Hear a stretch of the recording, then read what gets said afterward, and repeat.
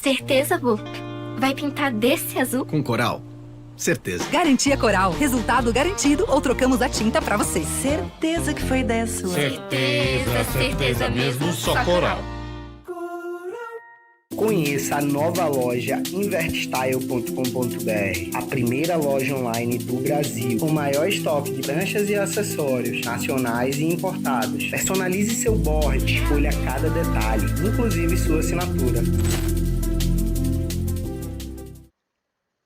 Well, guys, more than welcome to the second day of competition for the 2025 Itacoatiara Pro, a day that we have all been waiting for because we have perfect conditions, not too big, not too small, and we will be seeing our top athletes, so the top 16 in the non-elimination round. Good morning, Fabio. Good morning, bom dia para todos vocês. Hoje é o dia, o grande dia dos tops entrarem na água.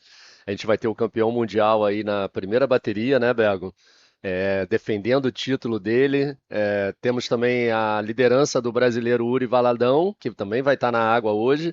Então é um dia de muita ação, ondas perfeitas. Como a Bego falou, não está muito grande, mas tem bastante onda. Vocês podem ter certeza que vai ter muito voo aí dos atletas do Circuito Mundial IBC 2025. Well, that's right. I think we're going to be seeing everything that's on the menu for bodyboarding. We're going to be seeing aerials, barrels, all kinds of maneuvers because, you know, it's a perfect day for that. We will be seeing some wind. The wind is actually picking up probably around 12. But yeah, as you can see, guys, seriously, you see your screen and it looks like there's a texture, but I promise you it's really good, right, Fabio? Yeah, looks very good, looks perfect. I was excited to jump in the water, but we are here bringing to you guys back home all the action, all the airs and backflips that the guys are gonna do. They're gonna do today. So I'm pretty sure you guys are gonna enjoy today here in Itacoatiara. We're gonna have sunny skies, and I'm pretty sure you guys are gonna enjoy all the riders today. That's right. With this beautiful shot, we would like to thank, of course, Prefeitura de Niterói and la Secretaria Municipal de Esporte y Lazer for bringing this event once again. They have been supporting us since the very beginning, and it's a pleasure to be back here. Without your support, this wouldn't be possible. We would like to thank also Juliano Lara for his unstoppable work. You know, he has been dedicating his life almost to this event. He works at least 6 months in advance in order to organize this. So right there we have the first heat of the day, which is the heat number 1 of round number 3. As you can see, you will recognize our top 16 riders by the color of their rash guards. As usual, Armides Oliveras, of course, coming from being the 2024 world champion. He is sporting the red singlet, and Isaías Habik in yellow. So the heat starting now. First wave of blue, Christopher Bayona, just the start, trying to do the backflip over there, but it was incomplete. Christopher Bayona is from Peru. Hits are no elimination. This is a no elimination round. 30 minutes past 2 waves will count. So plenty time for Christopher. These riders are going to leave everything in the field, I'm telling you. On the field, I'm sorry. They are for sure thinking that they're going to perform all the radical maneuvers they know, because it's a day for that. So first wave here for Isaías Rabik. We'll see he's aiming straight to the invert, and it will be the first complete move because the first one for Christopher was a non-completed. He got a 1.5. It's a great day. I'm very happy that the technical team decided not to run on the first day of the window. Yesterday we had a huge day. I know for a fact a lot of people try their best. You know, it's a difficult beach. Thinking about depending on where you're coming from, and yeah, big conditions are difficult. Replay here for the last. Essa foi a primeira onda do brasileiro, representante brasileiro nessa bateria. Já começou forte ali, dando um aéreo para o lado direito. O Isaías, que é um atleta que conhece bem como se deve competir nesse nível que o bodyboarding tá. Ele não pode dar mole, tem que ser rápido na sua escolha e já começa com uns 5 pontos, é uma nota mediana, vamos dizer assim, ainda mais para o dia de hoje que a gente vai ter todos os pré-classificados, né? Nessa bateria, o Armides e o Terrei, desculpa, o Armides e o próprio Isaías são os pré-classificados, eles estão no top 16, são os 16 melhores atletas do ano de 2024, eles entram nessa fase da competição, que é a fase número 3.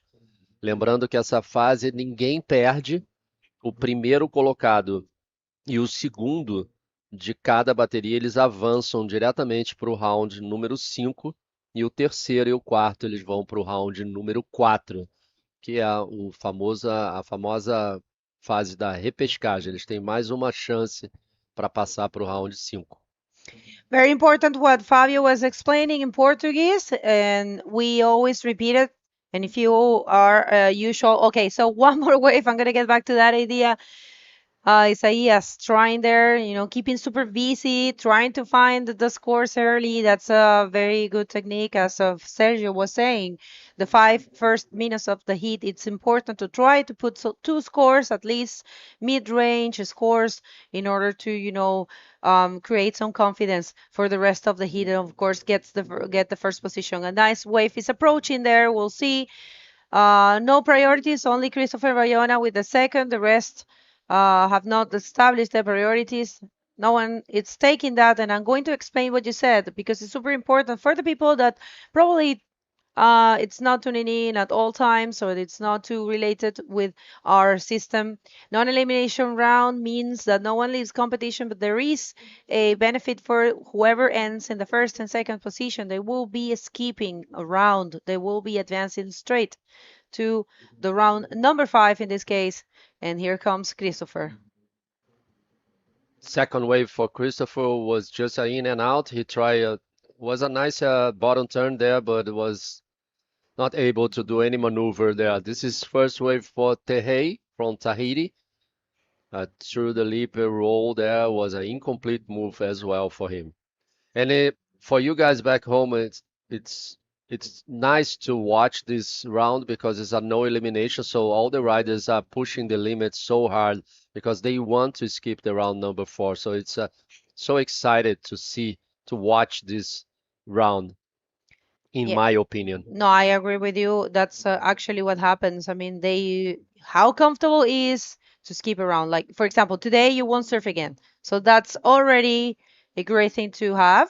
And also you get the chance to watch, you advance and then you have the whole day to sit at the beach, enjoy and watch the rest of the competitors and see how they're performing and what you can do. Of course, some riders tells you, because I know for a fact some writers thinks like this and some others doesn't. Some writers, and I will say the majority, says that they don't pay attention to the people that they compete with against. And they try to focus on their own thing, try to focus on their performance and not thinking about names, only colors. But I know there is other kind of writers that sit and analyze the contenders and, build a strategy depending on who they will be surfing against. What do you think? Yeah, I agree with that.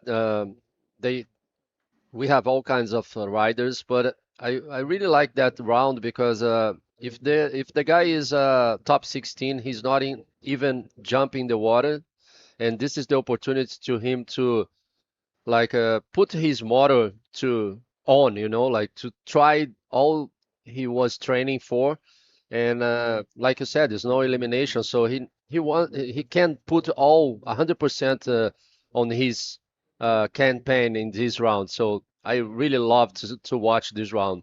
All right, so one more here for Tahiti Tehei. A quick spin, and yeah, just a couple points is gonna get for that. And super active Isaias Ravik in this one goes for a barrel. Is he gonna come out? He is looking super sharp, Isaias, and probably on a maneuver. Yes, a roll. How hard was to land that? And he actually landed that. And first for the world champion, Armides Oliveres. going for the conservative role, and that's a very, I will say, very smart way to start his campaign.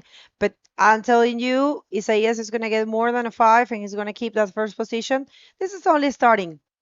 We'll Yeah, see all those replays. looks like it's a very nice third wave for Isaías. Was a good barrel there, and he managed to complete that rolo at the end. Muito boa a onda do Isaías Havik.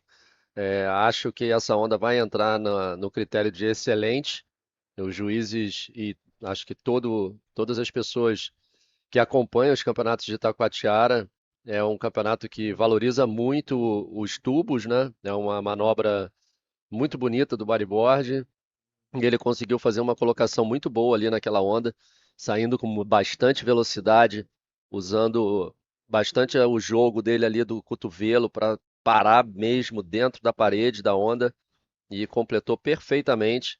Depois ele conseguiu ali uma velocidade para chegar na junção e ainda finalizar a onda com o el rolo bem projetado na frente ali da espuma branca da onda. Ele conseguiu completar a manobra e com isso ele recebe 8 pontos.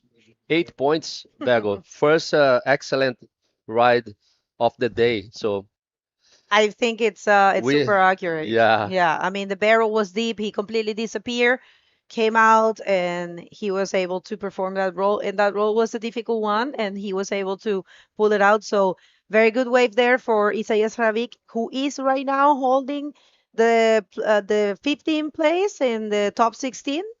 Right now we're gonna be showing you the rankings. Remember this year there was a change, and as you can see, oh, all right. So this one has to be, yeah, we're gonna get back to that. I'm sorry. So one more wave here for Tehei. He is busy. I mean, he's coming from Tahiti all the way, and of course, he wants to milk every opportunity, take advantage of all the opportunities he has. And I have to say, he has been doing great. He has a lot of experience in competition, but we haven't seen him in the World Tour before because previous years. This year, yes, he was in Morocco. Last year, I believe he attended another event as well. But yeah, he serves really good. And it's you might think that someone that comes from Tahiti, it's only a slab person, and big waves and super barrel person. But this guy is super versatile. He performs all the maneuvers and in a great style. I just loved how active he was.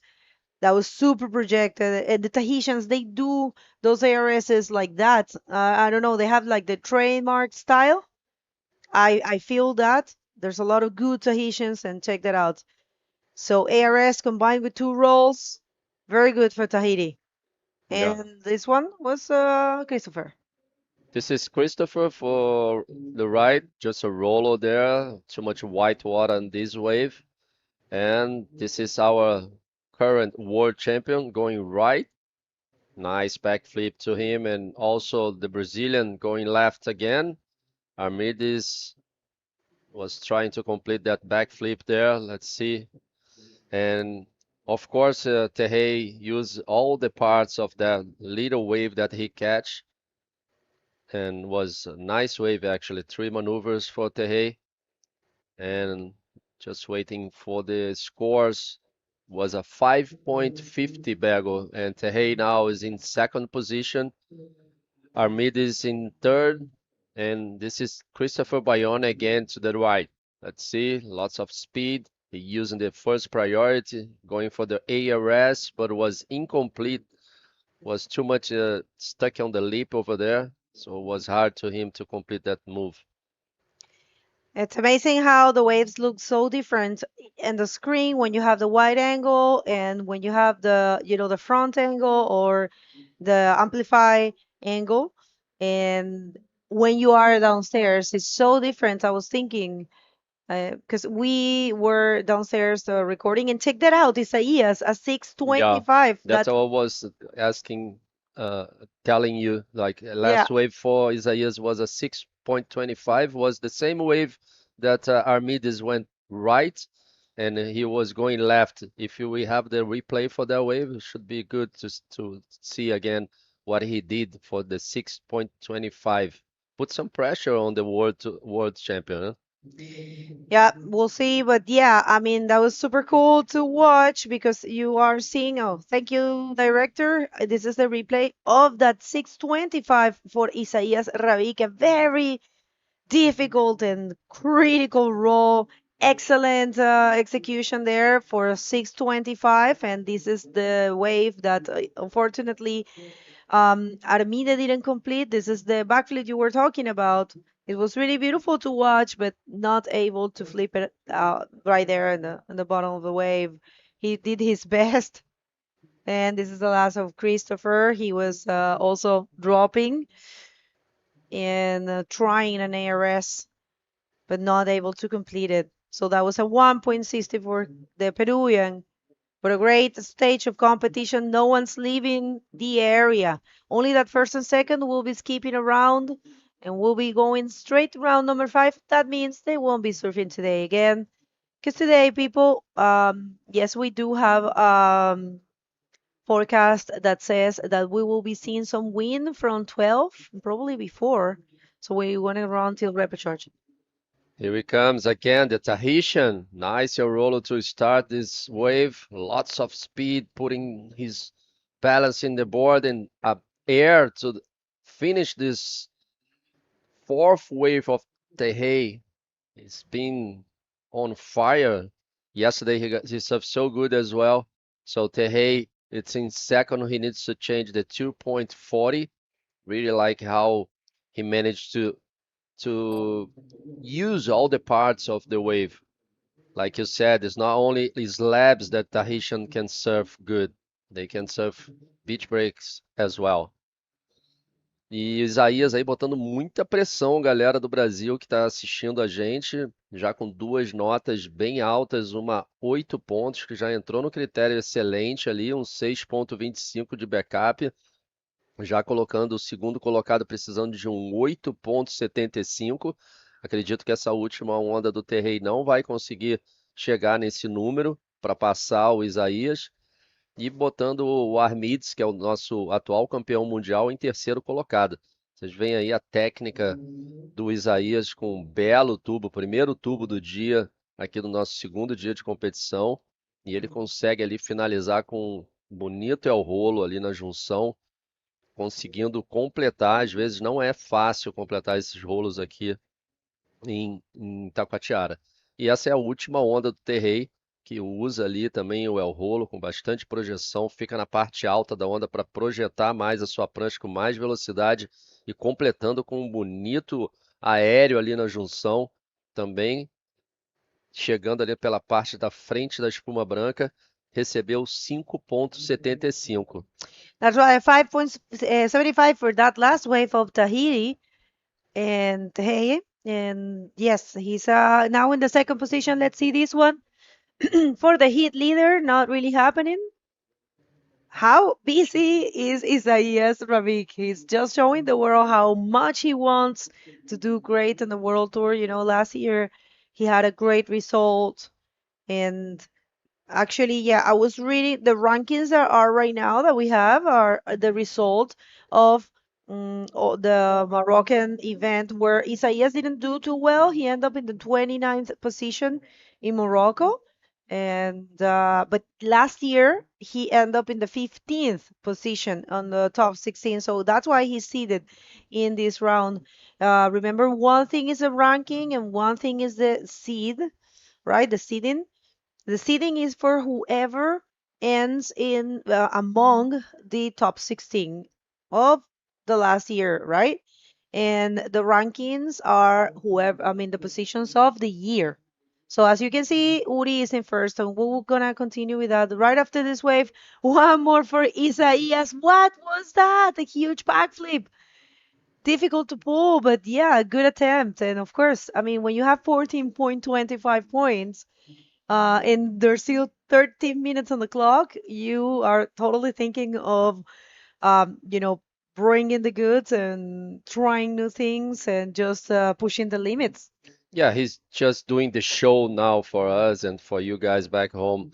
Like he's already with two good waves. If he complete that move on the last wave, oh my God, I don't know what score he gonna receive for that. But it's just good to watch this round because of that. Like the guy's gonna push the limits, trying to skip the round number four. Round number four is, I think, one of the most dangerous rounds in the competition. So they want to skip that. Tehei, it's in second now and trying to put more pressure on the world champion.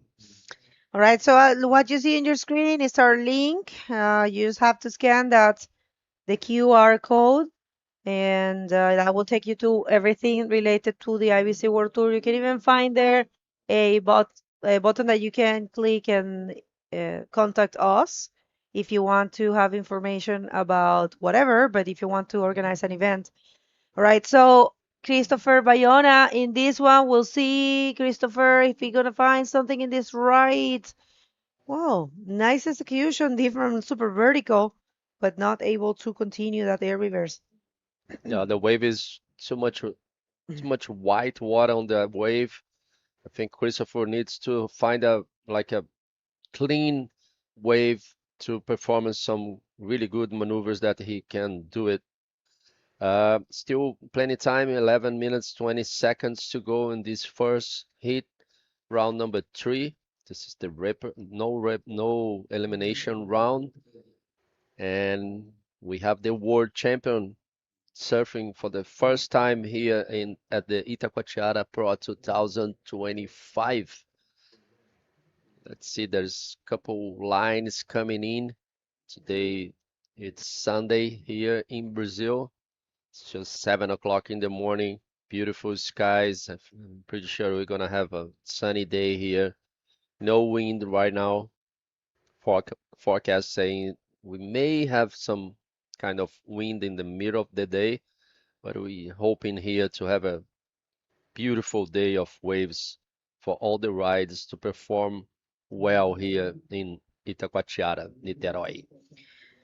All right, if you missed it, scroll back because Isaias Rabik has been killing this heat with a total of 14.25, two excellent waves, huge barrel, I mean a good barrel, probably not huge, but deep and very well written. And he came out with a roll, and then he had a huge roll. That was a huge roll. And Tahiti Tehei, uh, it's surfing really good as well with two mid-range scores, but still managing to be in the second position. And Armide being super quiet in this heat, but it's a non-elimination round. So neither Armide or Christopher nor Christopher are going to leave competition. If they don't advance in first or second, they will be going to repecharge. Which is happening today. But let's see. There's still 9 minutes, and here he comes. All right, Christopher. There you have it. All right, so one more here for Isaias, not. So that's going to be a good score for Christopher. It is his best wave. For sure, was more clean the wave, less white water on the wall, and he managed to do a very nice maneuver there, very projection. He hit the lip in a good way, and I'm pretty sure he will receive a good score for this last wave for Christopher Bayon from Peru. Peru they have a very good team now on these days in competition, especially on the World Tour. Yesterday we saw a lot of good waves from the team from Peru. This is the replay for him. You guys can see like nice projection. He didn't use the legs to complete the maneuver. The judge really liked that. I think that was Isaias again, I think, pulling there, but it was an incomplete barrel for him. And this is our current world champion trying to go in right. Whoa! Oh my God. Come on, you still need to surf. Oh my Lord. What was that? He was oh, Straight to the where bottom, is he? huh? Where is he? Oh, right He's there. okay. He's Yeah. okay. Yeah, that was a very smart way to actually he tried to duck out, I think, but he just fell directly, Direct to the sand. Pretty went over the dangerous. falls like. Yeah, it's pretty dangerous actually. He used to surf in reef breaks back home, but the sand here in Itacoatiara is very hard, Bago. It's not soft at all. So it's sand, but it's like a compacted sand. I know people that has had a lot of accidents here. I know Adrianita Araujo from Argentina. She stayed here for I don't know, I don't remember a number of months. I think. And one day she was surfing here, and it was super small. She was training with Dudu. It was like 1 meter, super small, and she got slammed against the sand, and I think she broke a couple of vertebrae, Wow. like really bad. No, I mean, beach rakes like this power. I am super scared of beach rakes. I rather hit the reef. I'm telling you. Maybe because I live in reef breaks, or I used to. But yeah, huge beach breaks to me, they're super scary because you take them for granted. Right. Yeah. So one more wave here for Isaias Ravik, hit leader, pulling into this barrel, and of course, competing with the spin and He's just having fun, huh? Yeah, he's just enjoying the Itacoatiara today. Sunny Sunday for Isaías. De novo, o Isaías ali controlando a sua prancha. Você vê que ele usa bastante o corpo junto com a prancha para se colocar. Essa aí foi a anterior a essa do tubo que a gente acabou de ver. Essa foi a 165. E esse foi o free falling, né? A queda do nosso atual campeão mundial, bem perigoso, super dangerous, huh, Bego? He went all straight with the head. You never can do like this. Like it's better you like follow with your legs than with your head. I always say this uh, for the people that I train.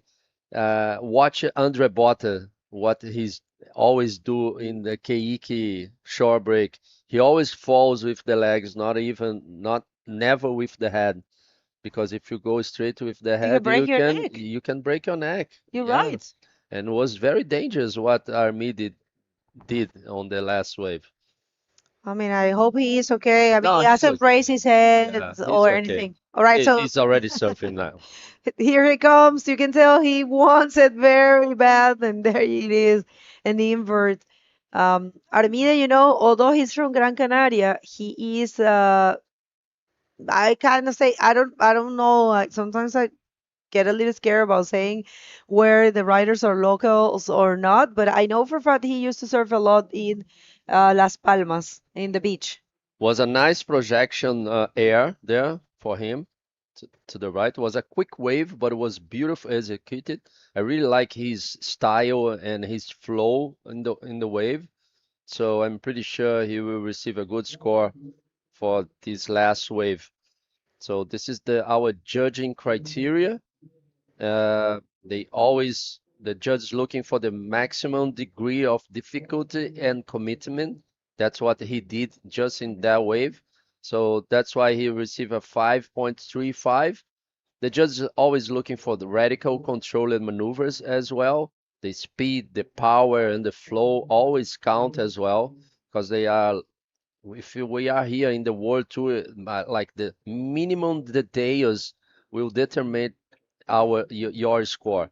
So critical sections that what Armide was looking for on the last wave to do the air.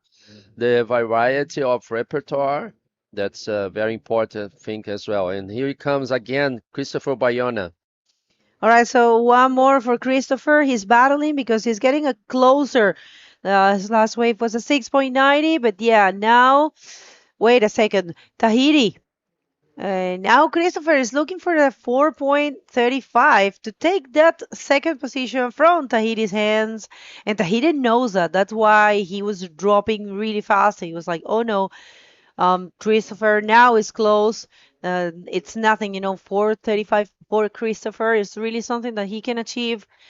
But right now, Tahiti has priority over him, and who is also not in a bad position is Armide, who is looking for it changed.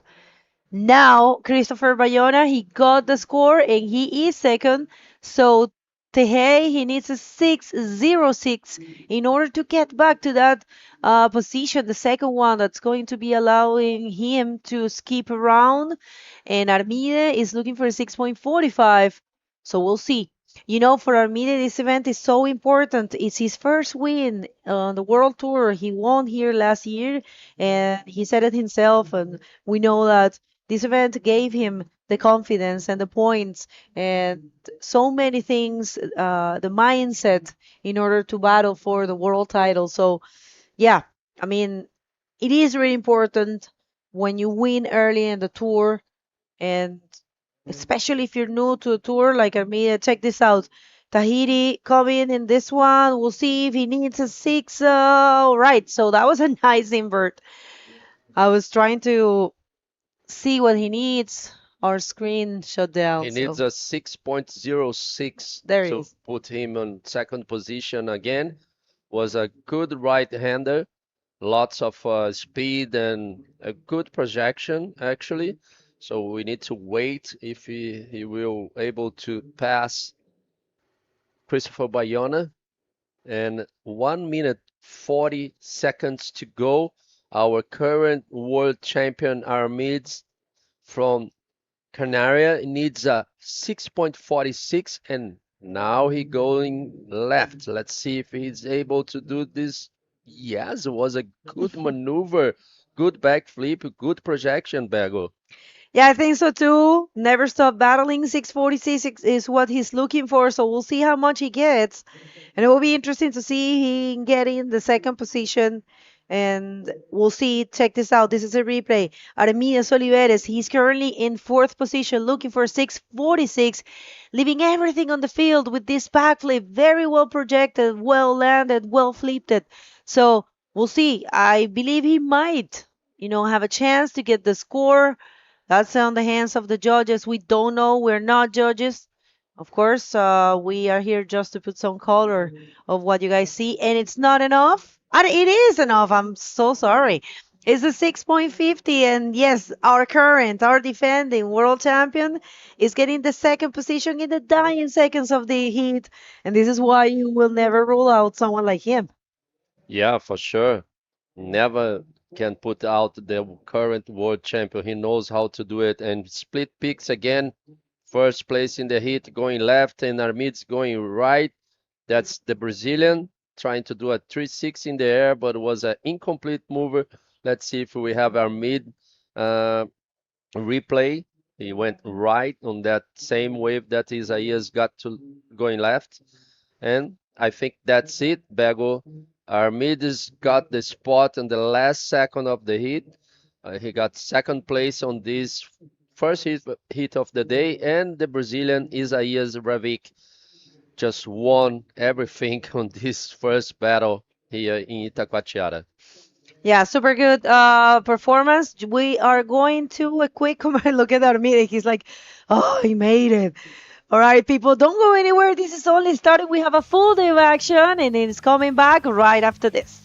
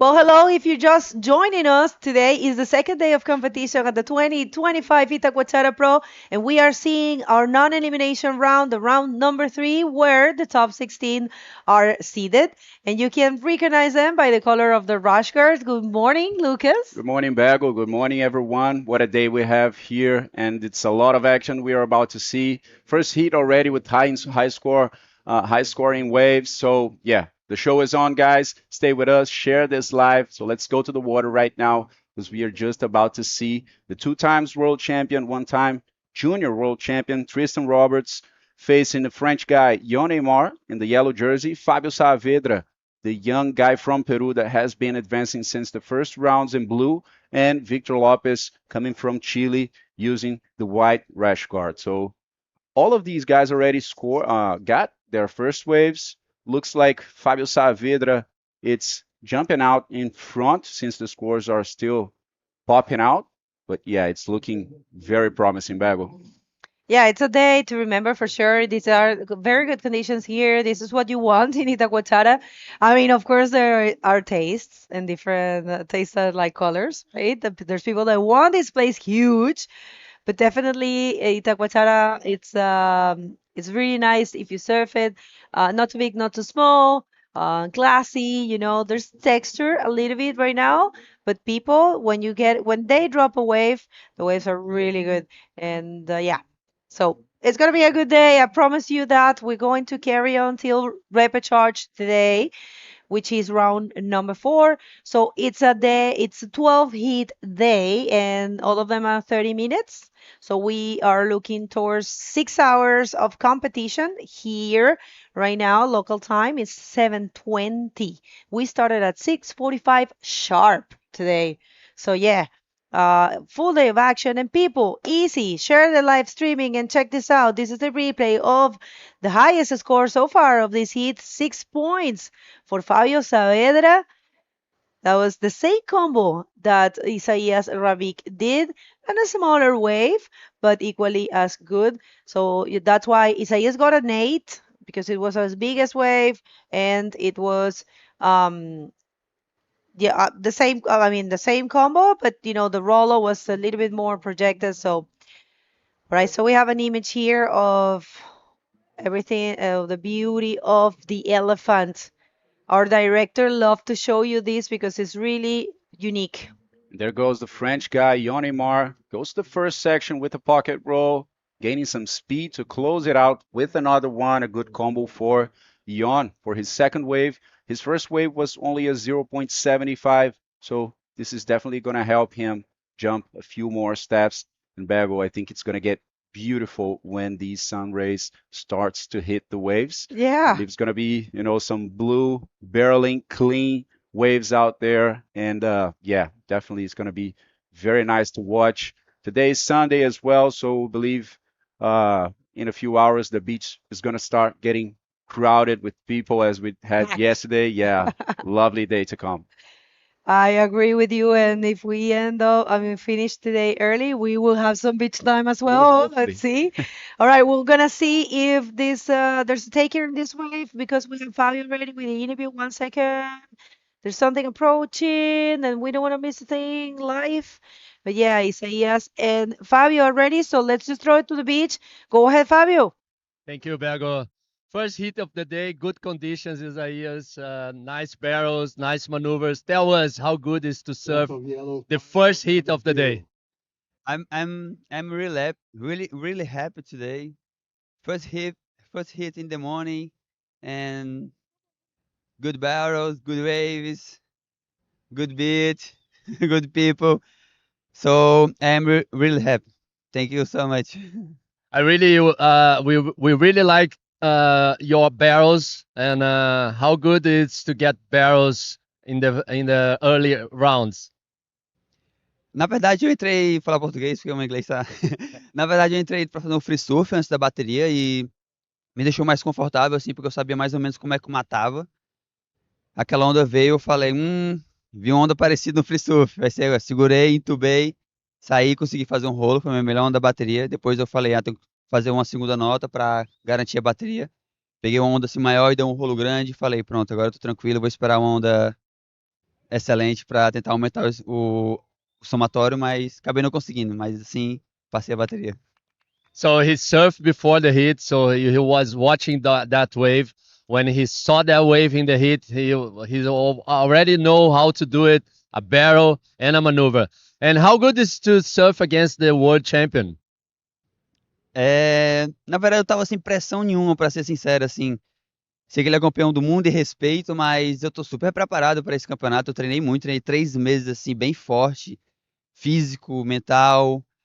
E para mim, assim, e- não tem um desafiador maior do que a minha própria mente, sabe? Então, tô terminado para vencer essa etapa e quero agradecer aos meus patrocinadores, o Club Brands, Amazônia Bodyboard e a Praia que tá mandando os materiais pra gente fazer um surf bacana. Obrigado a todos. Família, noiva, todo mundo. Obrigado, galera.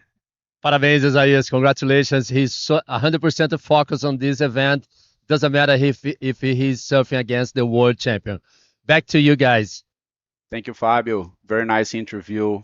Really like how Isaías is such a professional guy. You know, he takes it very seriously and professionally. You know, he's a very disciplined guy, looking more focused and ready than ever. You know, and we are definitely seeing it translating into his action in the water. You know, so looking very forward to see him doing well in the World Tour this year. And doing well in this heat is Fabio Saavedra, the Peruvian, son of Mutan. I know you are tuning in. Saludos a la familia Saavedra, Claudia, Janita y Jorge. Por supuesto, están seguros sintonizando. Su hijo querido está matando este hit y tiene que ser así. There's a huge difference on, ending in the first and the second position in this stage. You're going straight to round number 5. But if you don't, you will have another chance today for the repechage and get into the beach. Jan Salon, what a character Jan Salon is, right? A super funny guy. And I love his interviews. I mean, yesterday he had a long interview with you. And actually, he said a lot of people were sending him messages and saying, come on, you took ages in that interview. Here's young Aymar from Anglais, right there with the roll and one more. That's what put him in the second position. It's a 4.50 for the young. And check this out. Rob, Tristan Roberts going for a roll in the first section. Is he going to have enough speed to go through that one? Not at all.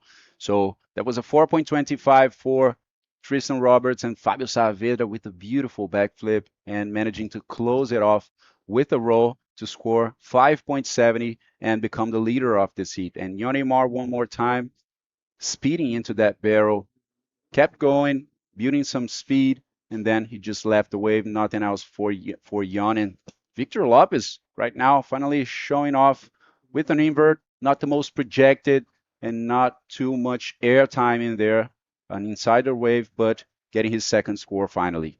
But you know what? Victor is in a great shape. He is training a lot. He's from Iquique. He has his school here with his alongside with his girlfriend. They do a great job there, and he's super motivated in all terms. So here he comes, young Aymar. We'll see big roll on the pocket and in the pocket. I'm sorry. And yes, that's definitely going to create some distance. But check this out: the straight answer for Tristan and a huge roll as well. So that's going to be interesting to compare these two rolls to see how much they get in my eyes. Maybe because I was, it was live action, but in my eyes, I think, this is only me, that Jon's was a little bit bigger, the wave, and probably, I don't know. We have to re-see it. Let's check it out. Very close to each other, Bagel. All right, so the replay of Victor Lopez coming from Iquique with an invert and good effort there. It's a 4.35 for Victor, but yeah, after that last wave and take us through it. Nice wave for Tristan Roberts, a slow motion roll over there.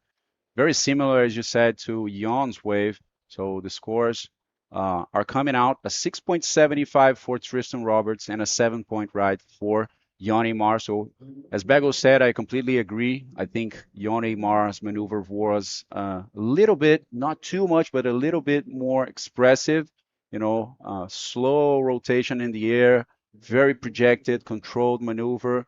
A basic maneuver is the roll, but executed in a critical wave, in a critical section, with perfection, like they did, can grant you a very good score. I believe the execution was almost the same. But wait a second, he comes, is going for a backflip for sure. There you have it.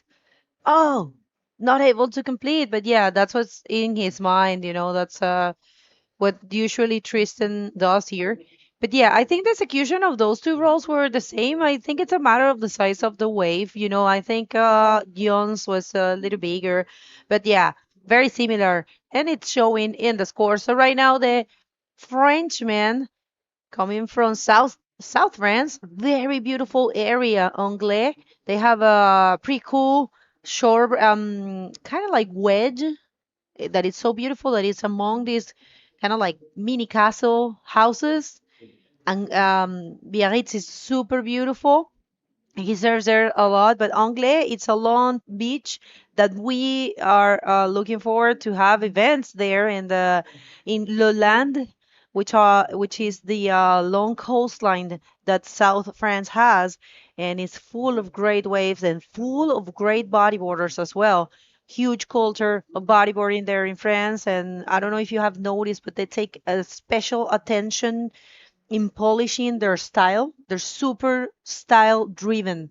They Yeah. like to serve really tight, really stylish, and I definitely can stand out that from the French bodyboarding community. Yeah, definitely. That's what I was going to say actually about Jan himself. He's a very technical guy, such a nice and polished style as well, always locking that elbow on the board. You could see the roll, for example, right now, very extended roll, but he kept the elbow on the board doing that slow motion rotation. So very nice style for Jan, a guy very capable. So let's compare this. First wave, as you said, Bego, a little more expressive and bigger.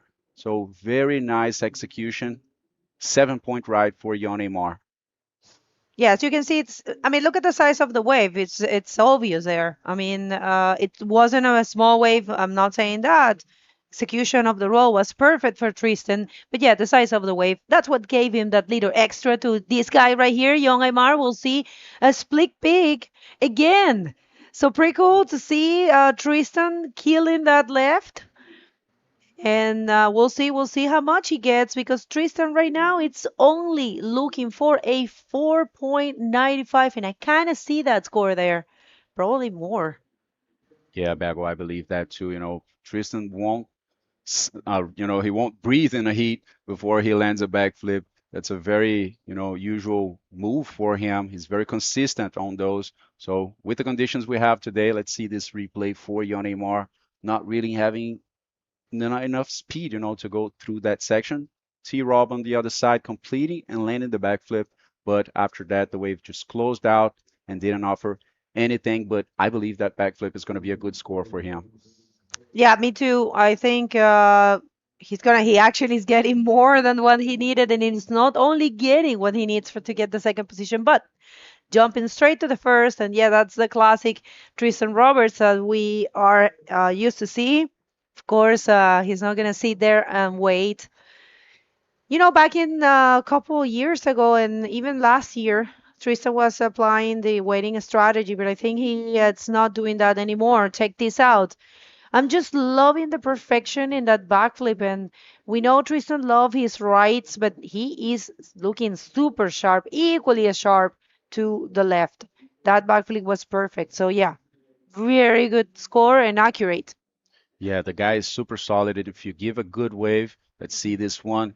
Looks like it's a good left for Jan Aymar. He is speeding, looking at the pocket, goes for the backflip as well, completing it cleanly without the legs in the water. And now I believe he's going to increase that 5.5 and get very close to Tristan Roberts. He needs 7.51. Not sure if that's going to be the wave. I think it wasn't such a clean wave as Tristan Roberts just got right now for the backflip. So maybe a bit less. Let's see. Let's leave it to the judges. We're still waiting on it. And there goes the Chilean. All right, we'll see. Nothing there for Victor. Good attempt, though. And yeah, it's amazing to see that Fabio started super strong, with a 6 and a 5.60. That's what you have to do. But check this bomb here for T Rob. He's going to go for a huge roll. And is he completing? He is. There you have it, world, 2 times world champion. Ah, and maybe it's Wow. deemed as a complete maneuver because he spent a couple seconds in his board. So that was radical. Yeah, that was gross. I mean, super heavy lip and section in there. And I didn't really knew what he was gonna do, maybe an invert, but he couldn't project himself, to the flats. So kind of fell with the lip, and that impact afterwards, it's so strong and so hard to hold it. And as you said, he did it for a few seconds. So let's wait and see if the judges will deem that as a complete maneuver, because if they do, it's gonna be a significant wave. All right, so this is live action, young Aymar just leaving everything on the field. Yeah, it was good actually, but not as projected and clean as this guy right here, unstoppable, but not really finding anything there. I'm just craving to see that replay and checking, trying to see what's happening with the scores. And I don't know if it's going to be deemed as a complete move or not. The judges are the one that know. We want to see we'll see that last wave of red, but yeah, this is the last of yellow. Yeah, so another backflip for Jan Neymar. On the one previously, he got 5 points. So I'm not sure if this is going to make a difference for him. So Tristan on a very solid wave. Check out the size of this lip section, and he attacks it, landing in a very tough place over there, holding it for a while, as you guys can see. So I think there's a possibility of it being a complete maneuver, but after that, he just got smashed by the white water. So heavy here in Itacoatiara. Phenomenal execution there. Just I have my doubts about the land. I mean, about not the landing itself, but about the completion of the move. I don't know. The judges know better. But there you have it. I mean, he's not even thinking of stopping. He's like, I don't even care about the score. I'm gonna keep trying. And yeah, the thing with Tristan is that his local spot, Hermanos, Onrus, where we had an event twice, it's a super critical and hectic, I might say, kind of shore breaking beach break. It's really hard to perform moves there, maneuvers, and he is really used to do those kind of, uh, killer moves, I might say. So he's got the techniques. He was super stoked before coming here. I mean, I'll get back to that in a second. An insider wave for Tristan goes for a nice backflip in a closeout section. He completes it, and he's going to try to ditch that 7.10 No, that he has. 7.10 is the last wave. It was him as a complete move. Is the roll? Yeah, that's true. That's true. That's the roll. And he That's increased cool. his total score. He increased from a 6.75, and as Bego said, he got 7.10 for that roll. That was a solid one, guys, and definitely worth for him on this heat. So not sure if this backflip will, overcome that score, but he is in a very good position right now with 14.85 points. No, it didn't. I mean, he has been taking a lot of waves actually after that huge roll. And yeah, I mean, in my eyes, it was a complete move, but that, we don't want to say it too much. And here comes Fabio Saavedra. We'll see. Fabio goes for an invert, but yeah, he will need to do something more than that because he needs a 6.51 to take the second position from Jon Aymar's hands. And Jon looking for a 7.85 to be first. And Victor, an 8.15 to be second. But people, non-elimination round. No one's going to be leaving competition. Things actually change a bit there. Now Fabio needs a 7 because last wave of Young Aymar was a 6. And he is getting an improvement there in his total score. So good hit, very good hit here for Young Aymar and Tristan Roberts. Here he comes. I think he's gonna try huge backflip, his signature move, and no, and a reverse. Oh, I'm loving those. Yeah, Yes. very nice wave for Tristan Roberts. Not a set wave, but that's what he tried to do, a reverse, a more difficult maneuver, to try and score a few more. He already served 10 waves with this one. Let's see, Yonimar, good looking left, doing the takeoff, going through that barrel. Nice little cover up for him. Quite a nice run. Waiting for the next section, goes for a roll, and that's it. Nice technical ride for Yone Mar, now sitting in second position.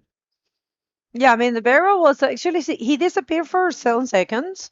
So, yeah, I mean, I don't know if that's gonna make any difference. Probably a little bit, yeah, probably.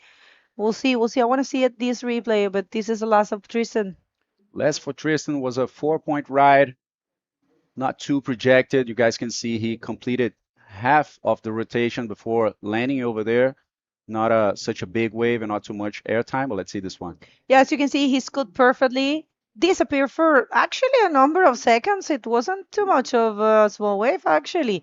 It's good to have this one more look and complete it there with the roll. So yeah, it's actually paying off for him. It's a 6.45, and now he's increasing the distance between him and the rest of the competitors who are fighting, battling for that second position and that special benefit of skipping around. So yeah, one more replay. Oh, this was Fabio that happened while we were watching Last Wave of Yon, and this is actually even better, invert. But yeah, it's not gonna be enough.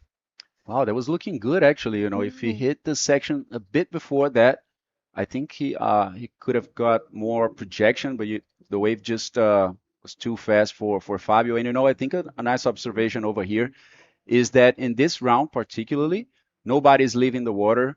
The top 16 athletes are surfing for the first time. So I think there's a point where the athletes that came classifying from the first rounds have to change their mind. Like Fabio, for example, he was very quick in getting those two average scores. But when we get to this point over here, usually that's not enough, because the guys are willing to risk some more. The guys are already in a good rhythm, so I believe it's time for Fabio to take this into account and try to go big, try to do something, different and risk some more, try to turn that key so he can keep advancing to the next rounds. And also for Victor, I believe what you're saying is accurate. But I have to say, I think they are trying, I think Fabio is leaving nothing behind.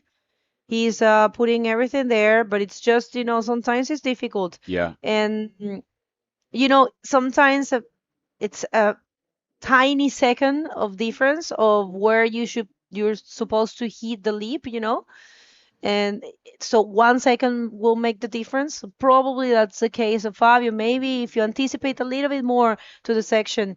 But yeah, I think he's trying hard, and that's okay. But check this out. That's a bomb for the hit leader. And yes, there you have it. One more backflip to the left. And yeah, that's a bit more tricky. I don't know if that's a complete move actually this time. Yeah, I don't think so, Bago. Looks like he nosedive just after, the landing, after the rotation. I think he nose dove actually. So that could have been a very high score for Tristan. I mean, I think that could have gotten to the 8-point ride range, But yeah, a hard one to pull off. And from here on, I think he's going to be risking a lot. Check this out. A solid section over there. Perfect execution. But over here, he nose dove in that wave and just very close to completion. That would have been an excellent ride, I think. But you can tell what he has between his eyes is to actually push the limits, because so many years on tour, for Tristan Roberts, already with 2 titles, always in the top 16, always in the top 5, I might say.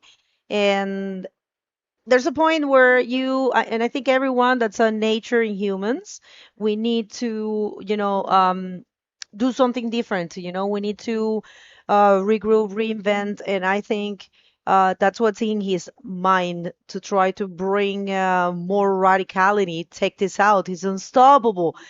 That's a good backflip on a not huge wave comparing to the lefts that he have been taken. But check this out. The young Omar seizing that opportunity and taking off, scooping into that double barrel and coming out in through the doggy door, I might say. I don't know if there's going to be a difference.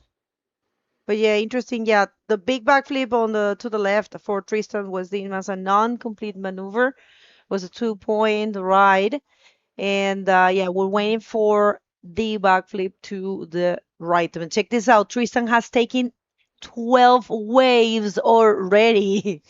That's amazing. It's been a while since I don't see someone taking that many waves. And this is what tells you that he is changing strategies, you know. Back in the day, he will be waiting and, you know, sticking to the 2, 3 waves, you know, strategy and trying to kill them, but not now. He's definitely trying to change things. And I believe this is non-elimination. Maybe we are in a no-limit wave. I'm going to double check that with the technical team. But I think that might be the case because otherwise they will be saying, Tristan Roberts, you need to leave the competition area because you used your 12 waves, but that's not happening. 7.15, and he is getting a biggest score, higher, sorry. Yeah, I think the condition out there is very favorable, you know, so these guys are just heating it up, you know, they know the next days, the next rounds are going to get pretty tough over here in Itacoatiara.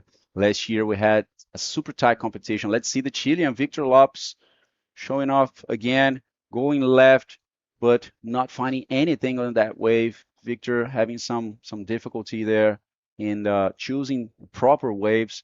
He has a 4 and a 4.35, so he is in a combo situation right now to get to the first place and needing an excellent score of 9.10 to classify. So, sorry, to get to the second position. Nobody's getting out of competition at this point, and I think he's leaving the water already to save some energy. That's right. We'll see this one for young Aymar battling to get that first position. Nice backflip at the end of the wave, but yeah, no, I don't see the 790. That's not a 790 for sure. You will need to get a pocket maneuver and a big wave in order to get that score. But it's okay. He is advancing 1 minute, unless Victor and Fabio get a bomb in this last minute and perform a huge maneuver. Because people, I'm telling you this. Judges today, they know the potential of the wave and they're not, oh my God, woohoo, what happened there? Tristan scooping into that barrel, getting out with the speed, I'm sorry. And that was Fabio to the left. So Tristan, I think it's all smiles now. Yeah, I think he's looking comfortable. I think he knows it's a sealed deal. Well, we didn't see what Fabio did to the left. Fabio's looking for a 7.45. Yeah, such a nice wave for Tristan over there. Very technical, you know, nice barrel ride, coming out with that 360 super sharp as well, leaving the barrel and, you know, trying to align for the next section. Let's see, probably the last wave of the heat by Aymar, going right, checking that end ball in the inside and goes for a nice invert. Is he going to complete this one? Just falling a bit behind. Yeah, we just have to check the last wave for Fabio Saavedra by the scores that are popping up. I don't think it's going to be anything that will make a difference. And it looks like it's settled. Yeah, I think so too, because last wave of Yon, regardless if it's a good score, it's not going to change anything because Tristan is getting another big score for his last. So don't go anywhere. The unofficial results, because we're waiting for a couple scores, but it's pretty much a sealed deal, is Tristan Roberts in the first position and Young Aymar in second, but it's a non-elimination round, so no one's leaving competition, and you don't leave this screen because we're going to come back right after this.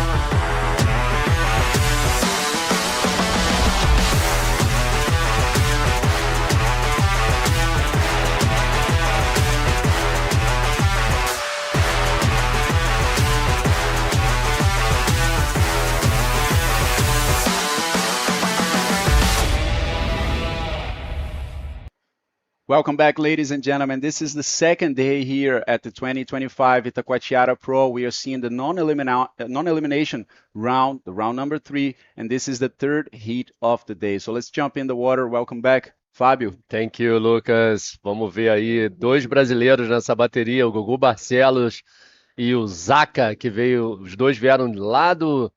Gugu veio do primeiro round do Trials, o Zaca veio do primeiro round ali da competição, se juntando aí aos dois pré-classificados top 16, vamos direto para a água, porque já tem ação, já tem nota. E o Lionel Medina, que é o pré-classificado com a camiseta vermelha, o Brahim Idouche, lá de Marrocos, cara que começou todo esse movimento em Marrocos, tá de parabéns o que ele conseguiu realizar de camiseta amarela. E o Zacarias Nunes, brasileiro, de camiseta azul, Gugu Barcelos, de camiseta branca. That's it, guys. This is a very good-looking heat. I mean, each guy with his own style, right? Lionel, a very technical guy, very sharp on those spins and aerial maneuvers as well. You know, he's very aggressive type of surfing. Brahim Idouche, I mean, no words for him. And let's see, that was a 5.75 for Brahim. Very good with aerial maneuvers, you know, hitting those big sections. He loved big waves and starting with a strong roll over there, granting the second position right after Zacarias Nunes in blue. Zaca going left as well. Nice bottom turn, pulling in a barrel. Was a beautiful barrel coming out after the speed. And he received a 6.50. Was a really good wave to start this round number 3. Zacarias ali com uma linha e uma técnica muito boa no tubo. E agora a primeira onda, o replay da primeira onda do local aqui de Itacoatiara, Gugu Barcelos. Ele não conseguiu achar ali uma sessão boa, né, para fazer a manobra ou fazer o tubo. Só fez ali entrou e saiu da onda, recebendo 0.75. Mas o que eu estava falando ali, o Zacarias, ele teve uma técnica muito boa ali para tirar esse primeiro tubo do dia, primeira onda, começar o dia com um tubo desse é muito bom, muito positivo para a cabeça do atleta. Com certeza isso vai fazer com que ele fique mais confortável aí nessa primeira bateria dele do dia. Was a very good technical wave for Zacarias. It's not easy to get a barrel here in Itacoatiara. Yeah, Fabio, that's true. A very good way to start the heat. 6.5 already. We could see he was taking a look at another wave. Let's see, is it the first wave for Brahim? I believe it's so. Yeah, it's the roll that he got 5.75 for. So a good start as well. Brahim is in second right now, right after Zacarias. And this spot right in front of the competition site is looking very good, right? Check this wave 4. Zacarias pulling into that barrel very nicely. Nice spit out of it, and it just closed. So just one barrel, clean wave for Zacarias, getting 6.5, and just coming back to the outside to look for another opportunity. So this section here in front of the competition site, as you guys can see, is breaking perfect for both sides. We're seeing very good barrels ending with bowls. You guys can see how the wave bends over there on the inside. So yeah, many good sections over here. We saw so many waves being surfed in the last heats, and I believe it's going to be a pattern that we are still going to be seeing more and more since the waves are constant, they're good, they're perfect. So yeah, the perfect stage is set over here for the athletes, guys. Especially the sun is coming out, so it's going to be better and better through the day. We just hope that wind is supposed to come in the forecast. It's not going to be too fast and too aggressive about in the ocean, so we can maintain the conditions that we have now. This no elimination round, they have 30 minutes to catch waves, and we'll count the best 2. And we have the interview ready with Tristan. Go, take it away, Bago. Thanks so much, guys. In Itacoatiara, Tristan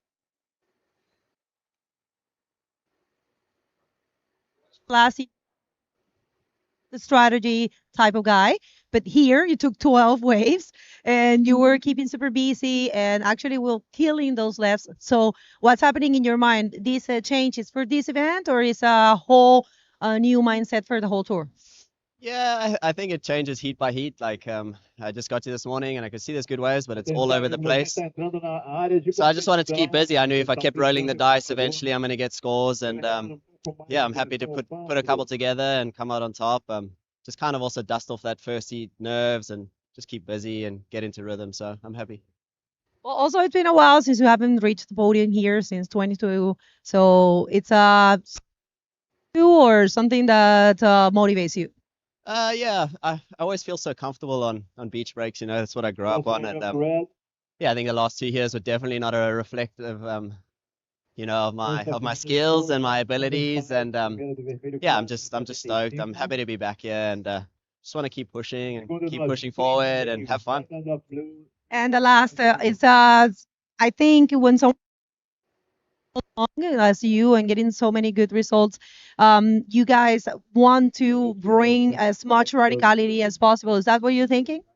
Yeah, for sure. I think, you know, all the years of experience and just kind of how I free surf, I've always wanted to express that in heats, especially with the new generation and trying to like kind of set the tone and trying to get the edge over them because they're all ripping. And yeah, I just want to be just trying to express myself in every heat. And if I can do that, then I'm happy. Shout out anyone? Yeah, just thanks to all my friends and family all back home tuning in. I really appreciate you all the support. Yeah, let's keep the ball going and see where we go. All right, congratulations, Tristan. Best of luck for tomorrow, because today you're not surfing anymore. Back to you guys. Okay, nice interview. Tristan was ripping, and we just saw Gugu Barcelo doing a great job there. Really like the 360. Looking already to finish the wave with a Rolo was a nice combination.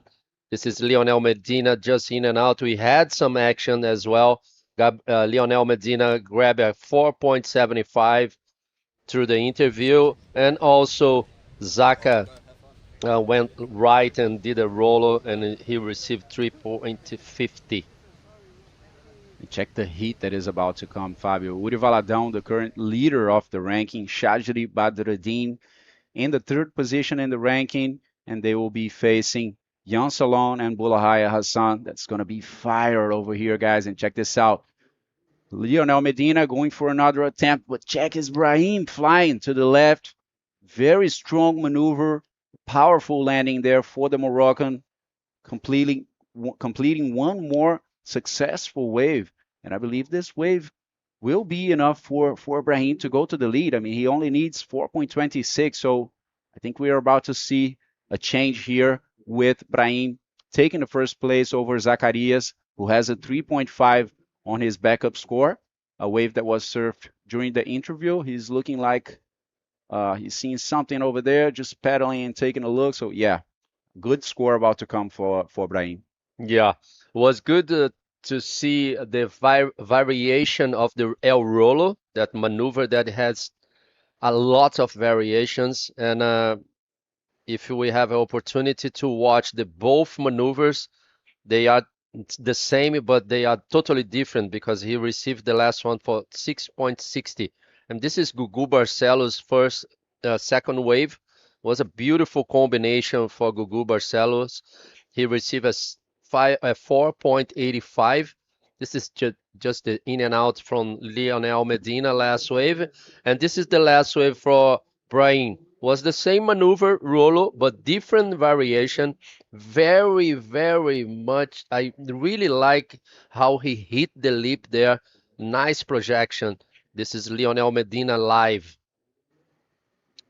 Very technical ride for Lionel. He attempted for 2 times over there to find a right-hander, but on this one, he went anyway. It wasn't the biggest wave, a set wave, but he just wanted to put something on the leaderboard. And another wave by Zacarias, the second in the heat right now. He just went up, but completely disappeared and fell with the lip. So Zaka is looking for a 5.86 to get back to the lead over Brahim. Last roll for Brahim was a 6.60. So two good scores over there for the Moroccan right now, maintaining the first position. Lionel is about to get one score. He's looking for 5.26 to advance, but to advance in second, I'm sorry, and skip the rapid charge, but he just got 3.90, so still in the third position. He managed to get over Gugu Barcelos. Let's see this one more time. Passing that first section, the wave became white in the inside section. A nice cover up, getting out with a barrel and realigning for one more in the closeout. So not too expressive maneuvers, but nice technical ride on an inside wave for Lionel. And hard to go over the lip, huh? Hard to cut through this lip over there. Very, very tough wave for Zacarias. Essa última onda do Zacarias, ele está precisando trocar um 3,5, não conseguiu completar a manobra. E essa é a onda ao vivo do camiseta branca, o líder da bateria, o Brahim Idouche. Mais um é o rolo ali, ele tem que trocar uma nota 5.75. O Brahim usando somente uma manobra, né? Uma manobra do El Rolo, mas ela tem várias variações, essa manobra. Tanto que a primeira onda dele, as três primeiras ondas do Ibrahim foram para a esquerda e 3 El Rolos. Mas a gente nitidamente consegue enxergar que a nota mais alta, 6,60, foi uma variação do El Rolo muito mais progressiva, muito mais radical. Projeção da manobra foi muito melhor. Por isso ele ganhou um 6,60 na segunda onda dele. A primeira onda 5,75. Essa última foi um El Rolo também, mas comparando com as outras duas, foi uma onda com menor expressão. Essa daí foi a última onda dele. Vocês podem ver que o lip não está tão agressivo. Foi uma manobra bonita, mas ele tem manobras melhores do que essa daí. Na penúltima onda, o Brahim foi para aquele rolo clássico dele, né? Que ele espalha as pernas no ar, assim, com aquela projeção toda voando mesmo e aterriza com as pernas abertas, assim, né? Bem típico ali do Brahim Idouche, aquele estilo de voar bastante. Ele gosta de onda forte, né? De onda grande, está acostumado com esse tipo de manobra lá no Marrocos. É um maior representante do bodyboard marroquino, né? Felizmente a gente tem hoje aí outros que estão participando do Mundial. O Chadri Badreddine é uma revelação que apareceu, né, esse ano lá no Marrocos. A gente veio vendo aí novos atletas aparecendo nessa segunda vez que o circuito mundial né, aconteceu lá no Marrocos. E a gente já tem o Chadri aí também, que com certeza vai vir para dar show na próxima bateria. Então, o bodyboard marroquino numa crescente incrível, assim. Yeah, it's just beautiful to see how Morocco is delivering some great riders and great job for bodyboarding, putting bodyboard on the way to change lives over there and to give opportunity to the people from Morocco to enjoy our sport and enjoy life, enjoy travel and meet new people and do some great stuffs together with the sport. Yeah, we have been sharing during the first stop of the tour in Agadir some of the work, you know, that the Royal Moroccan Surf and Bodyboarding Federation is doing over there. There's so many schools, you know, bodyboarding schools. There's so many infrastructure for the tourism, you know, for the surfing tourism out there.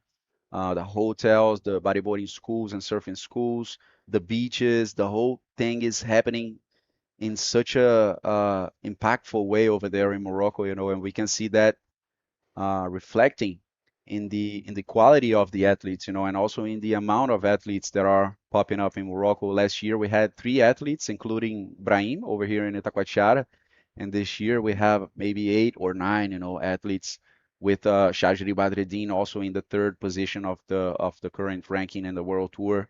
So Morocco's, you know, footprint is, you know, deeper than ever right now in the World Tour, and it's an improving situation. So looking very forward to see some more talents of the Moroccan bodyboarding showing off in the tour. That's so good. That's so good. That's the way IBC wants to work around the world, and it's just insane to see the Morocco delivering some great riders and great show to us. Brahim Dush with first position, Zacarias brasileiro em segundo lugar, Lionel Medina de Ilhas Canárias precisando de um 5.26 e o representante local aqui de Itacoatiara, Gugu Barcelos, que foi muito bem ontem, no dia de ontem, em quarto, mas precisando aí de um 5.16 para tirar essa segunda colocação do Zacarias. Ainda tem bastante tempo, 12 minutos e 50 segundos, o Gugu ali esperando, bem aonde o Lucas estava falando, bem em frente ao palanque. Ele sabe que ali tem uma oportunidade boa de onda, tanto para a direita quanto para a esquerda. Hoje, com muito menos corrente, né, Lucas? A gente está vendo que os atletas estão voltando bem rápido para o outside. Hoje o ritmo tá muito mais acelerado que ontem, né? Aquele fator de pensar duas vezes antes de ir na onda, por se acaso vem uma série atrás, aquela série que vai te prender na corrente, né? E te fazer perder vários minutos da bateria. Esse fator hoje em dia ele acaba sendo retirado aí, né, da decisão mesmo ali dos atletas, né, da hora da decisão dos atletas. Estão surfando muito mais tranquilos aí, por isso a gente vê aí os atletas surfando tantas ondas, né, arriscando bastante. Então, um dia muito bom para uma competição. Una actualización en español para los que asisten desde Canarias, para Lionel Medina. Lionel está en la tercera posición, necesita 5.26. Viene ahora Zacarias Nunes, el brasileño, en la segunda posición. Hace un backflip. Una ola buena para Zacarias también. Otra más, ahora sí, Lionel Medina, un rolo muy bueno, muy fuerte. La maniobra logra completar a esta. Creo que esta puede ser su mejor ola, tiene un 4.75 y un 3.9. Entonces, creo que esta ola de Lionel va a hacer una diferencia. Necesita 5.26. Entonces, a lo mejor logra ir a la segunda posición y tornarse más competitivo en la manga. Yeah, this is the replay for last wave of red. Lionel Medina from Canaria was a true the lip roll and a complete move for him in front of the white water. It was a beautiful wave for him. The best wave so far for Lionel Medina. Let's wait for the last scores here from the judge. I'm pretty sure he will jump to the second position against Zacarias Nunes, the blue shirt. Yes, that's it. He received a 6.10, but Zacarias received a 4.35 on the last wave. So Zacarias is still on second position. Lionel Medina now needs a 4.76 to jump to the second position. Remember, guys, this is a no elimination round. This is round number 3. So it's beautiful to watch this round. Beautiful conditions today here in Itacoatiara. And for sure, if you guys stay with us, you're going to watch very nice performers from all the riders. We're receiving all the top 16 in this round number 3. So it's a lot of bodyboard action today, Lucas. Sim, Fábio, altas ondas aqui em Itacoatiara. Y con la última ola de Lionel viene una más ahora. Vamos a ver esta, una maniobra muy buena, un invertido en el cierre de la ola, pero no logra completar, creo, si no, no es una maniobra completa. En la ola anterior, Lionel logró la puntuación que necesitaba, tuvo un 6.10, pero al mismo tiempo Zacarias Nunes logró un 4.35 y se mantiene en la segunda posición. Por tanto, ahora Lionel necesita una ola menor, más pequeña, un 4.76 ya será suficiente para Lionel volver a la segunda posición. Esta es una ronda no eliminatoria, por tanto, primero y segundo van directo a la ronda de número 5 y no participan de la repechaje.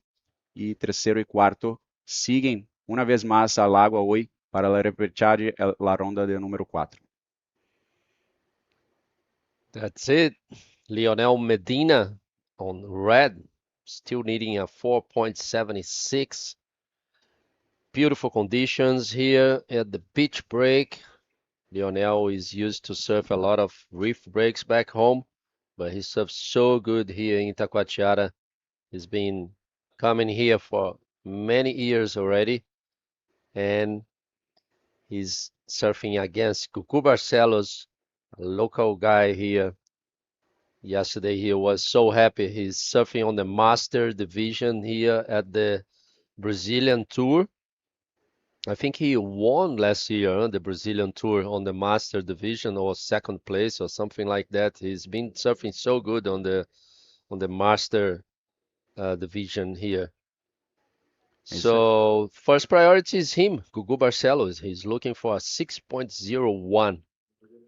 Então, como o Fábio falou, o Gugu está com a prioridade número 1. O Zacarias vem se movimentando ali, olhando para aquela esquerda, mas quem vai, na verdade, é o Gugu. Usa a prioridade, acelera para a esquerda ali, ele está esperando naquele pico já tem um tempo. Dá uma atrasada agora, a onda vai correndo na frente dele, acaba que o lip bate ali nas pernas do Gugu, dá uma desestabilizada. Ele avança naquela onda, mas não consegue encontrar nada muito expressivo ali, enquanto os outros atletas esperam. Fazer um agradecimento aqui aos patrocinadores desse evento, a Prefeitura de Niterói, a Secretaria Municipal de Esporte e Lazer, também a todos os co-patrocinadores, a Ecoponte, Coral Tintas e Norete, a SGA Toyota, a Predial Net, Puro Suco, Canadian School, Colégio PB, Colégio Maria Matoso, a Invert Style, que está com uma loja bem legal aqui na estrutura do evento. Então, quem vier aqui para poder conferir nesse domingão, na hora de descer ali pela praia, se for passar aqui por essa primeira entrada, vai inevitavelmente passar ali na frente da lojinha do evento, uma parceria com a Invert Style também, vários produtos animais ali para você poder levar para casa. Ao Itacoatiara Academia Aquafish, vamos ver essa onda do Lionel Medina, o canário vem para a direita, uma onda um pouco menor, vem fazendo uma boa cavada, faz um backflip bem executado ali, de maneira limpa.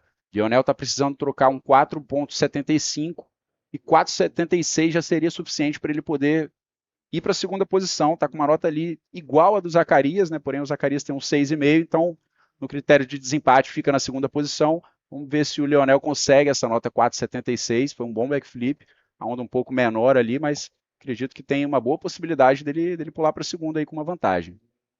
So now the hit leader, yellow shirt, Brahim Idush. Nice combination there. Beautiful bottom turn. First El Rolo trying to finish his wave. And yes, he did another Rolo using the first priority. Was blocking Zacarias to catch that left. It was a good wave for Brahim. Let's wait if he may gonna change the 5.75. Let's wait. In the other hand, in the other side, the last wave of Lionel Medina, he went to the right again. He did a beautiful maneuver, clean maneuver. I'm pretty sure he will jump to the second position. Let's wait. We're still waiting for the judge, but it seems to me was a good wave. This is the replay for Brahim. Very good first roll for Brahim, and he kept going to combine one more maneuver, a closing roll. Also very good projection over there, launching himself in front of the white water, completing it easily. I believe he will increase that score. He did, but we'll get back to that in a second. Lionel closing this one with a roll, a lot of white water on him after that, so not completing this maneuver. So Brahim got 6.25 on the last wave, a combination of two rolls. He increased his scores, and now he's in the first position. So in second position is Lionel Medina. Lionel logró un 5.75. Esta ola fue solo 1,5. No completa la maniobra. Por tanto, Lionel ahora sí finalmente en la segunda posición con un 5.75 y una otra ola de 6.10. Por tanto, Zacarias cae para tercera posición y ahora pasa a necesitar de unos 5.35 con la prioridad en el outside para volver a la segunda posición. Os dois brasileiros agora fora da zona de classificação, lembrando que essa fase não elimina ninguém do campeonato, mas o primeiro e o segundo, que são agora o Brahim e o Lionel, eles pulam diretamente para o round número 5. Então essa é um round que não elimina nenhum atleta. Zacarias e o Gugu ainda têm uma chance para passar essa bateria, eles precisando de 5,35 e de 7 pontos, ainda faltando 3 minutos e 20 segundos. Confirmando, né, Lucas, a superioridade aí nessa bateria dos dois pré-classificados do campeonato, que é o camiseta amarela e o camiseta vermelha. Lembrando a vocês que todas as camisas amarelas e todas as camisas vermelhas nessa fase da competição são atletas que terminaram o ano de 2024 no top 16, nos 16 primeiros colocados do ranking mundial. Portanto, tem o privilégio, né, de já entrar aí na competição, estrear na competição só no round 3, enquanto os outros atletas, né, que não tiveram essa posição aí, acabam tendo que surfar algumas baterias mais para chegar nesse ponto, e são os atletas que estão usando a camiseta azul e a camiseta branca. Dá para ver claramente aí que o Brahim, né, tava uma estratégia ali de sentar naquele pico da esquerda ali, esperar bastante por uma onda mais potente, né, para ele poder soltar aquelas manobras clássicas dele ali, aquele rolo aéreo ali descolando completamente da onda. Conseguiu ir pouco a pouco aumentando as suas notas, surfou só 4 ondas, um 6,60 e um 6,25 nessa última agora. O Brahim está com um somatório ali de 12,85, agora é uma questão de tentar arriscar um pouco mais, né? Talvez mostrar um repertório diferente de manobras ali, talvez ir para o backflip, para o aéreo, para poder avançar além dessa média de 6 pontos, né? Com certeza, e não é fácil achar essas ondas para a esquerda. Lá vem o Gugu Barcelos usando a prioridade número 2, colocando para dentro do tubo, mas infelizmente a onda fecha ali para ele, ele fica impossibilitado de completar o seu tubo, que daria uma boa nota para ele. Set is coming, we have a guy paddle there, let's see, no, it was no goal for them, it was a close-out set. And seems to me it's hard to catch those waves that Brahim Dush is looking for, because sometimes the left is too open and went all the way to the white water, so it's not giving any opportunity to make maneuvers. But if you catch a wave that is more on the back, maybe, then gives you opportunity to do a good maneuver. There goes Zacarias. He was hearing you, Fabio, I think. Goes for the roll, kind of late over there, having some trouble getting through that lip. Yeah, it's a very strong section, guys. Right behind me, Lionel Medina goes inside a quick barrel, not the deepest one. Stalls, waiting for the closeout section. Goes up, a lot of white water in this wave, and not much to offer to Lionel Medina, surfing the first left of the heat, I believe. You see, Lucas, Lionel Medina wave was a very looking, like at the start was a very nice wave, looking good, but it was too much open face, and that's what happened. Like the wave went to that part of the wave with a lot of white water and don't give opportunity to the ride to make a good maneuver. In the other side, Zacarias catch a bigger wave, more on the outside, and gave him an opportunity, but it was like too fast. That's it, guys. Just finished the hit number 3, round number 3.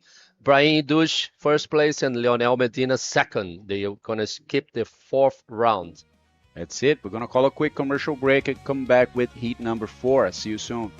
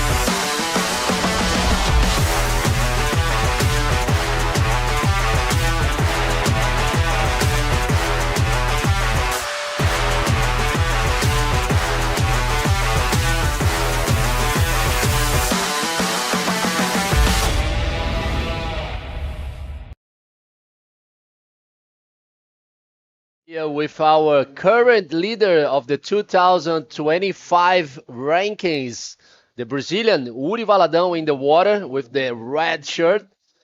And we have action already. And that's right. Yes. Super good hits we have in our hands. Bulahaya Hassan already with a 5.25. Jan Salon with a 1.50. And our world number 3, Chadri Badreddin. Chadri Badreddin. Coming from Morocco, I have to say he is now the Moroccan superstar. And Badreddin, of course, it's going to be showing some skills in this event. And if you're just getting here, this is the second day of competition at the 2025 Itacoatiara Pro, the second event of the Men Prime Series. And yes, only men event. It's pretty cool because in Brazil we have an only men event, which is this one, and then we have an only women event, which is the Wahine. And there you have it. That's the explanation about what is the Prime Series. But check this out. We have Badreddin already with the 7. We want to see that. Of course, we will. We're waiting for those replays. And meanwhile, we explain you what is a Prime Series events. What Então, are? vou explicar o Prime Series para vocês em português. O Prime Series são os campeonatos mais importantes do circuito mundial da IBC, dando a oportunidade aí para os atletas surfarem boas ondas, com uma premiação muito boa. A premiação é, no mínimo, o organizador do evento. Opa, depois dessa onda do camiseta branca, entrou e saiu o Hassan, marroquino. Os campeonatos eles têm que ter um critério mínimo de prize money, que é a premiação do evento, de $35 mil para os homens e $25 mil para as meninas. Os pontos extras dos campeonatos da Prime Series, eles são dados às divisões que têm as melhores condições para o nosso esporte, com ondas perfeitas e que vão fazer com que os atletas mostrem o que eles conseguem fazer, o que eles conseguem executar de manobras e performance. Também ele tem um mínimo de período de espera para você ter condições boas, de 10 dias para os homens e de 7 dias para as meninas. E garantir que vão ter juízes profissionais no painel dos juízes, com uma qualidade boa também de streaming e de mídia, que é exatamente o que a IBC fornece. E agora na onda, o camiseta vermelha com bastante velocidade, um ARS alucinante do camiseta vermelha, Uri Valadão. Uri Valadão, para vocês que não conhecem, é o nosso último campeão mundial de 2008 e começando muito bem essa série, dessa primeira bateria dele desses campeonatos de Itacoatiara. And just for you, if you didn't understand what Fabio was talking about, he was explaining about the Prime Series in Portuguese, but also he was saying that Uri is the last world champion that Brazil had. And you know what? It's a very cool fact to know. Last time that Uri had a podium in this event was exactly 10 years ago. Last podium for him here was in 2015. He didn't win this event. There are no Brazilians that have taken this event. And check this out, a wave here for Badreddin. He's going for this big right and goes for a very, very difficult roll, but he lands that in a great way. And guys, that's going to be a very good backup score. This is what he has to do. This is Hassan to the left. It was a quick wave, quick bottom turn and a roll. I really like that bottom turn of Badreddin was extend bottom turn to hit the lip and do a nice roll. We waited to see those replays and then we know the interview is ready, but we want to see again those two waves. It's really important. Check this out already super early in the heat. And you know why? Badreddin and Uri confront in a semi-final there in Morocco, and Uri won. So this is a little bit of a payback for Badreddin. facing Uri in this heat. Of course, it's a heat of 4 people, but still, it's probably in a competitor's head. There's always that little, you know, um, little, I would say, desire of revenge on a healthy way. Of course, nothing too crazy. But there you have it. Badreddin got a 6.40 after that last wave. Maybe we're gonna get to see it, and then here it is. Check this out. And this guy right here, Hassan, he's also the last Moroccan from the early rounds, and came into that barrel and came out with a roll. That was his first wave, and this is first wave of Badreddin. Huge, actually, barrel there came out easily. That's a 7. And this one is a 6.5 for Uri. Yeah, this is the first and wave for Uri was a nice backflip there. He received a 6.50. And This one here. Badreddin, I really like the extend bottom turn there, hit the lip, control the board, control in front of the white water. He received a 6.40 for that. So we have an interview ready with Lucas. Lucas, take it away. We want to hear Brahim Dush. Thank you, Fabio. I'm here with Brahim, finished 9th in Morocco in the first stop of the tour. Last year you finished in 17th, but managed to get into the top seeded riders. What are your expectations this year, Brahim, for the World Tour after debuting here in Itacoatiara in the best way? My strategy it's just to enjoy competitions and enjoying the places like that and surfing with the other rider and to keep my level high as always and pushing the limit and enjoying my life. That's it. Yeah, so let us know about this heat. Few waves, just 4 waves surf, very strong rolls. How are you feeling inside the water? What was your strategy?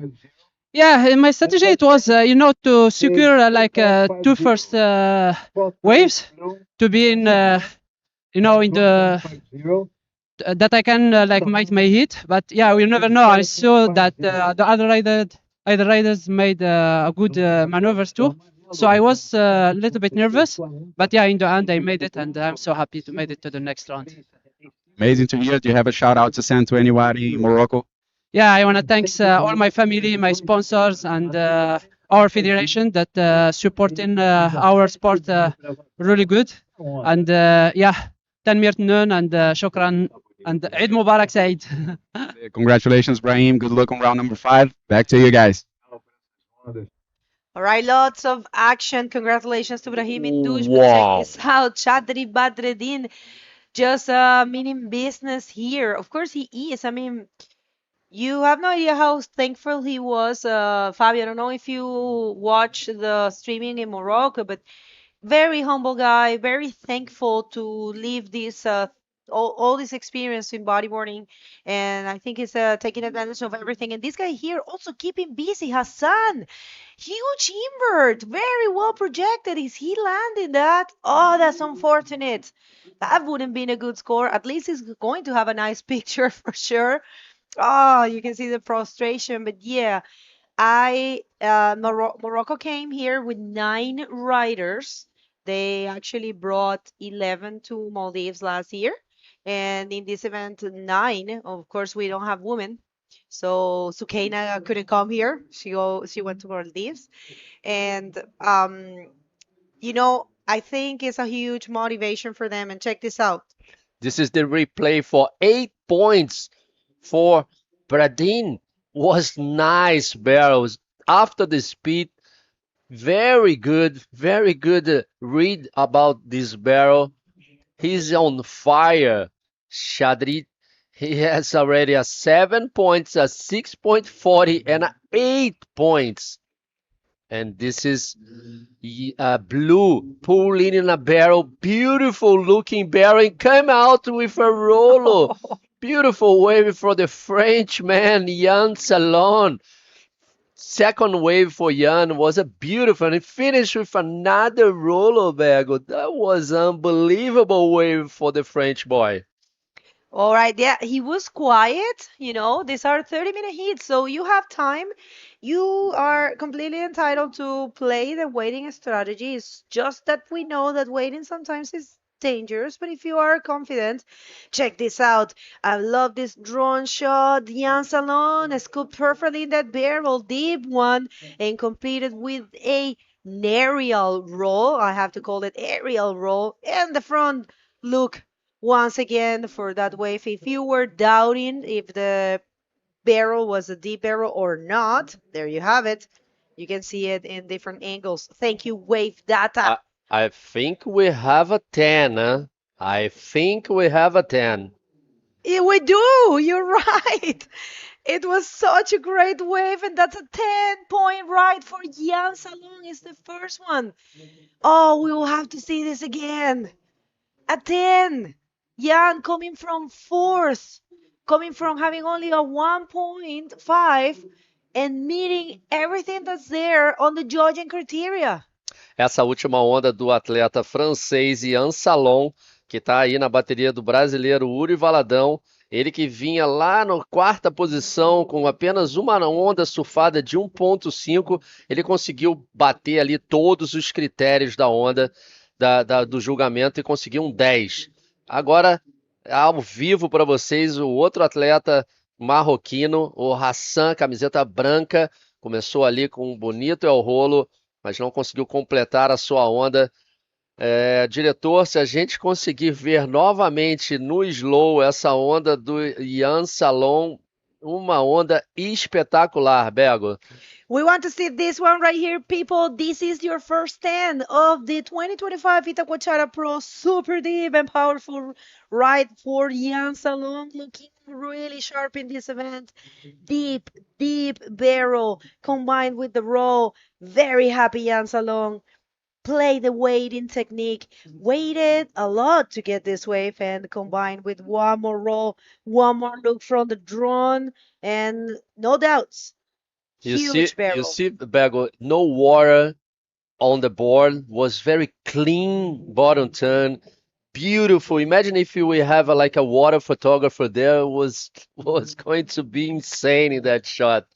Beautiful work for Jan Salon. He was super calm before the hit. I was watching him. He's just enjoying Itacoatiara. I'm telling you, I think it's his first 10 of his career. I'm not sure, but I think this is his first 10 of Jan Salon in the World Tour. We're gonna, of course, clarify that or actually get to know if this is true or not, but I think it's his first 10. So what a great performance. Of course, he's needing only a 5 to get that first position, but Chadri Badreddin is looking super strong with 15 total. And Bulahaya Hassam as well is doing a great job, and who hasn't really awake, if you might say, is Uri. But people, Uri is one of those guys that might change the whole thing at the very last second. So when I saw this heat early in the morning, I was like, that's going to be definitely on fire. But I was not expecting probably these maneuvers, these kind of level bodyboarding. So what a great heat we have in our hands. And we kind of knew that when we got here early this morning, we said, we're going to see everything that's on the menu for bodyboarding. I actually said that on the video that I recorded for the social media.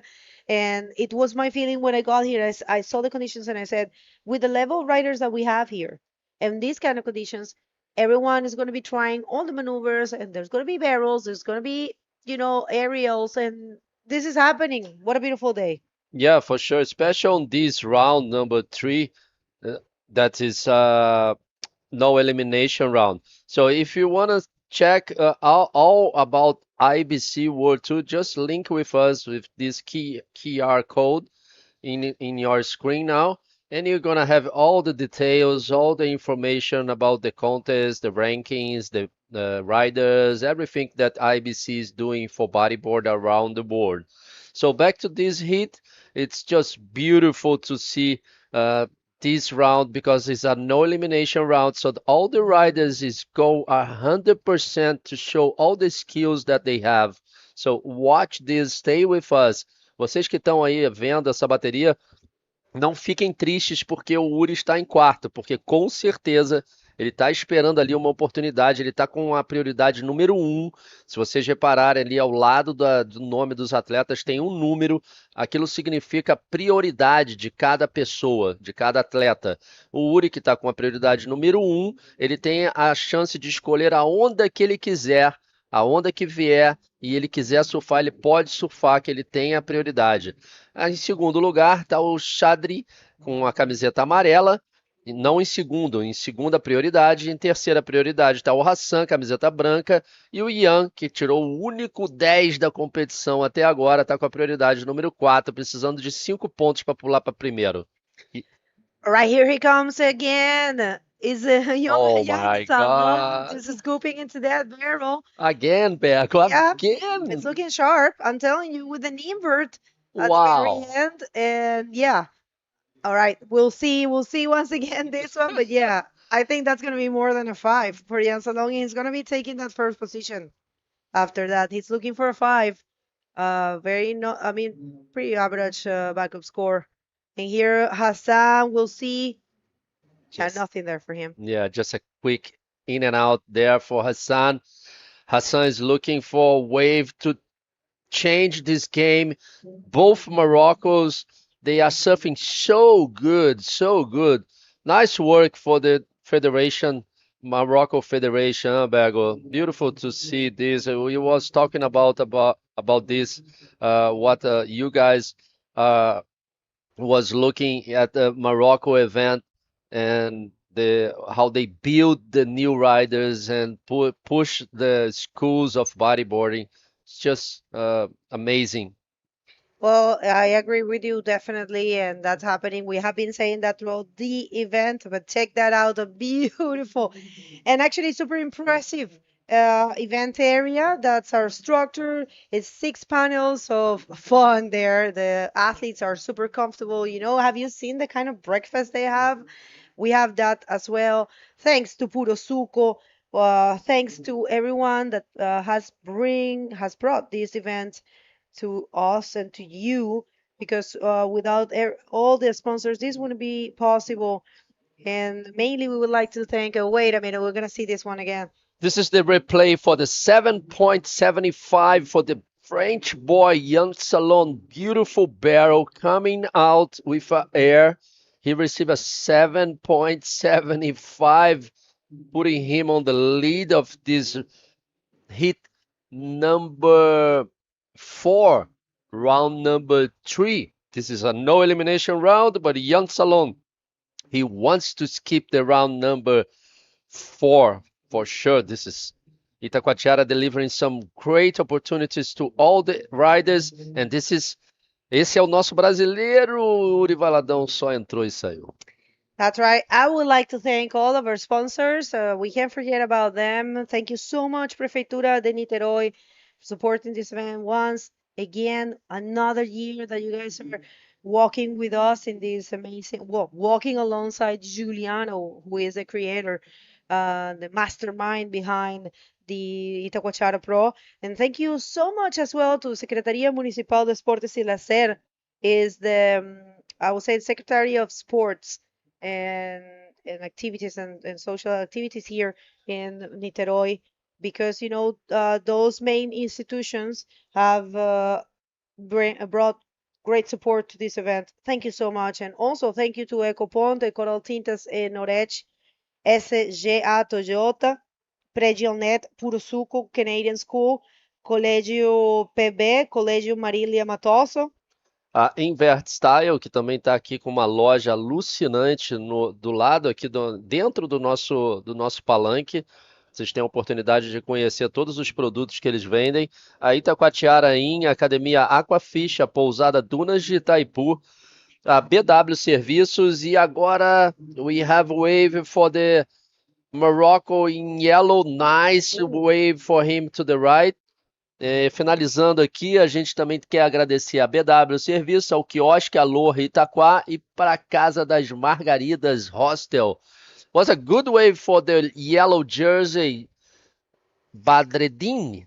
Yeah, the thing is that if you perform the maneuver at the very end of the wave, You're not gonna get too much of points, no matter if the maneuver is really good or really critical, which actually that invert was actually very nice to watch. As you can see, he performed it at the very end of the wave, and the judges know the potential of today's conditions. So they're looking forward to see big maneuvers in the pocket. Maneuver was perfectly executed. No, I mean, nothing to say about it, but definitely after seeing what the previous heats have done, the judges know the potential. Also, the judges know that in this event, in this specific day, you have the possibility of combining maneuvers and especially combining barrels with good ramps. And check this out, Uri finally waking up in the deep barrel, not really able to come out of that one. But don't worry if you're supporting or rooting for Uri.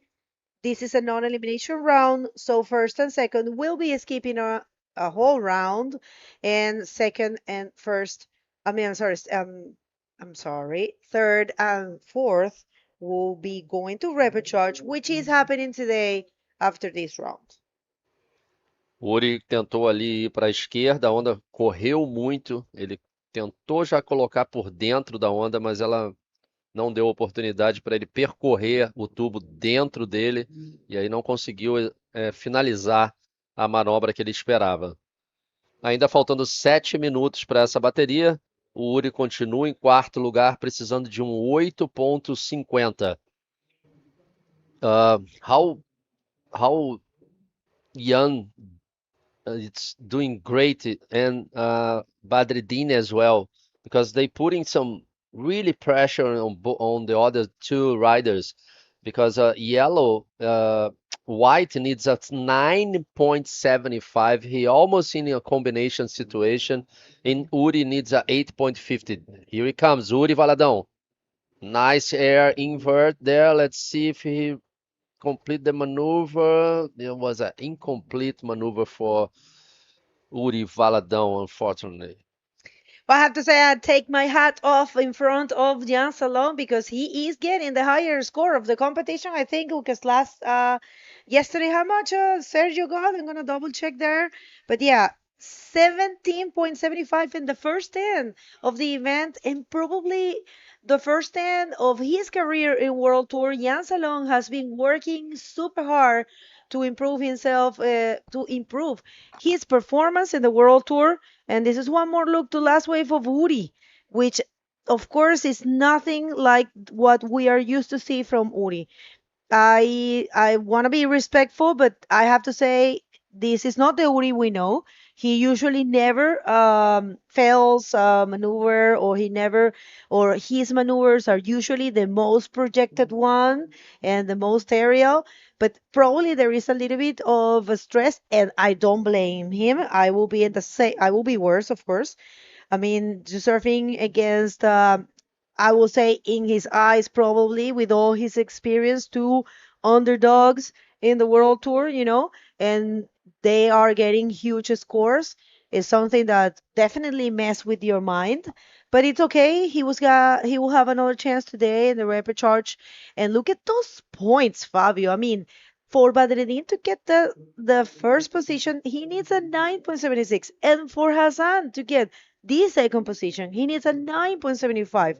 So wow, this heat right here definitely excels from the other heats. What a performance from Jan Salon, and what a performance for Tragedy Badreddin.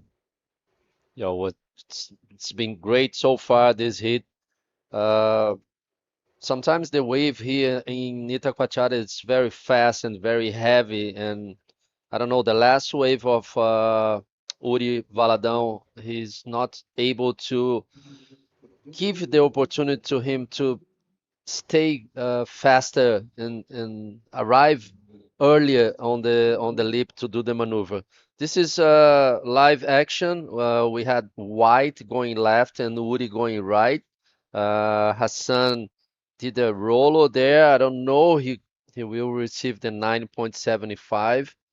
He needs a high score wave, excellent wave to change this and put him on second position against his friend from Morocco. And this is the replay for Uri. That's right. Last wave of Uri. You know, he's trying really hard, I can tell, but it's okay, Uri. You'll get another chance. And this is the last of Hassan, which was good, but he actually kind of not landed that cleanly. So that's a 390. There's no chance, I believe, it's 312 seconds in the clock. Maybe we can see the 10 again. I think we have it. It's the first 10. Et pour tous les Français, Yann Salon, on pense que c'est la meilleure présentation qu'il avait dans les tours mondiales. Je ne sais pas si c'est comme ça, mais je pense que c'est les premières 10 pour lui. C'est ça, c'est cette vague ici. Et ça a été incroyable. Il a surfé très, très bien. Il a fait un rollo et un autre rollo à la dernière part de la vague. Et oui, ça, c'était incroyable. Thank you for that replay. I'm sorry that I speak some French, but you know, we have also the Moroccans.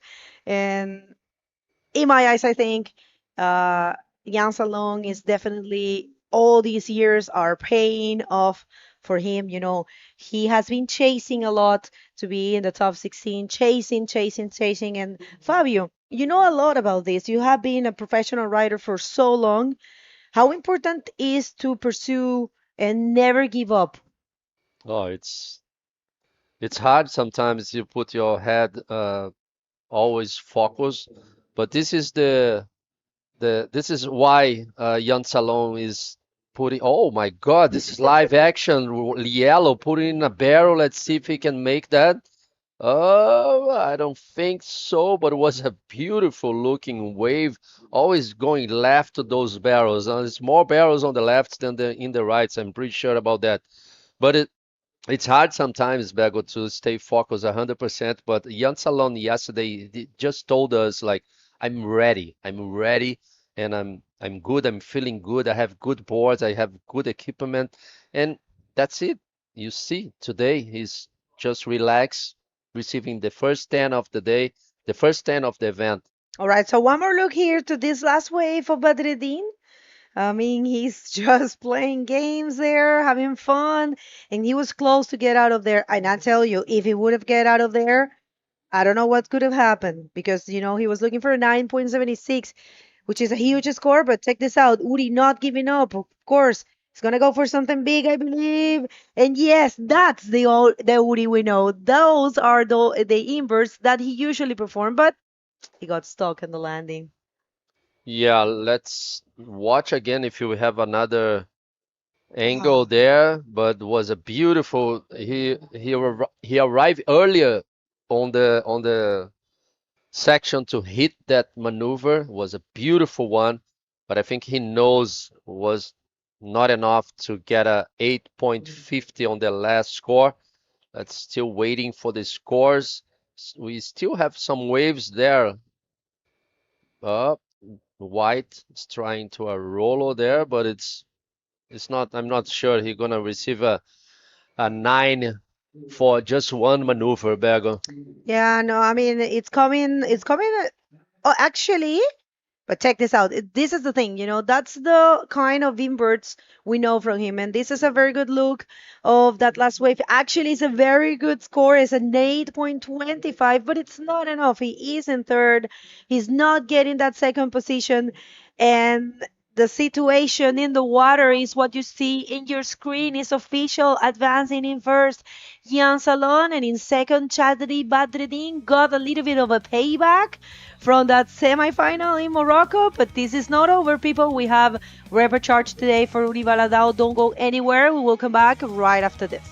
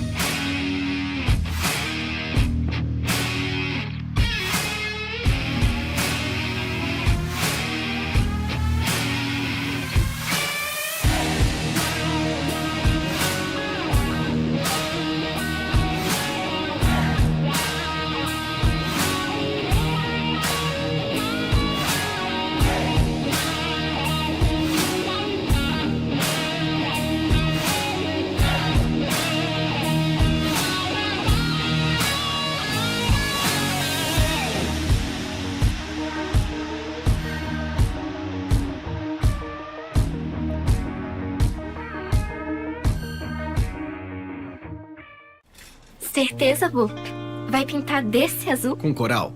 Certeza. Garantia Coral. Resultado garantido ou trocamos a tinta pra você. Certeza que foi ideia sua. Certeza, certeza mesmo, só coral.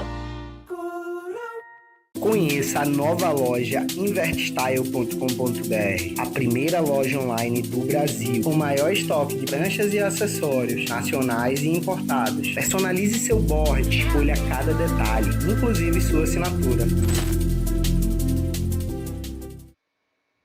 Welcome back. If you're just joining, this is the second day of competition of the 2025 Itacoatiara Pro. And people, if you missed it, we just had our first 10 in the previous heat.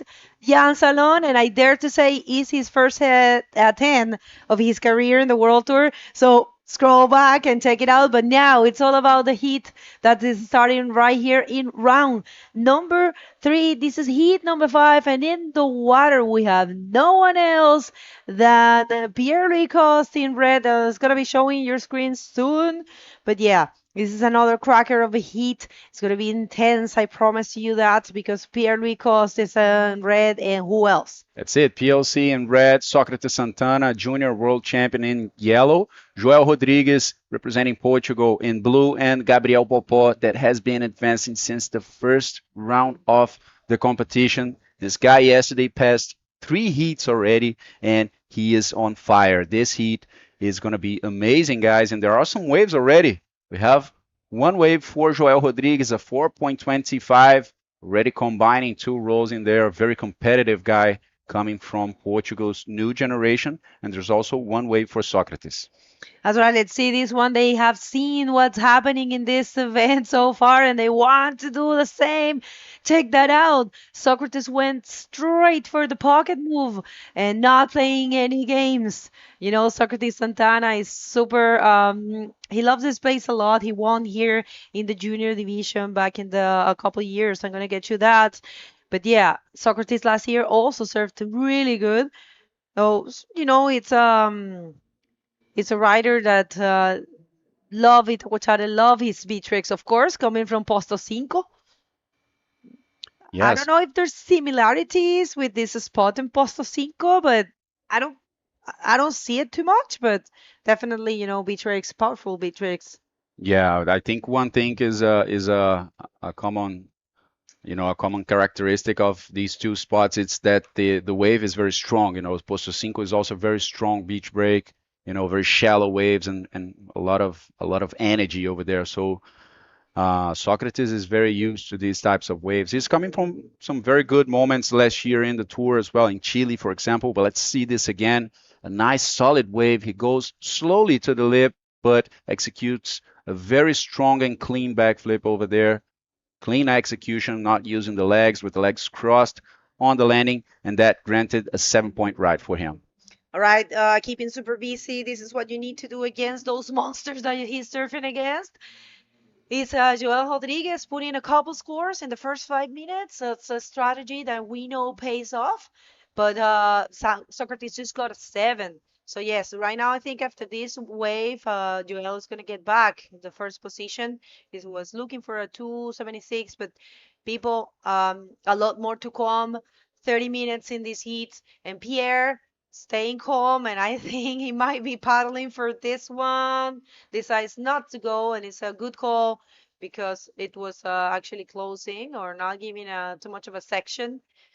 Pierre last year, runner-up of last year event. I mean here, and here he comes.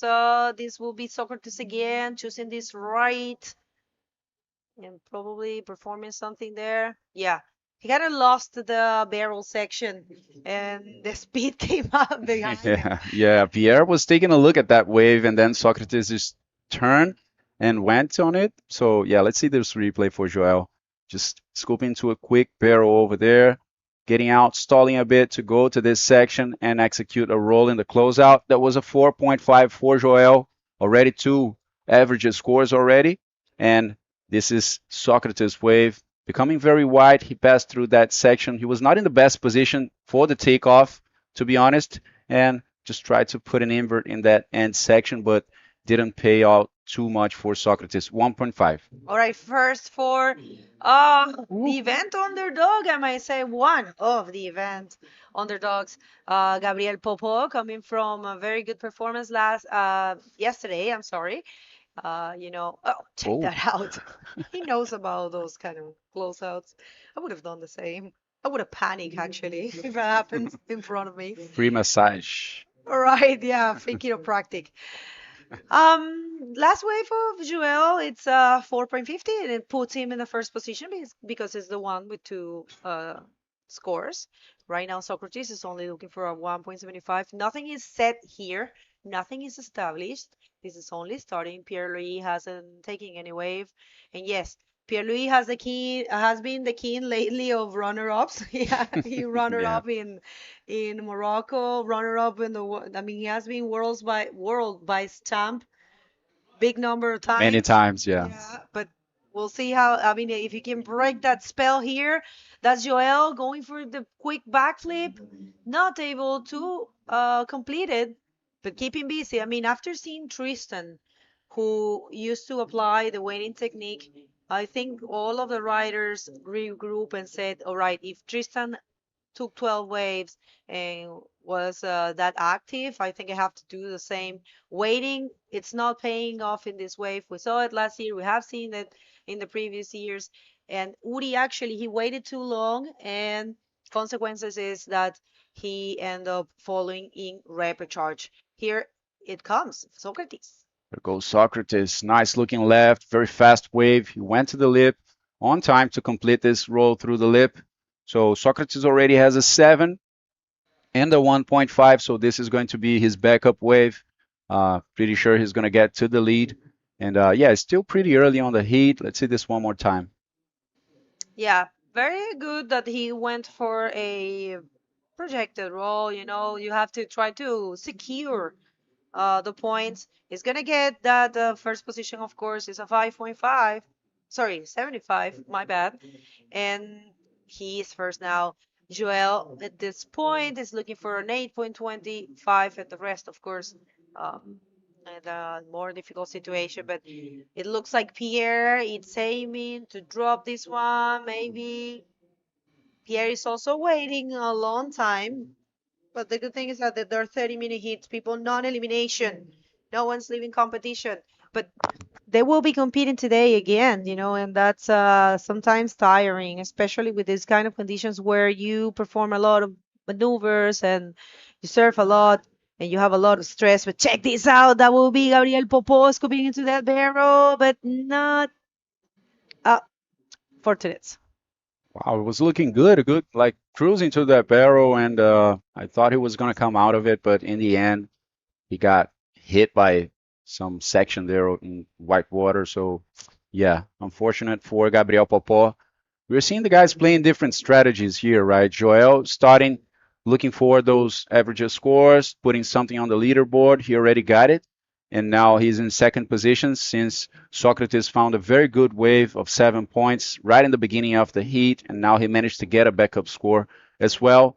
So ramping up the level already of the heat. And pretty sure, that when Pierre starts moving, he won't go average. He's going to do something different. So let's see Popo right now. Goes to the pocket. Didn't really see what he did over there. Maybe a roll, I imagine. And another one. Is he going to complete it?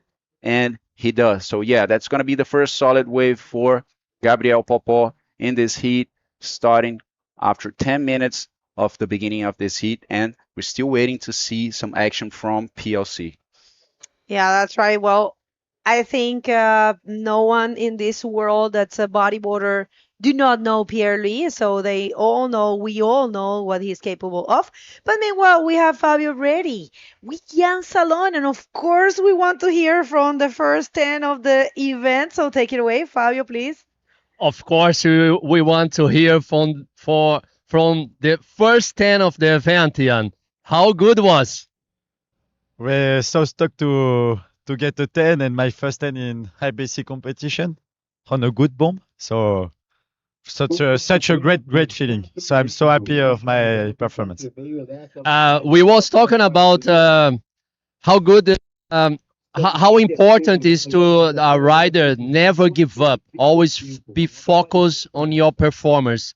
And we saw this from you in this last hit. Yeah, to be focused all the hits, it's so important, especially in IBC event because whole rider can do a big maneuver, a big score. And I didn't start well the hit, but I I stayed focused and I was calm to I was trying to be focused to get a bomb, a good one, not maybe a 10 just to pass my hit first or second, no matter the result, just to go and that bomb come on me, and I did well. Yesterday I got a pocket barrel. I was in front of the barrel, and my friend Max Cassio said me, "Hey, my Breton, you have to pull back a little bit for the barrel." Et là, Max, je l'ai fait le barrel là. So happy, so happy. So congrats. You want to say some words in French for your friends and your family back home? Ben, merci à tous pour vos messages hier. Et puis ben là, j'ai montré que même au Minou, c'est possible c'est possible du coup d'avoir des bons scores et tout ça. Et je suis trop content d'avoir eu un tube. J'en ai eu quelques-uns dans ma vie en Coupe de France et en Championnat de France. Mais là, d'avoir un 10 points à l'IBC, bah c'est waouh.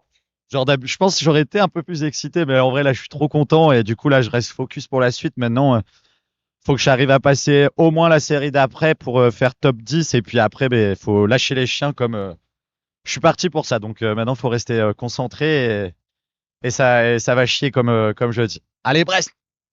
Okay, I see you in the next day of competition. Enjoy.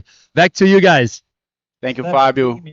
Great to see Jan finally, reaching the top in this heat and getting that 10-point ride. That was a perfect execution on that wave. And that's his father. Is he here? Oh, yeah? I think so. Is that his father? Look like him. No, I don't think so. I don't know. I haven't seen him, but probably. But yeah, I mean, yes, it is his first hand, and I think he was shocked because yesterday he gave us a long interview with a lot to say. And yeah, that's his father. Yes, of course. Minou surf is cool. Oh, Proud dad. that's so nice. Proud dad at the beach. Best gift he could give. Gabriel Popó in action right now, guys. Bottom turns, goes inside the barrel, comes out, and he goes to the closing section with a backflip, completes it. Clean wave for Gabriel Popó. Definitely going to ditch that 1.60, and I believe he's going to put some pressure right now in Joel Rodrigues. Joel has 2 medium scores, and I think Gabriel Popó is going to get that 4.25. I believe that. All right, so we're not to see Pierre taking off any wave, and if I can send a message, I would say like, wake up. We just saw Uri, I mean, being knocked, not knocked, but pushed to the rapid charge. So check this out, Socrates. Let's see. Just went for those very difficult to pull through the leap rolls. And as you can see, there's some riders that try to stall and go for the barrel, but in his case, he uses the pocket for maneuvers. And Gabriel Popó actually stalled for the barrel, and he might find something there. Yeah, he did. Went for the backflip. So yeah, interesting combination for Gabriel. It is a 5.50 there. Yes, I think. It is. Right? It is, and he got the second position right now. So Joel Rodrigues fell to the third position, needing 5.5 to stay in second and jump the rapid charge round that is happening next today, guys. So stay with us. We have a lot of action to go. The stage is set over here. It's showtime today in the second day of competition, guys.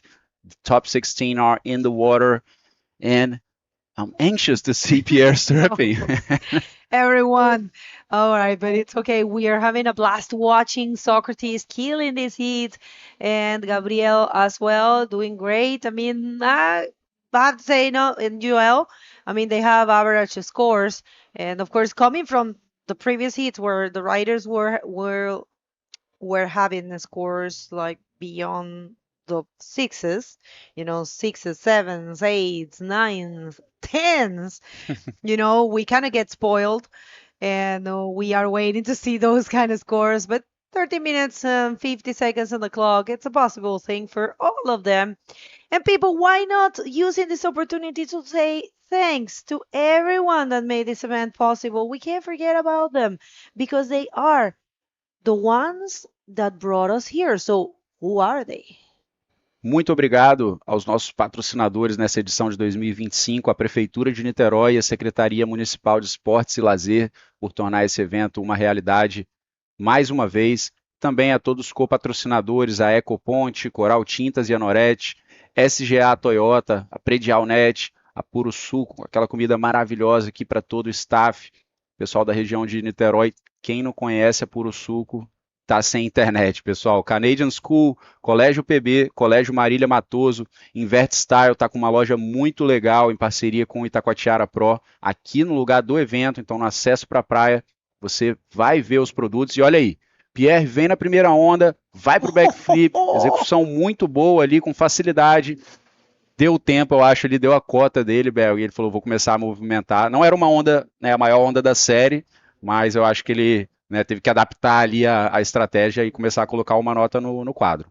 That's right. What Lucas was saying, not the biggest wave of the set, of course not, but hey, waking up. So yeah, good job there. Of course, one of those PLC backflips, for sure, perfectly executed. And, he's going to get a nice score. I think it might be getting into the excellent, and it's a 7.25 for Pierre, now looking for a 2.75 to be second, and dropping in this one is the heat leader, Socrates Santana, answering with a backflip to Pierre, and Tristan was telling me that the lefts were better today. Yeah. I was saying, like, Tristan, you surfed really good to left. And he was like, yeah, no, it's not my natural side. But yeah, you got to go for it. It's crazy, right? Because if you're surfing or competing and you have waves breaking to both sides, you're always going to go for your natural. Yeah, that's it. Gabriel Popó, good looking right. He's preferring those rights, to be honest. Goes for a nice roll in the pocket. The wave closes out. He completes it. And Gabriel Popó is ditching a 4.5. He needs 7.5 to go to the lead right now. He's sitting in second. I don't think it's going to get to that, but probably maybe he can increase a bit more that backup score. So just finishing with the thanks over here. We also are co-sponsored by Itacoatiara in Academia Aquafish, Pousada Dunas de Itaipu, BW Serviços. Let's check this one more time. Yeah, this is the PLC. We all know how many of those this guy has done. I mean, come on. Probably, I don't know, probably 1,000 backflips or maybe even more. Check this out. And you know how difficult, you know very well how difficult it is to flip that thing when you land. Yeah, the landing is tough. And also this kind of getting assisted with the backwash over there. Just adding some more impact to that maneuver done by Socrates. That was a 6-point ride for him. He increased his score by 0.25. And also Gabriel Popó doing a backflip, a roll this time on a right-hander. So Gabriel Popó managed to get 5 points for this wave. He's still sitting in the second position, but watch out for PLC because with that very good score of 7.25, he only needs 3.25 to go to second position and jump the rapid charge round now with 10 minutes remaining. People, almost 2,000 viewers at the same time now. Thank you so much, everyone. It's amazing to count on you. So, hey, help us. Do your thing. You know, you have a very important part in this play. It's easy. Scan that. Get linked with us. It's super, super easy just to share this live feed. Help us raise the numbers. It's important for the event. It's important for the IBC. It's important for you, for your sport. All of us, we want to have, higher prize money. We want to have, biggest events, and it all comes with the support, and you at home, you can contribute to that growth of the sport. It's super easy. Subscribe to this YouTube channel, follow us, scan that link. Ale. Let's go. Pessoal, vamos lá, todo mundo escaneando esse código QR na tela aí, vai valer a pena, eu prometo para vocês. Vocês vão entrar ali no Linktree da IBC e vai ter todo tipo de conteúdo sobre o circuito mundial. Olha o show que a gente está vendo hoje aqui na praia de Itacoatiara. A gente tem aqui também alguns highlights, né, dos outros eventos. Primeiro estágio do circuito mundial lá no Marrocos também, muito conteúdo. Olha aí, os melhores do mundo, pessoal. Pessoal da França, Etan Capdeville. Lola didn't like that. Pessoal da nova geração aí, o Ion Neymar, Armide lá embaixo. You know who's that? That's the lady that probably a lot of you have seen. That's the charger of Chopo. Oh, yeah? It's her. Really? That's Sarah Lam. Oh, She is here and she's she going gets to some kick. bombs on. She gets some bombs. She throws herself. Yeah, I never met her, but yeah, I've seen some videos. She came here with Tahiti, and she is going to Iquique to compete. I'm so happy to see her Oh, here. that's sick. That's Yeah. sick. Yes, she's definitely a charger. I mean, I've seen some of her videos in Chopo, just throwing herself in some big bombs and big barrels. So yeah, very nice to see her coming to the tour, and definitely she'll feel very comfortable in Iquique with those nice reef breaks as well. So yeah, great to see. I'm gonna take her to surfing tendencia because it's going to be a walk in the park for someone that drops in Teahupo like she serves, you know. She is a charger. And I'm so happy to know that she's going to go to Iquique. So yeah, people coming back to this day, this event, this is the round number 3, hit number 5 of the second day of competition of the 2025 Itacoatiara Pro, the second stop or the second stage of the main Prime Series events of the World Tour, the IBC World Tour, a classic event that has been running actually since 2012, and had a little stop during the pandemic, like most of the things in the world. But check this out. Oh, that's well used cell phone, Pirpo. Very good, people. And that's Christopher Bayona. Yeah. Thank you for showing us the riders. We're going to get to see if we can find some guests to comment here with us. I was trying to bring Giuliano because we really want to hear from him. Actually, Giuliano is telling me that he wants to come and commentate. Let's see if he was going to come in the next one or when. But yeah, a great day, people. Do your part. Share this live feed. This is Bodyboarding. This is a very classic edition of the Itacoatiara Pro. We're so grateful to have the opportunity of bringing you and showing you what this beach can do. Yeah, guys, if you talk to anyone that came to this event one time at least, you'll see what we are talking about. This is the event that everyone loves. I mean, all the riders, everybody, the spectators at the beach, whoever watches at home, it's a classic. I mean, it's a bodyboarding essence, big waves. We have classic days like today, for example, as well. And the structure is so good. The athlete zone, it's beautiful up here. So yeah, definitely worth coming, guys. The winter here in Brazil, it's unique as well. Doesn't look like winter at all, to be honest. It's a little cold in the mornings and late evenings, but yeah, during the day you guys can see how sunny everybody at the beach. So yeah, very nice Sunday to be watching a spectacle here in Itacoatiara. All right, maybe Giuliano is gonna come for the upcoming heat, and people, the upcoming heat is a difficult one. Hugo Noria will have to face 3 big names here in Brazil because he's going to be surfing against Eder Luciano. I'm sorry, 2 big names. I'm sorry, Clemon Lodejo. Oh my Lord, I'm so sorry. Clemon Lodejo will be facing 3 big names of the Brazilian bodyboarding. Eder Luciano, one of the seeded athletes. Sergio Machado, coming from being the best Brazilian in this event with 2 second places. And no one else than the local wildcard, Jose Otavio. But here we have Pierre with a backup score, just getting some job done. He needs a tiny score. He needs a 325. It might be there, but paddle back there. I don't know, 325 for the second.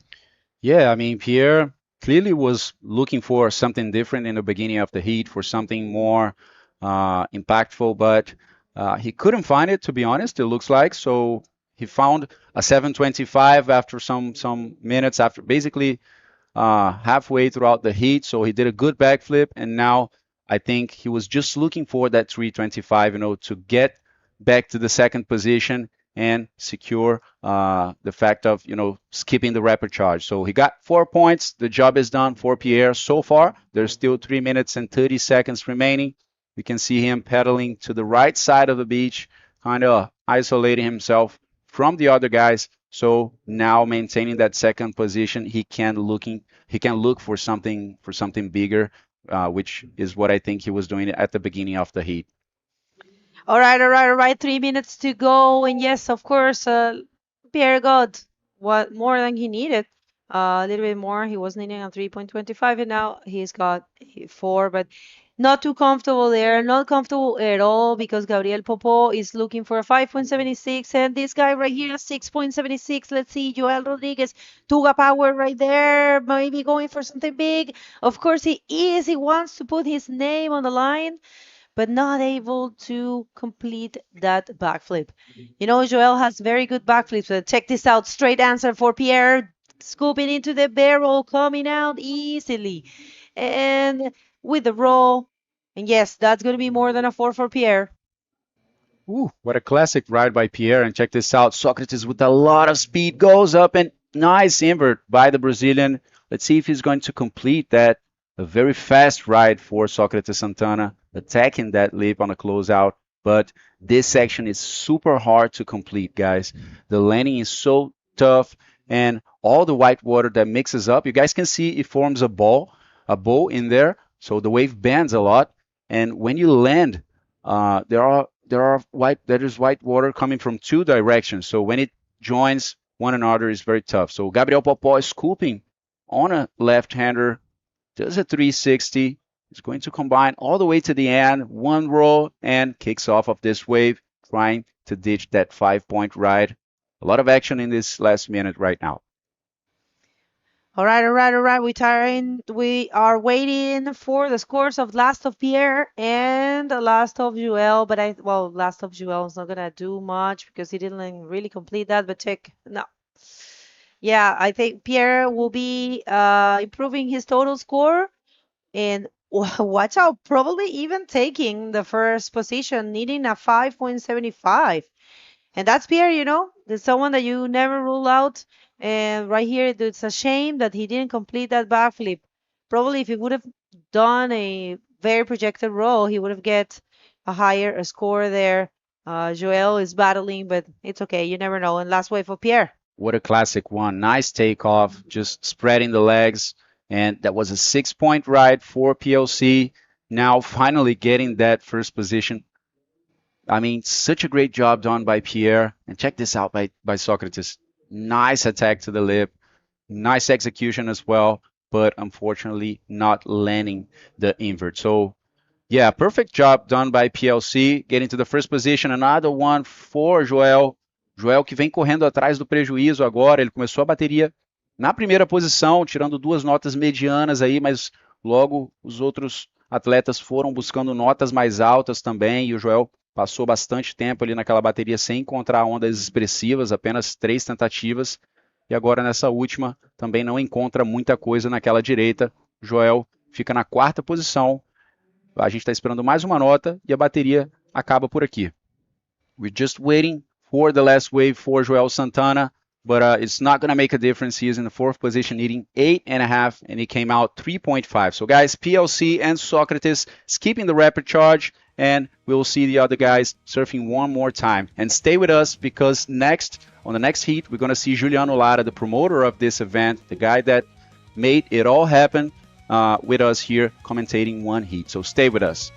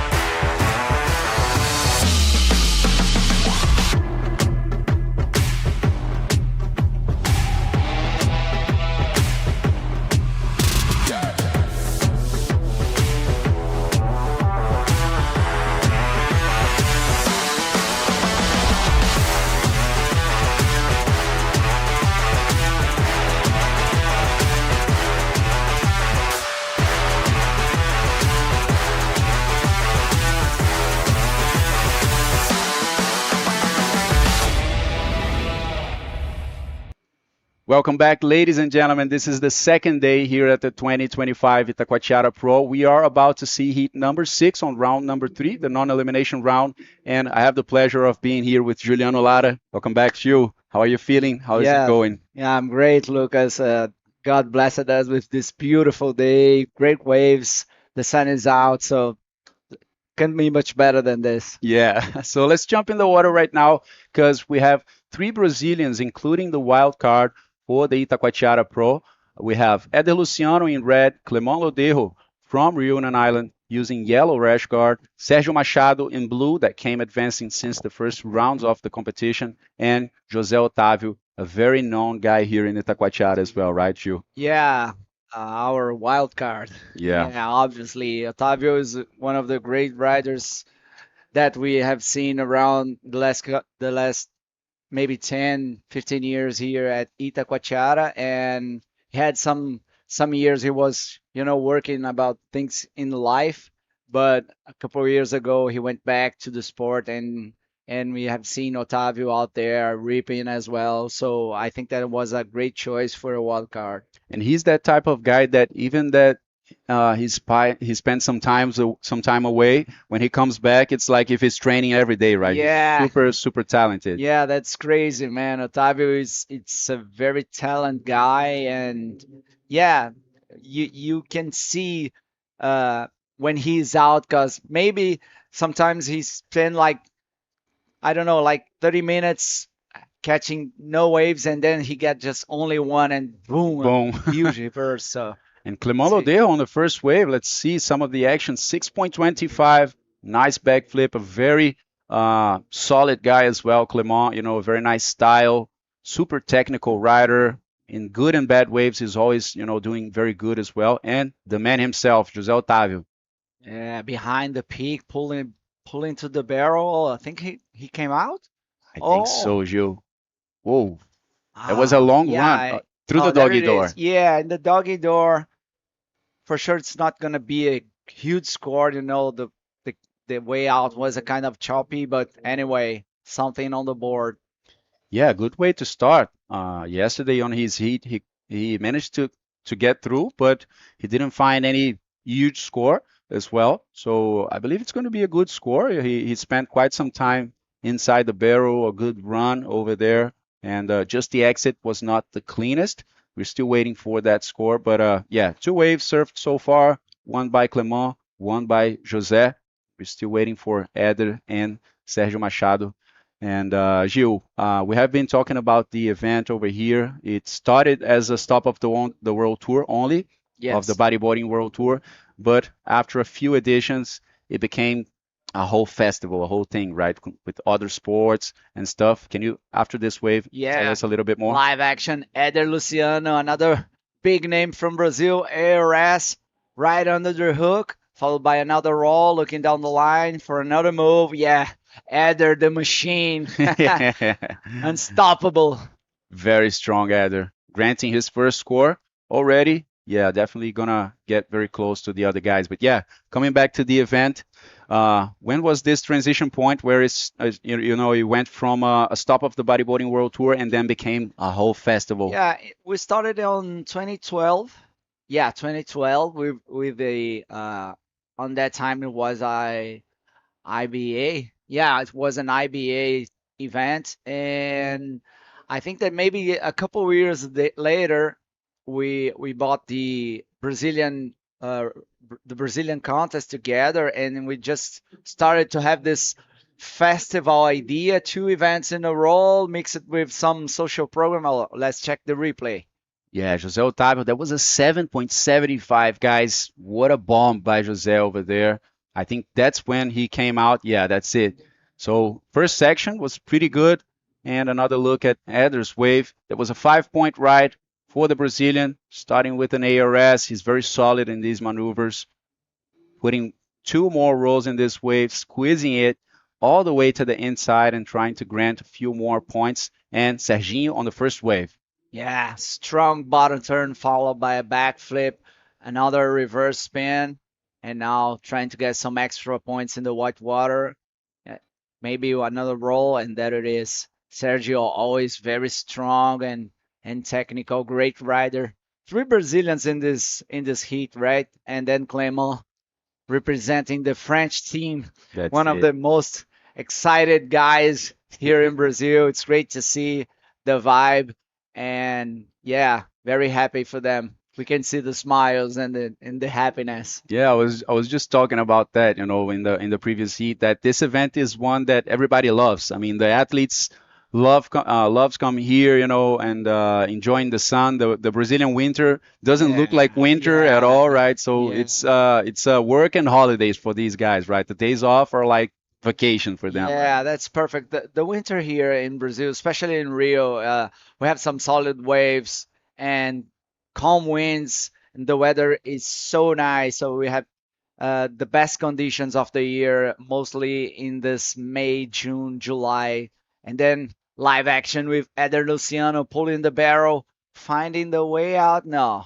just smashed by the white water. So, talking about the festival history, right? And then on 2012, 14, we came with the two events in a row, the World Tour and the Brazilian Tour, and then started with social programs and a lot of small environmental actions, and then this idea of a festival was just kind of a point, some points, and then we keep with this format until the pandemic years, the COVID Okay. years. And Check then, this out. Nice takeoff by Clement, trying to get as late as possible to get that pocket section, does a backflip, recovers the speed, goes for the closeout section and another roll. Very technical riding. That landing is very tough, right? When the two white waters come and they mix each other with the rider in the middle. So Clement managed to hold it on, so that's going to be a good backup score for him. And we'll see in a few minutes how the situation will be for the positions in this heat.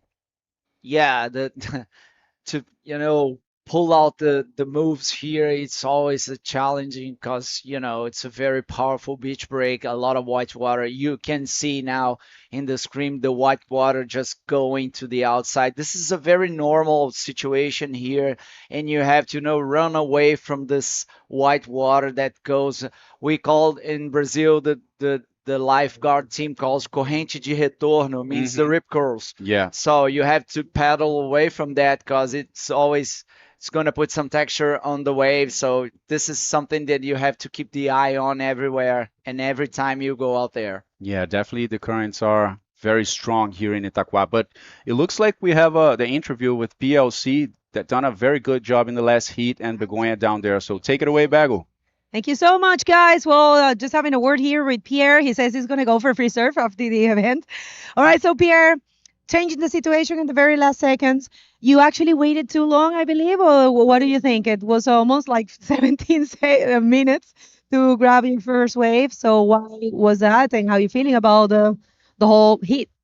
Yes, yeah, especially for this run, like I like to surf. The waves were pumping the heat before, like Jan suddenly did a clinic, got a 10, got a 8. Everyone actually got some sick waves, and I got super amped. And I think it just didn't really happen for our heat. Like I was waiting for a good one, it didn't happen. The score were really low. Socrates got the best one, and then I was honestly getting nervous. My mind was already kind of negative, thinking about the repechage heat, and so actually I didn't even catch a really good one, but I did my best on that one to do that flip, and I got the best of the heat at that moment. But yeah, I didn't even know I won the heat when I got off the water. Right, so maybe we can call you a little bit of a king of second places lately. What's in your mind, and how do you think you can break that spell? Yeah. Which second place is on the tour or here? I think yeah, like let's if I would love to win that event. Like I already I thought it so many times. Brazil is a special place. I actually won my first World Tour event in Brazil, so it will always have a special place in my heart. But this event became so special, so prestigious. I think that's 13 years running.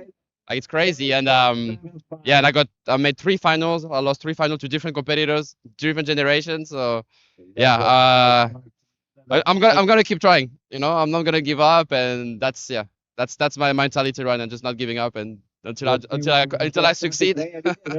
Word of advice for those of your generation. Would you like to surf with any of those? Sorry. The guys from your generation, the guys that you actually took the biggest battles of your life. What would you say to them? Would you like to surf again with them? Well, I will eventually write to them. You know, like in this period of like 10 years, I went from the youngest, competitor of the top 16 to like one of the oldest. It's crazy. So pretty much every heat I have now, I'm riding against younger person. You know, like now with Socrates and Joel Rodriguez. I'm always kind of the oldest of my heat, really, to be honest. So yeah, I love these battles. You know, they inspire me, and they push me to keep being healthy, to push my technique. And then I love those battles. I want to do them until my body says no. Right, a lot more Pierre to come. It looks like. Do you want to shout out to anyone at this point? Yeah, like always grateful. Like the first thing I thought in my mind when I like stepped foot in Brazil was just how lucky I am to be here, and how grateful I am for like just to be here. To have another opportunity. So thanks for everyone to make it happen. My family, friends, and sponsor, and yeah, I'll try to make you proud. All right, good luck and best for the rest of the competition. Go rest. Maybe tomorrow we'll carry on. Back to you guys. See some nice insights from this guy, so experienced. And check this out, nice big backflip by Clement Lodejo. I believe he's going to change that 545. And another runner by Serginho coming out of that barrel with a spit. A nice 360, stalling for the next one. Goes for a roll, very well projected, and closing with another one. Wow. Yeah, another machine competitor. Man. My God. Serginho. It's a man. Well, yeah, what can we say, Lucas? Great waves, great riders. Everyone's like doing crazy moves, big barrels. It's just a perfect day. Check this out, man. Yeah, it's a perfect day perfect scenario, I would say, for a spectacle in bodyboarding. Check right? out that's the elephant. You can see the big head, the ear right there, and then the first leg, and then his back, and now you can definitely see the elephant. So if we won't have any doubts about why our logo is an elephant, here it is. And there's a very nice shop over here at the event site as well, with all the graphic designs and everything on the elephant. It was built through the years. It started with the elephant itself, just the institutional elephant, and then after we started with this idea that we are talking about the festival and stuff, it's just things just starting to blow the creativity and these things about inserting concerts and other sports, and we just get more and more free to create the artworks, the graphics. And I want to thank everyone involved. The artist behind these animated elephants is Wagner Laud. He's a great illustrator from São Paulo. And yeah, there's so many talented people behind this the festival. And as we were saying, we had this two events. That was the World Tour and the Brazilian Tour until 2019, and then we have the COVID years. Yeah. And that's when I met my associate Bill Aquino, who had he is vice president of the Bob Burnquist Institute, and he has a lot of experience in producing artists. And then we get along. We got friends, and then we started to work together. And we had like 2 years to plan for the first edition of the festival that was in 2022. And then we came with this whole idea of more sports and goes through the city, and I have to thank the municipality of Niterói and sports ministry, the mayors Axel Grael, and then Luis Carlos Galo, the sports ministry, and now Rodrigo Neves. He's the actual mayor. And actually, Rodrigo Neves was the mayor in our first edition. Oh, really? Yeah. So I'm really, really grateful to these people. The politics in Niterói are very. They have a very nice push for sports. I have to say that I'm happy and very blessed for bodyboarding and being here and be able to, you know, entertain people with sport. And then after 4 years of a festival, we start to be more solid, more consistent, new sponsors, and this makes the projection that we are going into the right way, you know? Yeah, that's amazing to hear. I mean, I just wanted to take some time over here in this heat before we start a conversation in Portuguese as well for the Brazilian public. Just wanted to, show and expose this work that you have been doing for more than a decade right now, and growing and enriching this event, making bodyboarding so big, between the other sports as well, between people that are not even related to the sport, throughout the whole city. You see Itacoatiara Pro with different activities in cycling, in skateboarding, body surfing, surfing. So it's the biggest open air sportive festival here in Brazil, guys. So it's a big thing that is happening over here.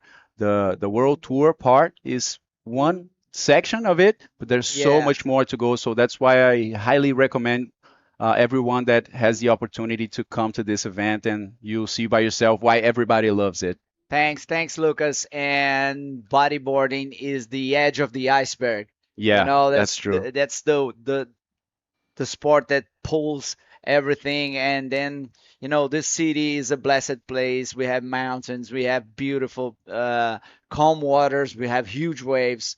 And so this is how God made it, and we can take some advantage of it. And right now we have live action. Sérgio Machado going on a ride, looking at the future of it, looking for a section, and he kind of lost the timing. The wave didn't provide too much, to be honest. So just updating the situation over here. Sérgio Machado is in the first position. He got a 8.5. That's the next heat we are going to see. Joaquim Soto from Chile, Dan Capdeville from France, Pedro Henrique from Rio de Janeiro, and Hugo Naudi from South Africa. So 4 different nationalities over here. And just updating the situation before I start a little chat with Gil here in Portuguese as well, so we can attend all of our public. Sérgio Machado in the first position with the highest score of the heat, a 8.5 and a 5.85.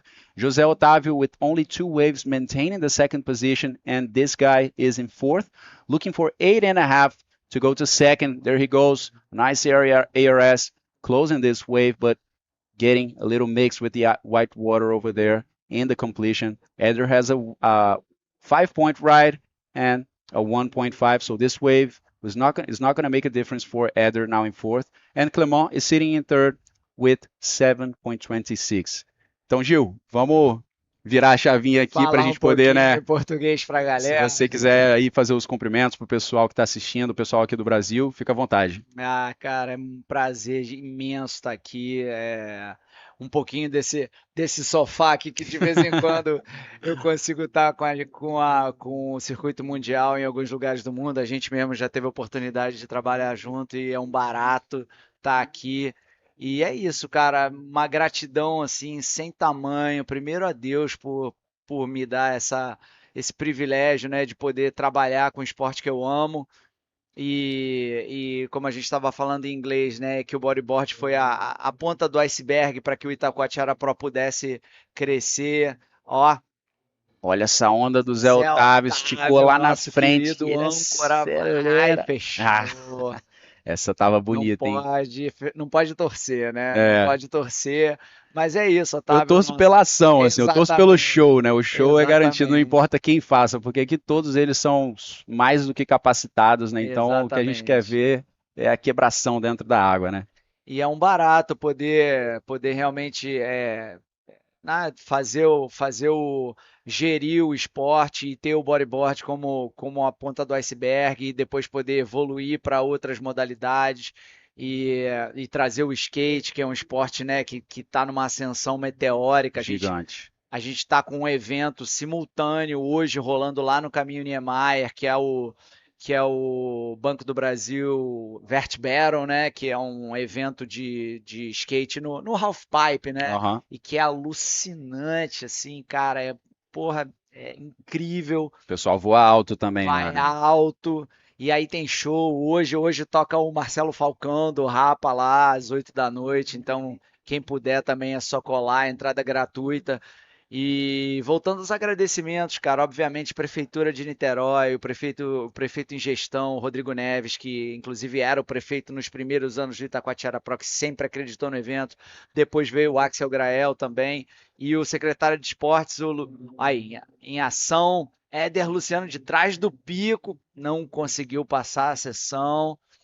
É isso aí. Mas pelo menos ninguém é eliminado nessa fase, né? Eu acho que a Exato. galera tá ligada. Esse é um round que não elimina. Os 2 primeiros vão direto pro round round 5, exatamente. E o terceiro e o quarto vão para repescagem, que inclusive rola hoje, não é isso? Exatamente. E é homem a homem, né? Não, a repescagem nesse ano ela tem formato com 4 atletas, então vão ser legal. 2 baterias de 4 atletas. Nossa, mais difícil então para a repescagem mais pesada. Concorrido, mas assim, né, a estrutura do evento eles conseguem colocar o homem a homem mais cedo também nos próximos rounds, então o show fica garantido de qualquer jeito, né?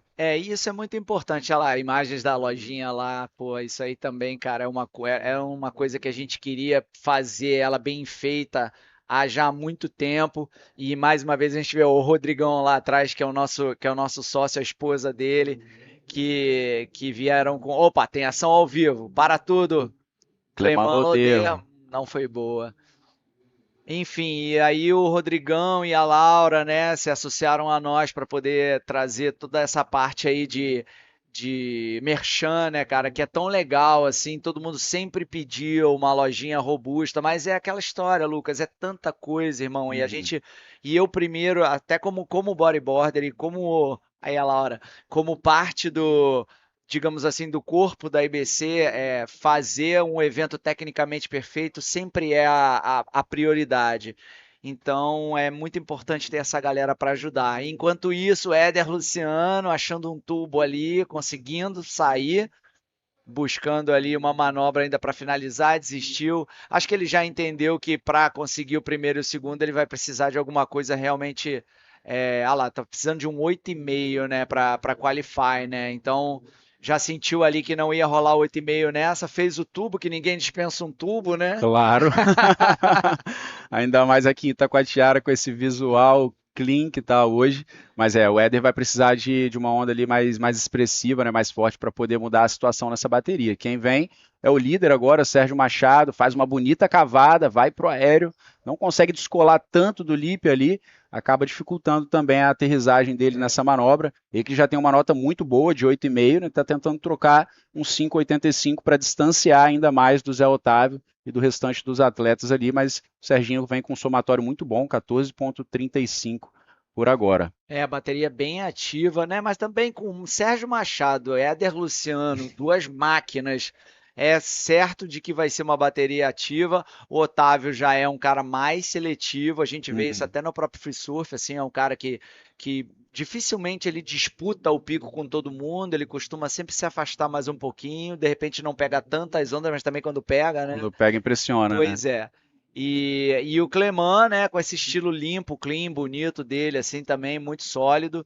Chegamos agora aos 5 minutos finais, digamos que todos ainda estão no jogo e um pouco mais para o Serginho, aproveitar o recap agora. É isso aí, vamos chamar um recap com as melhores ondas de cada um. Esse daí foi o Clemão Loderro, acredito que a primeira onda, um 6,25, né, foi flipando ali no início, fez um rolo e foi até o final, com mais um rolo ali para fechar, muito técnico. Primeira do Zé. O Otávio na primeira, bem de trás do pico, andou muito e conseguiu sair. A grande verdade é que se saísse pela boca, era um 10. Era, né? 10, Foi uma corrida aquela ali, né? Um tubaço. Depois veio o Éder também combinando para a esquerda, tirou 5 pontos nessa primeira onda.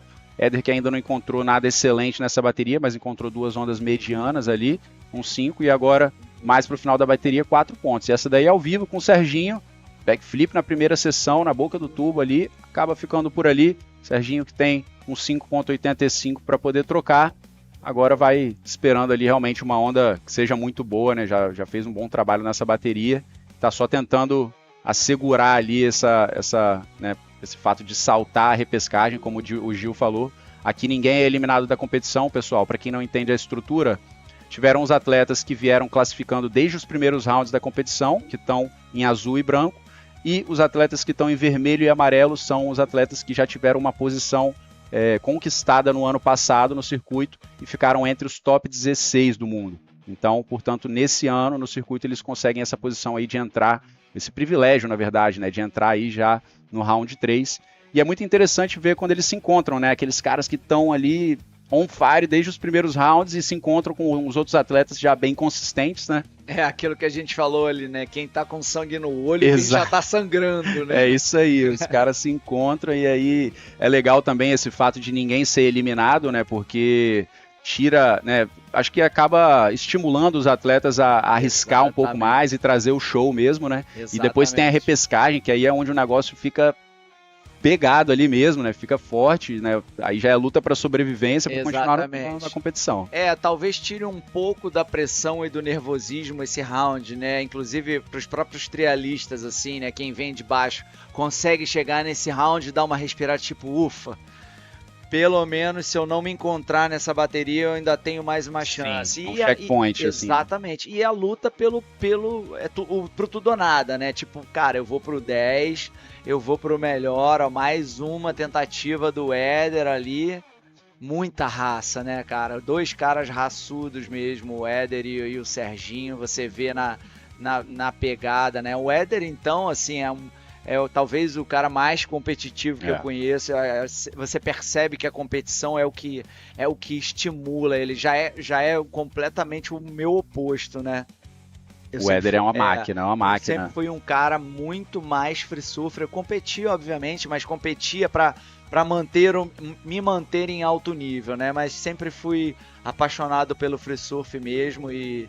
Enfim, é legal você ver os perfis diferentes, assim, e na hora que que a bateria começa, você consegue perceber o approach de cada um. É muito maneiro isso. Éder também é um cara muito experiente, né? Já está há uns bons anos aí, correndo o circuito mundial, né? Sim. Sempre, né, mantendo o ritmo, um atleta super preparado ali fisicamente também, né? O ritmo muito técnico, exatamente. Entende muito da parte técnica, assim, é um cara que inclusive auxilia o circuito nacional, inclusive o circuito mundial, assim, quando coisas são levantadas, assim, tem sempre uma opinião muito clara, assim, defende muito bem os argumentos dele, é uma grande soma para o bodyboard em toda a sua grandeza, né? Um grande competidor e um grande técnico.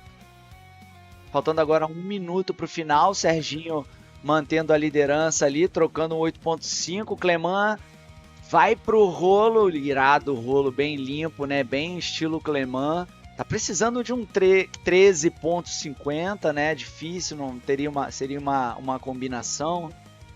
O Zé Otávio e o Serginho Machado, né, saltaram ali para um nível de nota mais alto, né? Que acaba deixando o Cleman ali precisando de uma nota bem alta para poder entrar no jogo de novo, né? Um 7.26 para poder passar na segunda posição aí, pulando a repescagem. So just updating in English, guys, Sérgio Machado just dominating this heat completely with a 585 and 8.5. José Otávio right after him. Both of them managed to skip the rapid charge, so they're done for the day, and we will see Clemão Luderro and Éder Luciano surfing one more time. Guys, Gil will stay with us here for one more heat with Bagel, so I'm saying goodbye and stay with us right after the commercial break. We'll be back for one more heat.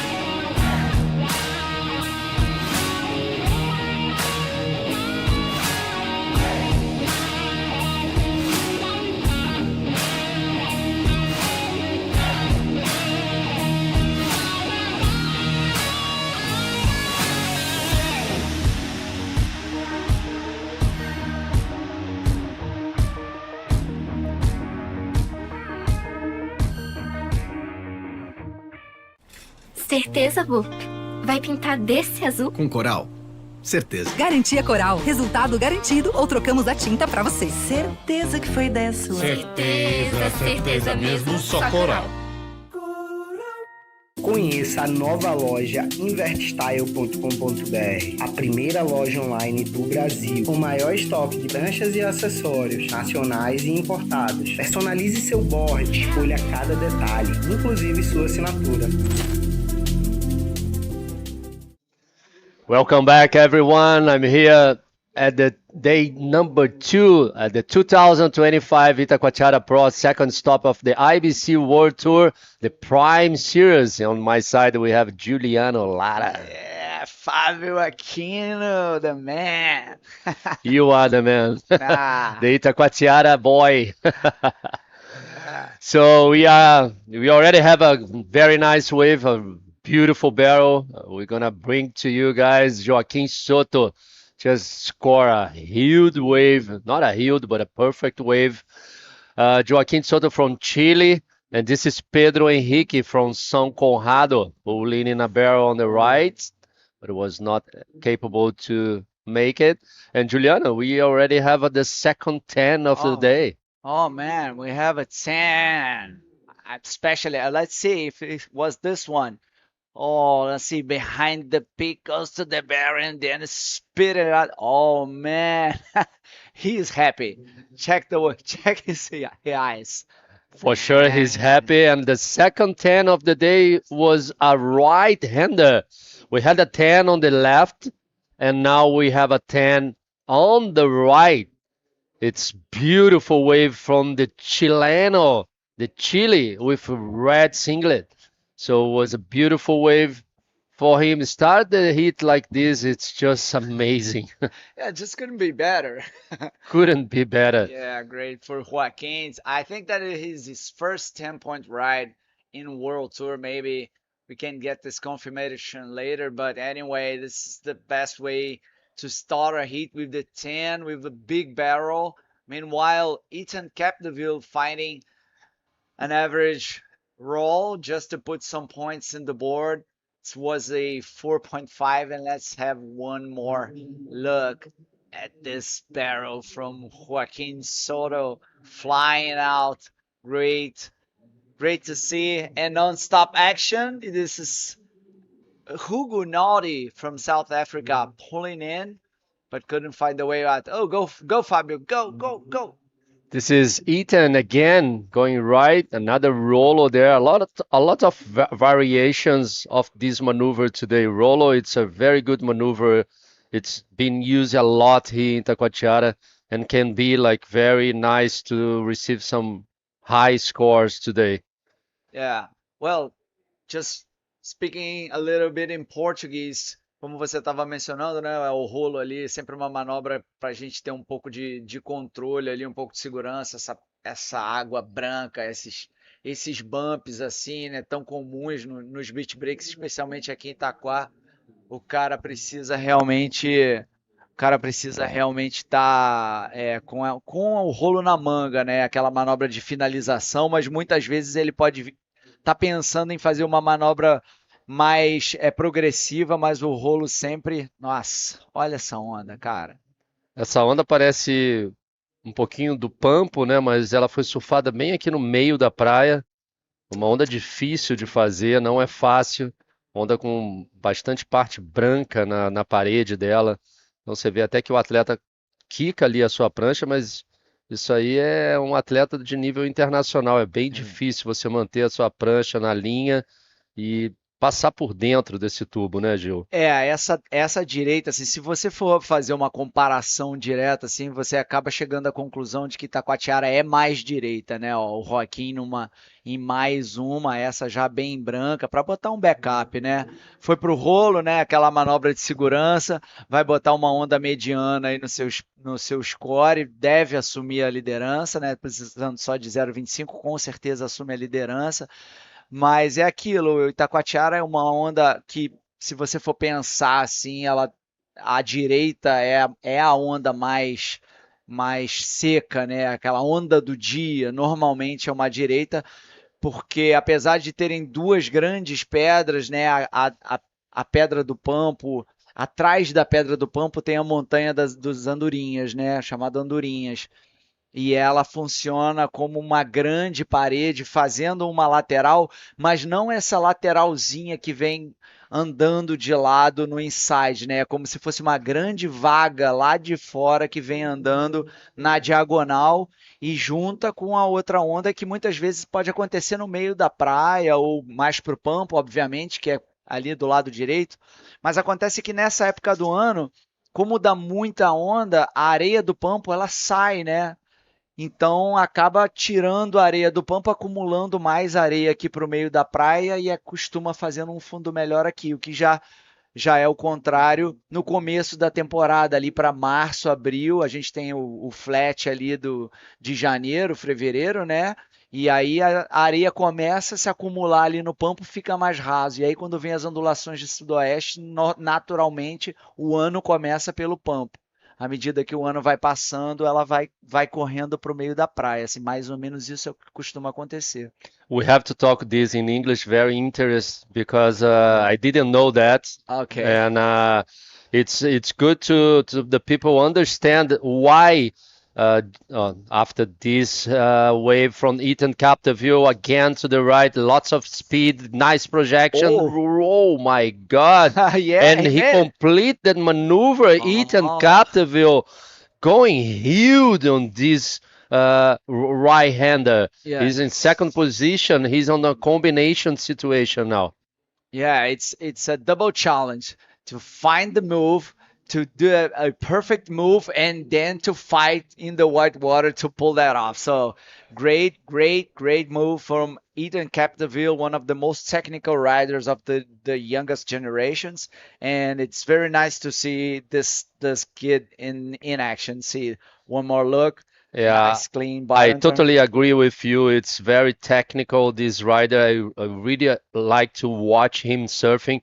You see, he hit the lip in the perfect position there, and he managed to go back with his body and together with the bodyboard to make that maneuver.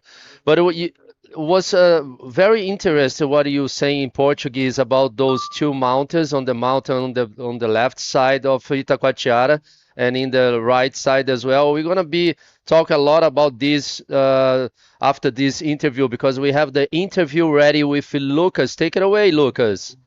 Thank you, Fabio. I'm here with Serginho. Serginho, this was one of the tightest heats of the competition so far. It started in super high pace and you were ripping as always. How was it in the water? Bom dia a todos. Foi uma bateria bem difícil, realmente, porque começou um pouco lenta, né? E a gente está falando de Zé Otávio, de Éder e Clement. Pô, os caras quebram muito, muita admiração pelo trabalho deles. E aí, os primeiros quase 10 minutos ali, eu acho que eu não tinha pego nenhuma onda, assim. Aí acabou que veio a primeira, foi acho que um 6, algo, não, 5,83, acho. E aí me deu uma segurada, assim, porque eu acabei ficando um pouco ofegante, né? Aí pedi a Deus para tranquilizar minha mente, meu coração, meu espírito, para poder pensar melhor, né? Ter oxigenação no cérebro para resolver a problemática. E mantive a calma, não me afobei ali na prioridade e deu certo. Esperei ali a prioridade, certo? O geral foi e veio a benção ali de 8,5. So first of all, he's super stoked on going to the water with these guys, Éder, José Otávio, and Clement, such good riders. So he said that for him, in the beginning of the heat, it was pretty slow, but for the other guys, it was very, very strong. So he focused on staying calm, not getting desperate and, talking to God, but he maintained to do that. And after 10 minutes, he found 5.85. And then after that, an 8-point ride as well that made him pass through the rapid charge and go straight to round number 5. Serginho, you didn't go to Morocco this year for the first stop of the tour. Now you're walking for a good result here in Itacoatiara. What are your expectations and goals for the rest of the tour this year? Bom, é um pouco difícil de falar sobre expectativa quando você não tem um patrocínio, né? E, mais uma vez, não é um drama, é uma realidade. Também não estou me fazendo de pobre coitado, né? Que aqui não tem essa. Mas eu tento fazer, né? Converter, que nem agora. Eu fiquei em primeiro, ganhei o campeonato em Boca del Toro. Um salve, inclusive, para a Local Bluff Crew. Pô, sem esse campeonato, é, né, ter aparecido aí, essa benção, com certeza não ia poder investir nisso aqui e talvez nem ir para o Chile, né? Então, a perna sul-americana é o que faz mais sentido, né? Porque uns 2 anos para trás, graças a Deus, Deus abençoou com bons resultados lá no Panamá, então me deu a oportunidade de ir ao Chile. E aí a perna sul-americana, né? Chile, Brasil. E aí obtive bons resultados, só que quando chegou Maldivas, depois, agora voltou, né? Portugal, pô, e Canárias, cara, sem patrocinador fica bem difícil, bem complicado. Então a expectativa é dar o meu melhor aqui, fazer o meu 1%. Deus já tá fazendo os 99%, tudo isso para honra e glória dele. E agora, um passinho de cada vez, round 5. Pô, tô amarradão de ter passado pro round 5, né? Porque nos últimos 4 dias aí eu tenho ido pro Rio, pra zona norte do Rio, que é da onde minha família é. Eu ainda moro um pouco mais distante, né? Na ilha de Guaratiba. E aqui eu não tô hospedado aqui. Então, todos os dias indo pra lá, voltando, pegando o trânsito. E com certeza dar essa relaxada agora. Pular um round vai ser gratificante demais. Deus sabe de todas as coisas. Ele atua na hora certa, ele supre a necessidade que tá realmente nosso espírito está precisando. E é isso, cara. Tô feliz, um passo de cada vez. Ainda tem muito, muito game pela frente, mas só dar o meu melhor mesmo e me posicionar. So he said that it's hard to talk about the expectations and goals when you have no sponsor. And he said, I'm not, playing the drama on it, but it's the reality, he can't have any, foreseeing or expectations for the whole tour. So he mentioned that he won a comp in Panama a few weeks ago, and that helped him being here, and possibly to Chile as well. So he mentioned that the South American leg is what makes more sense for him, since the European events and Fronton, for example, are a bit, more distant for him. So, Serginho, any more shout outs for everyone at home? Oh, sorry everyone, I'm not talking English, but for me, or trying talking English, but for me, make more sense in my country talking Portuguese, and that's it. E é isso. Pô, queria dar um salve, minha família toda tá aí, minha família toda não, né? Minha mãe Valéria não veio, mas tá em oração, tenho certeza. Meu pai, minha outra mãe Tânia, meu irmão João, minha irmã Késia, meu sobrinho Efraim. Um beijo pra Zoé, minha filha, não sei se tá assistindo, tomara que sim. Um salve também pra galera do Rio, de São Paulo, me apoia muito, ambos lugares. Pô, do Rio, galera de São Conrado, né? Da Rocinha, gratidão pelo carinho, pelas mensagens, vocês são bravos demais. Rio das Ostras, que também galera sempre apoia, foi de lá onde tudo começou, né? Os outros estados também, tanto do norte, nordeste, pô, do sul. É muita mensagem que chega, agradecer a todo mundo. Eu não tive condições de responder ontem, porque foi como eu falei, né? Pô, fui almoçar, jantar, era 7h30 da noite, sacou? E aí tive que descansar, então perdão a todo mundo que eu não respondi, mas o sentimento é um só, gratidão mesmo por vibrar junto, e é isso. Mais um passo. É isso aí. Parabéns, Serginho. Boa sorte na próxima bateria. Back to you guys. Thanks, Lucas. A lot of action from Ethan Capdeville in this heat. He tried a lot there, but it didn't change anything. He's still in second position with a 5.75 and a 6.35. Hugo, he surfed a wave between the interview as well. He got a 4.40 on the last wave.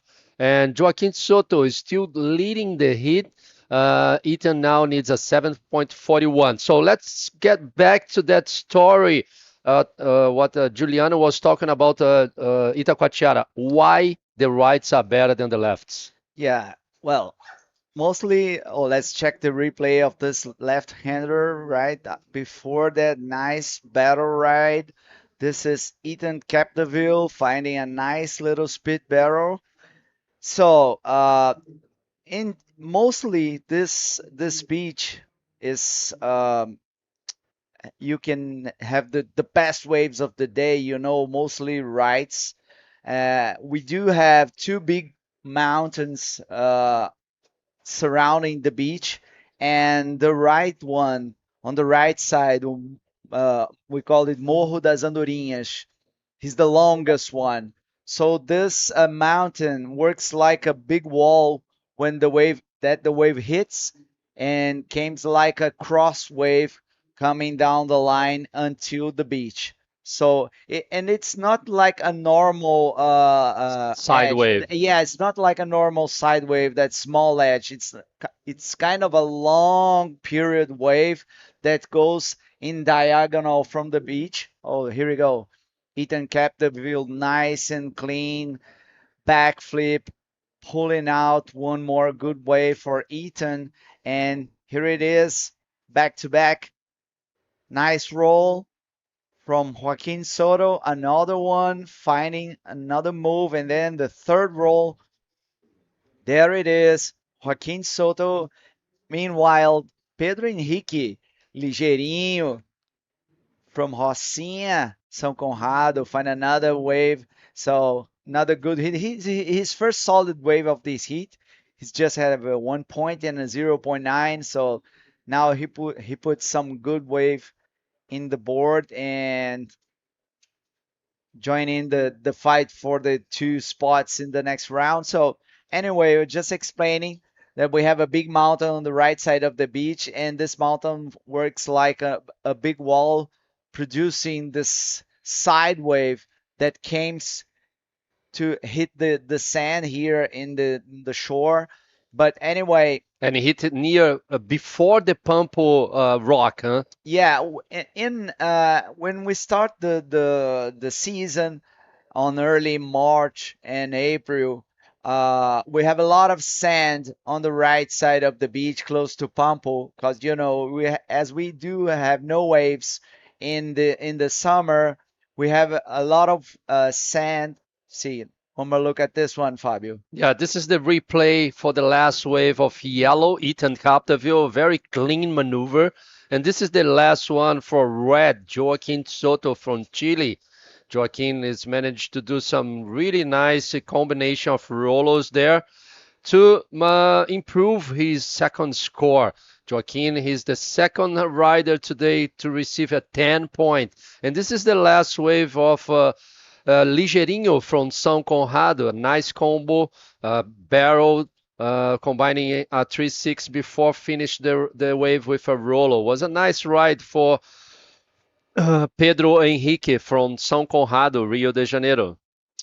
So in the early season, you have a lot of sand at Pampo, and when we start the good swells from March, and in March then April, we usually most have waves at the right side of the beach, which is where Pampo breaks. And as we go through the year, the waves just pull out the sand and throws the sand to the middle of the beach, and then it starts to get more shallow in the mid part of the beach, and then through the year from June, July, we have a more shallow reefs, sandbars here in the middle of the beach. So that's why we have the contest here as the main break in the middle of the beach. But we also can have some waves at Pampo, as we did have a long flat period last month, and then we had some sand accumulated at Pampo. So this is how it works during the season. Obviously, the south and the southwest swells are the most favorable for this beach. We also have some good waves from southeast, but anyway, as I mentioned, the south and southwest produces more right-handers, so this is why we mostly have good waves from right. Thanks for that. Thanks for explaining to us why Itacoatiara is one of the best beach breaks in the world for our sport. So Joaquin Soto again in a right-hander. I think he is listening to you, so he's getting all the best waves to the right and trying to improve a little bit more his scores. He's already with 15.50. And this is again Ethan Capdeville pulling in the barrel to the left. and was a close-out one.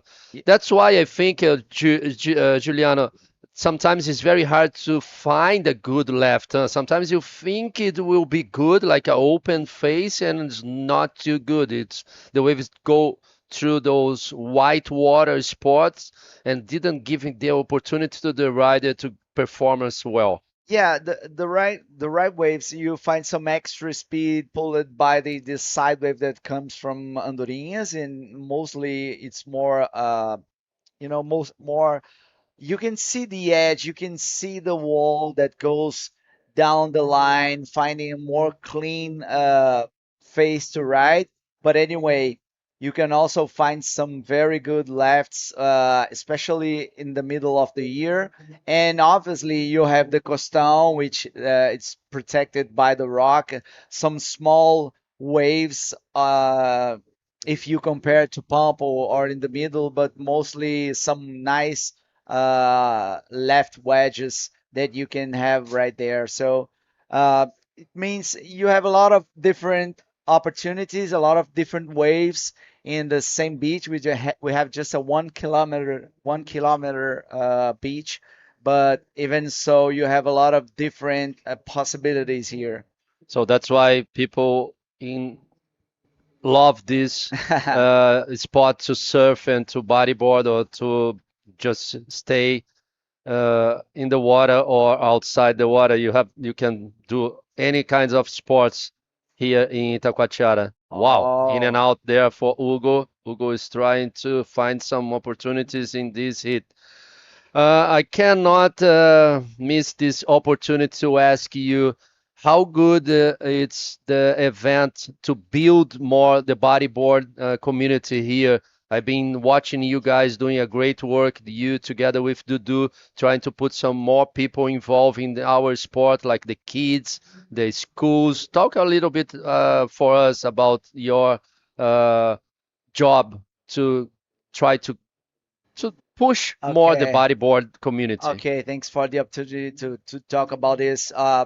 One of the most important things, in my opinion, is to work for the new and the youngest generations. Of course, we've been in sport for more than 30 years, and we can follow the evolution of sports, and sometimes I can see some old riders on the lead of the boards and winning titles, and it's good, but kind of concerns me when you don't have a young promise or new names, especially from Brazil in the World Tour. So this is one of the most important things to work. It's the young riders, the new generations. Yeah, I mean, I can. It's the first time I'm seeing the whole set in the TV. So Congratulations, yeah. brother. We really enjoying stay inside of this beautiful scarf. Yeah, I mean, it took some time to make people understand that we need this. Assim, ligeirinho, finding another left goal, nice invert, clean execution. Let's see, he's looking for a 8.75 to take the lead. I don't think it's going to be enough. But anyway, we are not judging here. Meanwhile, Ethan Capdeville goes for the reverse. It's He so managed to pull difficult, that this off. maneuver. Yeah, as we So mentioned, difficult. that's the execution, and then struggle to pull this off. So this is how it is. This is one of the most physical sports in water. Maybe the most physical one, as you hit the board and the wave with the whole body. You don't you can measure the effort that these guys are doing to hit the lip and then the bottom of the wave to pull this maneuver off. This is why bodyboarding for us is so you have to be strong, very strong. So finished about the new generation. I really enjoy what you was saying about this. Yeah, so this is a kind of small step work, to build and stimulate the younger generations, the kids. Joaquin Soto live action goes for the role, but can manage. So it's a small, but let's see one more time and stop action. Nice Ethan clean roll captive. here. I think he Yeah. surfed more than 10 waves on this hit. He's on fire. And then Dudu have a nice and long time work here with the bodyboarding school. We have been working together in this project like around 2000 2005 we were working together, and then I managed to work with competitions. See in white This jersey is Hugo, Hugo. yeah, Just struggling to have a good score. His best score is a 4.4, and he needs a 9.2 to take the lead. So it's gonna be hard for Hugo, but still some time on the clock. 3 minutes and 10 seconds. So it's just beautiful to watch you, Juliano, doing this with bodyboard here in Niterói. I really appreciate and I thank you for that. I agree with you 100% that we need to build some new generations, especially here in Brazil. And I think not here, not only in Brazil, but around the world, we just need this so bad. Like I enjoying to watch new countries like Morocco, like Maldives, Yeah. and new people involved in our sport around the world. Então, assim, queria agradecer aqui, Gil, a você, ao Dudu, a toda a equipe de vocês aqui em Niterói fazendo um trabalho lindo. E agora, novamente, o Ethan ali tentando, o brasileiro representando o nosso país aqui nessa bateria, o Pedro Henrique ainda precisando de uma nota, faltando menos de 2 minutos. Gil, fala aí, o microfone é teu, Que isso. fala em português. Foi um prazer te receber aqui no nosso webcast da IBC. Não, obrigado pela oportunidade. É muito legal poder estar aqui nesse lugar aqui de comunicar, né, para a galera, falar um pouco do trabalho. Queria agradecer muito a IBC, a toda a equipe que trabalha um ano inteiro para poder montar um circuito mundial. Sempre, sempre muito solícitos. É claro que sempre existem novos lugares a se descobrir, existem novos ajustes a fazer, tanto na parte técnica de comunicação, de transmissão, de julgamento, mas é importante as pessoas terem a certeza de que a gente está tentando sempre melhorar, a gente está sempre tentando buscar a perfeição, apesar dela ser inatingível, mas é sempre um caminho, sempre melhorar, sempre há alguma coisa a ajustar. E agradecer a oportunidade de eu poder trabalhar com o esporte que eu amo. Foi uma escolha que a cada ano que passa, vendo o Itacoatiara Pro evoluir, eu tenho certeza que foi a escolha correta. Abrir mão, de repente, de um contra-cheque, de uma escolha segura e de empreender. E deixar o recado aí, como a gente estava falando, para as novas gerações aí, para a galera entender que é muito fácil você dizer, eu quero viver do esporte, né? Difícil é você viver o esporte, é você tirar do seu para colocar no esporte e pensar que o retorno virá em algum momento lá na frente. Enquanto isso, o Hugo ainda buscando o seu 9.2. Foi para a manobra, o invertido bem limpo ali, mas a onda pequena, e o Ethan, mais um tubo ali, irado. Bem maneiro essa bateria. Foi até difícil da gente conversar um pouco, porque nossa, Uau. olha aí, ligeirinho ali, né? Nossa, que tubão, será que vai sair? Olha o ligeirinho, o Ethan Capdeville was a very nice wave in the end. So this is the end of the hit number 7, round number 3. Obrigado, Gil. Valeu, Sabe as Fábio. palavras. Obrigado. Reclamar é mais fácil do que realizar. Então, se você quer trabalhar, a gente está todo mundo pronto. Vamos todos ficar ligados, porque ainda tem a 8ª bateria do dia, a 8ª bateria desse round número 4. É isso, galera. Obrigado aí por todos vocês. Obrigado a IBC por estar fazendo. Obrigado a IBC, obrigado a todos vocês por estarem aqui no Brasil enfim, trazendo esse evento incrível e muita gente trabalhando. Então, minha gratidão imensa de toda a minha equipe, da minha cidade, agradecer ao prefeito Rodrigo Neves, ao secretário Galo, ao subsecretário Zeca, a toda a equipe da Prefeitura de Niterói, a toda a equipe da IBC, enfim, meu filho está aqui em cima assistindo, então para mim está sendo um prazer incrível estar aqui com todos vocês e obrigado, Fábio, a gente se vê lá na piscina em breve.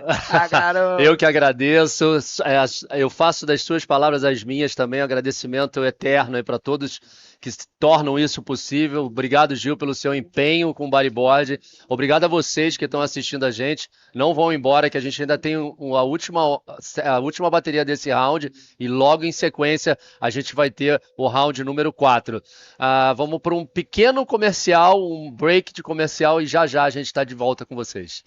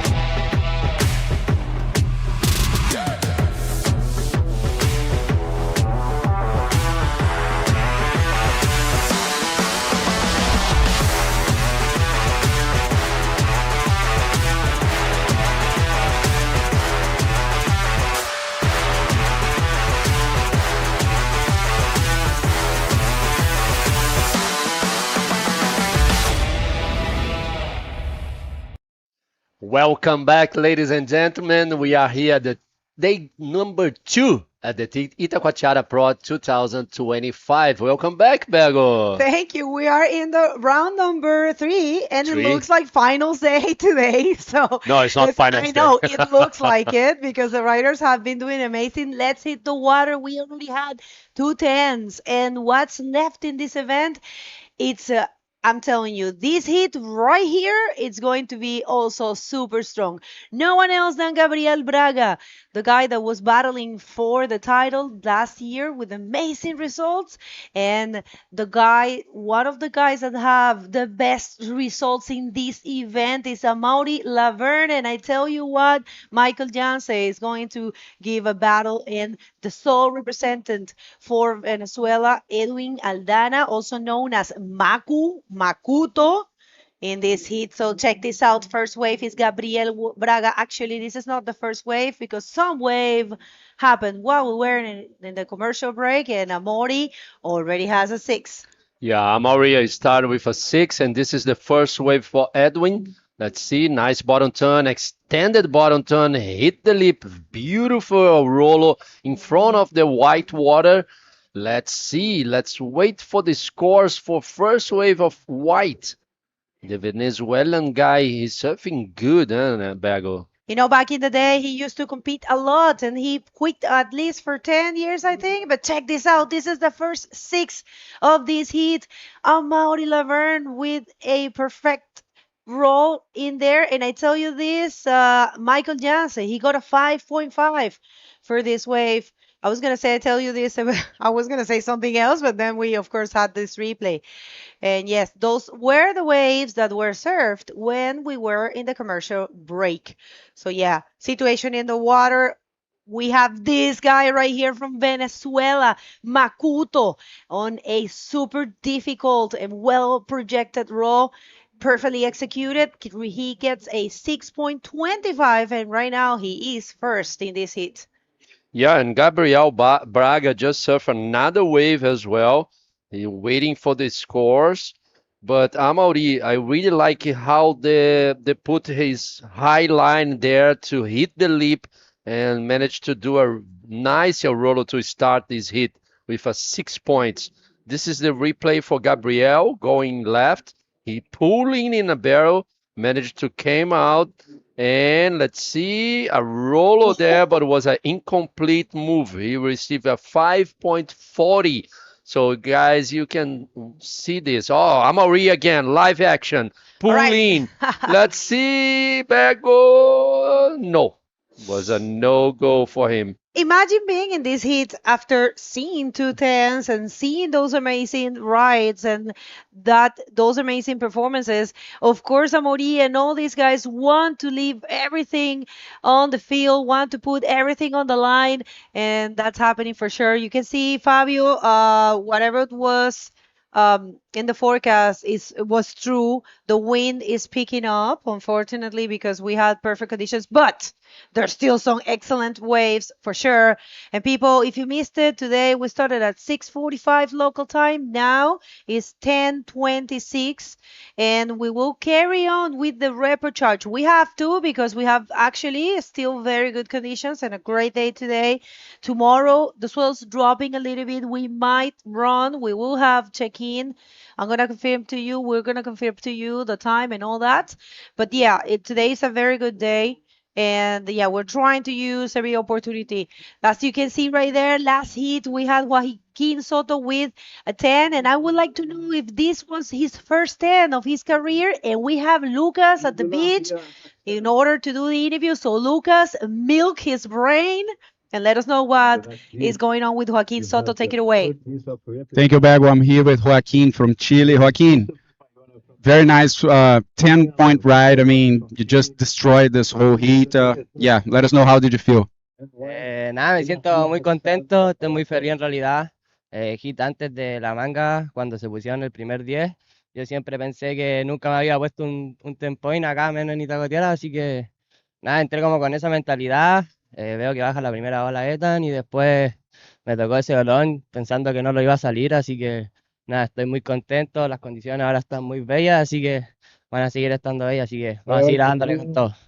Yeah, he said that he's more than happy, you know, the first 10 of his career, you know, and especially here in Itacoatiara is so special for him, so he's willing to give everything, you know, just leave everything on the field. That's Joaquin's style, we already know. And Joaquin, in the first stop of the tour, you finished 5th. Now you're, you know, walking for a good result here in Itacoatiara, starting the best way possible, and you're going to be surfing at home at La Punta Dos in a few weeks. How are you feeling for the tour this year and your expectations and goals? Nada, me siento muy contento siguiendo el tour. En realidad estoy persiguiendo mi sueño. Yo quiero ser campeón y siento que esto va a ir mejor. En realidad me siento compitiendo todo el circuito, me siento así con un nivel muy extraordinario, los competidores son muy fuertes. Y nada, como me siento de que después venga en mi casa, estoy muy orgulloso, porque en realidad está en mi casa, vienen competidores de muy alto nivel que me gustaría ver surfear en mi casa, así que nada, estoy muy contento de que siga el tour y que pase por mi casa, así que nada, contento y ahí lo esperamos a todos. So he's, you know, it's a dream for him coming true to follow the whole tour. You know, this year he's very impressed with the level of all the guys. You know, it's he's always maintaining the level as well. He's super stoked on going to compete at his home. You know, so very optimistic for the rest of the tour. You know, he's trying to do his best. You have a message for everybody in Chile watching you? Sí, quiero agradecer a mi madre, a mi hermana, a mi novia Net, que está ahí mirando siempre, a todos mis amigos que también me están apoyando y nada, a mis auspiciadores, Erizo, que siempre están ahí desde el día 1, así que vamos a seguir dándole con todo y seguir pasando las mangas. Joaquin, congratulations. Was beautiful to watch. Looking forward to see some more of that. Back to you guys. Excellent interview there. Yes, it is confirmed. It was Joaquín Soto, first 10 of his career. Primer 10 de la carrera de Joaquín Soto. Lo tengo que decir en español porque realmente es algo que es impresionante. Realmente la ola fue espectacular. Si se la perdieron, echen un poquito para atrás en la transmisión y la van a poder ver. Fue espectacular. Fue un tubazo sin duda. Y además la sumatoria también sumó 6 puntos. Muy buen trabajo para Joaquín Soto. Y replay. De esa es la ola, de hecho, perdón, hablando justamente, este es el tubazo que se pegó Joaquín, el 10, primer 10 de su carrera. Espectacular y bueno, la verdad que algo que yo pienso que es muy importante en la vida de un atleta, poder conseguir un 10. Sí, claro. Always. It always is very important to get a 10, especially like for his mind in the contest, you know. Confidence, huh? Well, you will be more confident for sure, and I'm pretty sure he wants to perform well again. There was that way from Amaury was between the interview was a beautiful clean backflip for Amaury. He received 5.85 for that, and this is the last wave for Gabriel was between the interview as well was a 4 points. I really enjoy like the return of this maneuver. Yeah, you see how his both legs bumped? Yeah, That was weird, but yeah. it is. All right, so Michael Jansen, this one, people, let's see, attacking the leap and through the leap roll, but not able to actually land that. And yes, of course, that was really difficult to land. And Gabriel Braga here, let's see, betting for this left. Probably finding something, yes, nice rollo. Gabriel, who has already taken 5 waves. This will be his 6th, and looking and, you know, searching. It's a tight hit still, although he needs a big score, a 6.45, and who has been more, I would say, connected to the wave is Amaury. But check this out, Edwin Aldana, the Venezuelan. This is his backup score with the roll on the pocket, perfectly executed. Edwin on fire. He Really is. showing some skills. And using the rolos there, the variations of rolo and very nice bottom turns, like very clean, very extended the bottom turn to hit that leap perfectly in front of the white water to manage to finish those maneuvers. 5.50 put Edwin in second position, Gabriel Braga now in third, and Michael Yancey to the right. Just in and out there, Bego. He's trying to find the opportunity to do those big maneuvers that Michael Yancey always shows to us. Yeah, I mean, you saw him yesterday. Yesterday, it was like double what it is today, and he was really on point with his surfing. So, of course, he can surprise us at any given time. And check this out, Edwin Aldana, he got a 5.5, and now he is in qualification zone. He is in second place, but check this out, Mauri. Yeah, those scores, I think that's not all right. I mean, it says that everyone 11.85. Look, we're gonna, yeah. Yeah, I think it's all right. And actually, Edwin, he have the best wave so far, a 6.25, and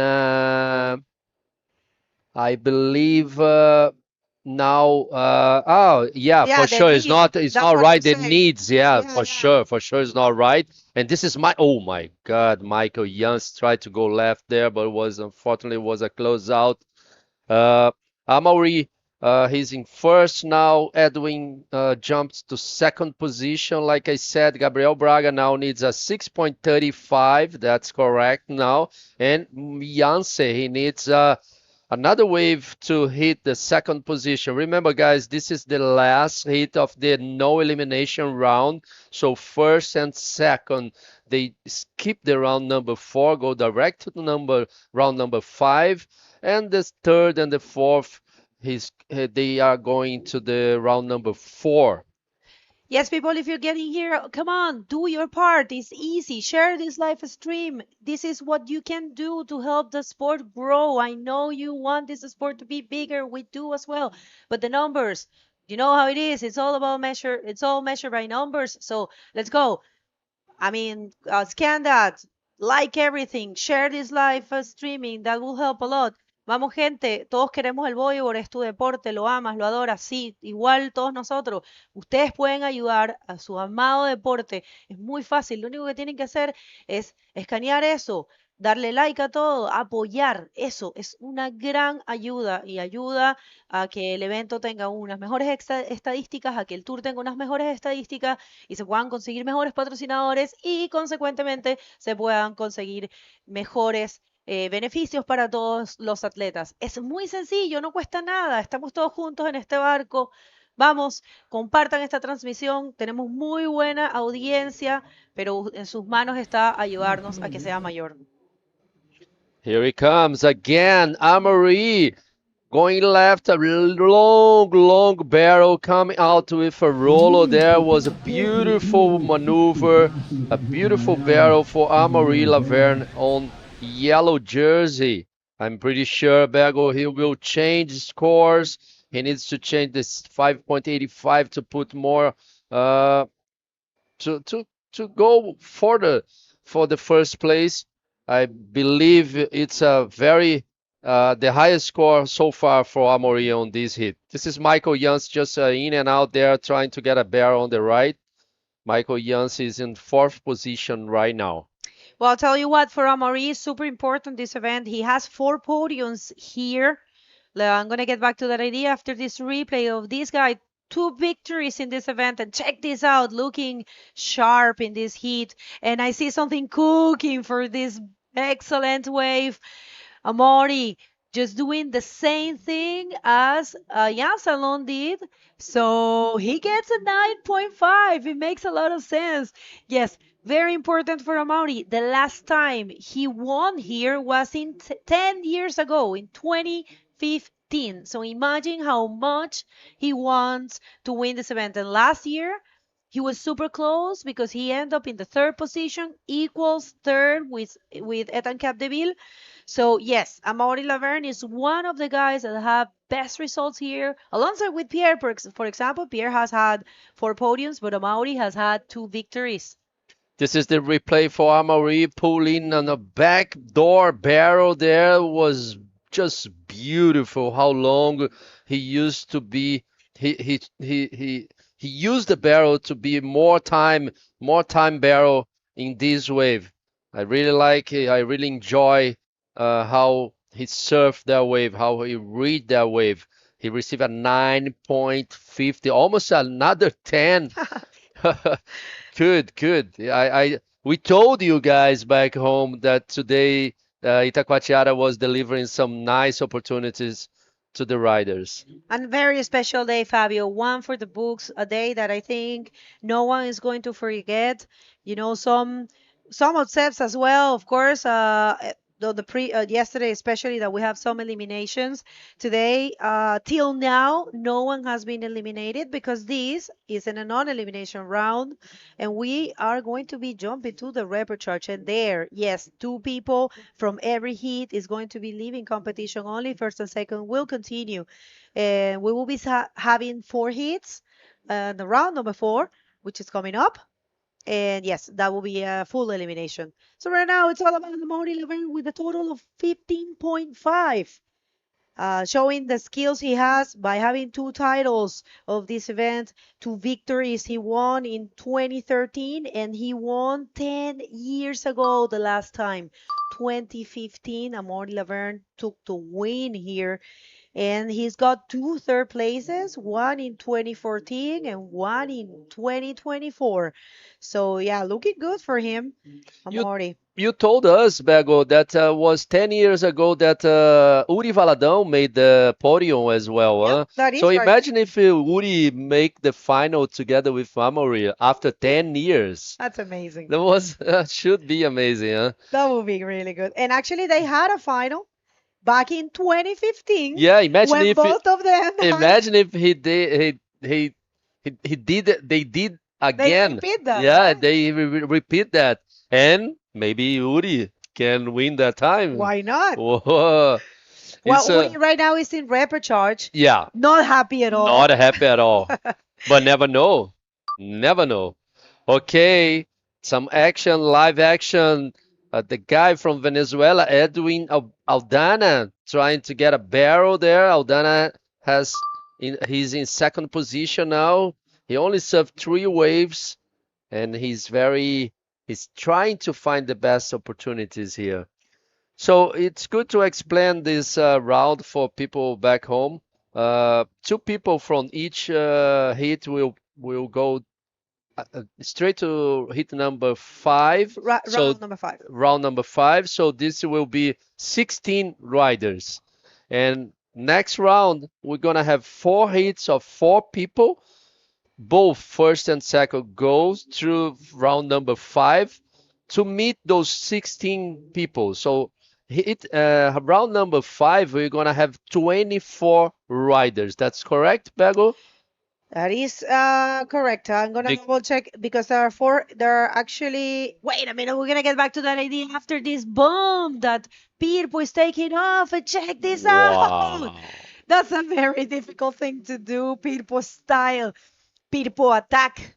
People, I really enjoy this young rider from Peru. And I'm pretty sure he will change this situation, hit number 8, round number 3. So like I was saying, Bego, I think we're gonna have after the elimination round, we're gonna have 24 riders in 8 hits. Three riders in each hit. First and second will make through for the quarterfinals. That's the round of 16, the round 6. The round 6, and this is the replay for people. Long bottom turn, he hit the lip, beautiful in the air, backflip, managed to complete the maneuver, not using any legs, any kind of, look at this again, Bego. I really enjoyed the bottom turn and how he managed to use the head together with the movement of the maneuver. It was just beautiful. Let's see what the judges think about this last maneuver of the Peruvian. Yeah, of course, he received a 7.50 and he jumped straight to the second position. Michael Yancey now. He's in second with 13 points total and he needs a 8.01 to get out Amory for the first place. And here he comes. Aquí viene Edwin Aldana la respuesta porque se le acaba de ir su segundo lugar y con un backflip. A ver si logra recuperarlo. Edwin Aldana estaba segundo casi durante todo el hit, de hecho, durante todo el hit. Y Michael Jansen con un backflip gigante de 7.50 lo superó. Pero Edwin está buscando un 6.76. Vamos a ver si el venezolano, el único que tenemos en este hit, en esta competencia, puede lograrlo. O venezuelano ali faz uma cavada no meio da parede da onda para já chegar ali no lip, né, na parte crítica da onda para fazer esse backflip, ele precisando de um 6.76. Let's wait, Bego. I don't think he will get the 6.76. I think he's still on third position. He needs a wave. Also, Gabriel Braga, he needs a 7.6. And here we go again, Michael Yancey going left. Of course, he was trying again the same maneuver. Michael Yancey needs to change the 550. Let's wait. I don't know. Maybe he still have plenty time to change this situation. Grab that first place from Amaury. Edwin, he's still needing a 6.76. And the Brazilian, Gabriel Braga, with second priority, he needs a 7.60. Gabriel ali na quarta posição, o nosso representante brasileiro nessa última bateria do round 3. Lembrando que se ele terminar nessa posição, ele ainda vai ter mais uma oportunidade hoje para passar para o round número 5. Lembrando que o round número 5 é um round já de eliminação. Ele não vai ser realizado hoje. Hoje a gente termina o dia com o round número 4. E lá vem Gabriel na onda para a direita. That's right, that's right. Let's see this one for Gabriel. Of course, another backflip that we see in this event. And I think at least from the drone shot, it looked very good. And yeah, we want to see this Gabriel Braga. Gabriel Braga is super talented. I mean, last year he was really killing it, winning in the first event of the year in Morocco and putting himself in the first position of the rankings for a while. And, having the chance of battle for the title. He lost that chance in Sintra. So imagine he was the whole year with the possibility of becoming a world champion. So check this out. Foi uma boa onda para o Gabriel, ele procurando sempre o lip ali para fazer uma manobra de expressão. Ele consegue achar o lip, vai para o backflip, é uma manobra que ele domina muito, consegue fazer ali a sua manobra, finalizar ela. E vamos aguardar as notas do juiz. Ele que está precisando de uma nota boa, está precisando de um 7,60 para passar para segundo lugar ali e tentar não competir a fase de eliminação, que é o round número 4. Faltando agora menos de 5 minutos para essa bateria, o francês Amaury Laverne, que já venceu aqui em Itacoatiara, liderando essa primeira bateria que ele compete. Lembrando que os atletas de camiseta amarela e camiseta vermelha são os atletas pré-classificados. Novamente, o peruano Michael Yance atacando o lip ali, tentando fazer uma projeção, mas a onda fica muito forte, ele não consegue se desvencilhar ali da espuma branca e não completa a sua manobra. Well, people, remember this is a non-elimination round, so if you are rooting for Ewing or Gabriel, don't worry. They're not leaving competition, and it's okay. We will be seeing them on the repechage, and no worries. But right now, it's all about Mauri Laverne with a need of win this event. Let's check this one for Ewing Aldana, the Venezuelan. Another projected roll in the pocket. And maybe something else there? Not really. Well, we'll see. We'll see what happens. Edwin. He's not too far away. He is probably needing 676. I don't know about you, Fabio, but I mean it's kind of a big score. There's still 3 minutes and 20. We'll see if he can get that with his last wave. With no judges here, so we don't dare to give our opinions. It's only we just here to try to bring some hype to whatever is happening. Yeah, we're still waiting for the last wave of white singlet, but it was 5.25 was not enough to put him on second position. I believe, Bergo, the wave was too much white water, so maybe that's why he didn't make more extended that rollo there. Amaury is still leading the heat with a 9.50 and a 6. Gabriel Braga, last wave was a 5.25, so didn't change anything. He's still in fourth position, and Edwin is still looking for a 6.76. And I tell you what, Fabio, sometimes the repechage are the most difficult heats in the world because people like Uri is there. We already have the repechage established. We're waiting, of course, for 2 people from this heat to see who's gonna be in heat number 4 of the repechage. But check this out. The first heat is Christopher Bayona with Victor Lopez and Zacarias Nunes and Bulahaya Hassan. The second heat will be Fabio Saavedra, Tahiri Tehei, Uri Valadão, y Gugu Barcelos. Wow, my God. Looks like a final. I know. We still need 2 people for hit number 3 and hit number 4. Hit number 3, we're going to have Gabriel Popó, Éder Luciano, Hugo Nalde. And hit number 4, we're going to have Clement, Joel Rodriguez, and Pedro Henrique. Oh, my God, Bergo. Crazy. I don't want to stay with those guys in those hits. It will be like crazy. This is the first hit of round number 4 in your screen. You're going to have Christopher Bayona, Vitor Lopez, Zacarias Nunes, and Hassan from Morocco. It will be a final hit as well. Oh, we see the Venezuelan going right, getting a barrel there, but it was an incomplete move. Edwin is still needing a better wave than that to put him on second position or maybe first position. Amaury is solid in first position with a 9.5. I'm pretty sure Amaury is waiting for a good opportunity to change that 6 point. 40 seconds to go.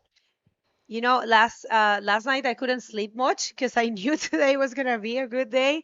I slept like 5 hours and a half, which is not really my thing. I try to sleep more, but um, I knew this was gonna be like this. And when I got here in the morning, I was like, my mind was blowing. It was perfect, and today has been perfect. Check this out. No, that's not going to be nothing for people. He's leaving the competition area 15 seconds. We'll see. Is Edwin Aldana the one who needs to leave everything on the field? Is he capable? Not really. He's not there. So last chance here also for Gabriel Braga, but no. No, I think it's things are not going to be the enough. same. Yeah, it's not enough for Gabriel. Unfortunately, he's gonna surf the round number 4. So that's it, guys. This is the end of heat number 8, round number 3. Don't go anywhere. We still have 4 hits to go today, and will be amazing.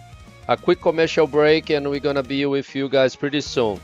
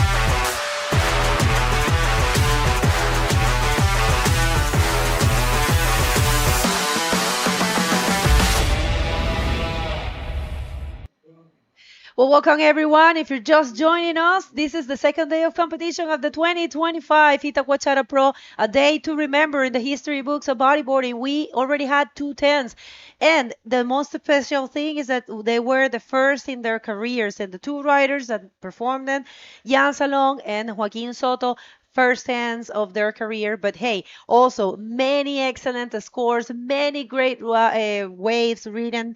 And right now, we just finished the non-elimination round, and we are jumping to round number 4, which is a repechage, and that is a full elimination round. So let's hit the water. We don't want to miss anything. Rapid charge time right now in the water, and these guys are coming like hungry monsters, just trying to stay in the competition. So we will have Christopher Bayona, the Peruvian, in red, Victor Lopez in yellow from Chile, Zacarias Nunes, the Brazilian, in blue, and the Moroccan Boulahaya Hassan wearing white rash guards. We already had wave 4, Christopher Bayona. Let's see, 5.75. He goes with a lot of speed, a beautiful backflip, spent quite some time in the air, and completed it pretty well. So good average score for Christopher to get started in the first minute of this heat. That's right. We were just having this conversation with Fabio in the previous heat. And check this out. I'm going to get back to that point, but check this out. This is Zaka. Oh my, if he gets out of there. Oh no. Wow. If he would have. Only if he would have completed that barrel. That's probably gonna be another 10 and his first of his career.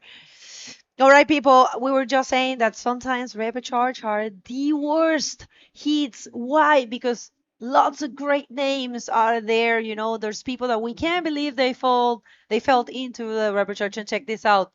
Yeah, he was too deep and the wave pinched a little bit. So yeah, no way to get out of that barrel, but it would have been great. Wow, such a strong section, right? A bowl right in front of Zacarias, but as Bego said, too deep to be true, and just a 1.90 for Zaka. But pretty sure these guys are, gonna sit there in this section that is right in front of the event site, try and make a good use of these lefts and rights. We have so many good waves. I mean, we had a 10-point ride to the left, another one to the right, so just proving that we have good waves for both directions, guys. So yeah, just anxious to see how these guys are gonna, confront each other in the rapid charge round right now, where there is in fact a chance of them, leaving the competition.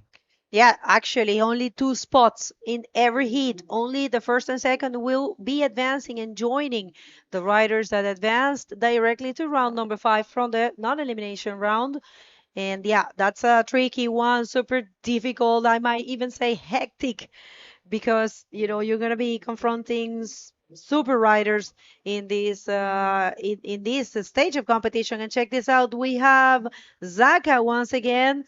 We'll see Zacarias not able to perform anything in this wave, and people how hard also, by watching the rest of the competitors doing so great, 2 10s and so many good scores, as the one that is going to have an interview now, who is Amaury Laverne, and Fabio is ready to just get everything from his head, and we want to hear from that. So take it away, Fabio. Thank you, Bego. So, Amaury, you are the most prestigious rider here in Itacoatiara. Like 4 podiums, you won 10 years ago this event. How good is to start your campaign on 2025 with a really nice barrel and really nice score? Yeah, just feel really happy, and thankful. I've been thinking about it. Like I've been winning like 10 years ago. It's a long time already. I just try to maintain myself for so many years, training, keep surfing, trying to keep my vibes high, and happy. This year it's like a new challenge for me. I'm going to turn 40 years old this year, and many new guys coming up to the tour. I don't know. It's like a new motivation to compete, and I'm really happy on that start. Okay, what do we can expect from you this year on the tour? So as you guys saw, I didn't go to that first event in Morocco.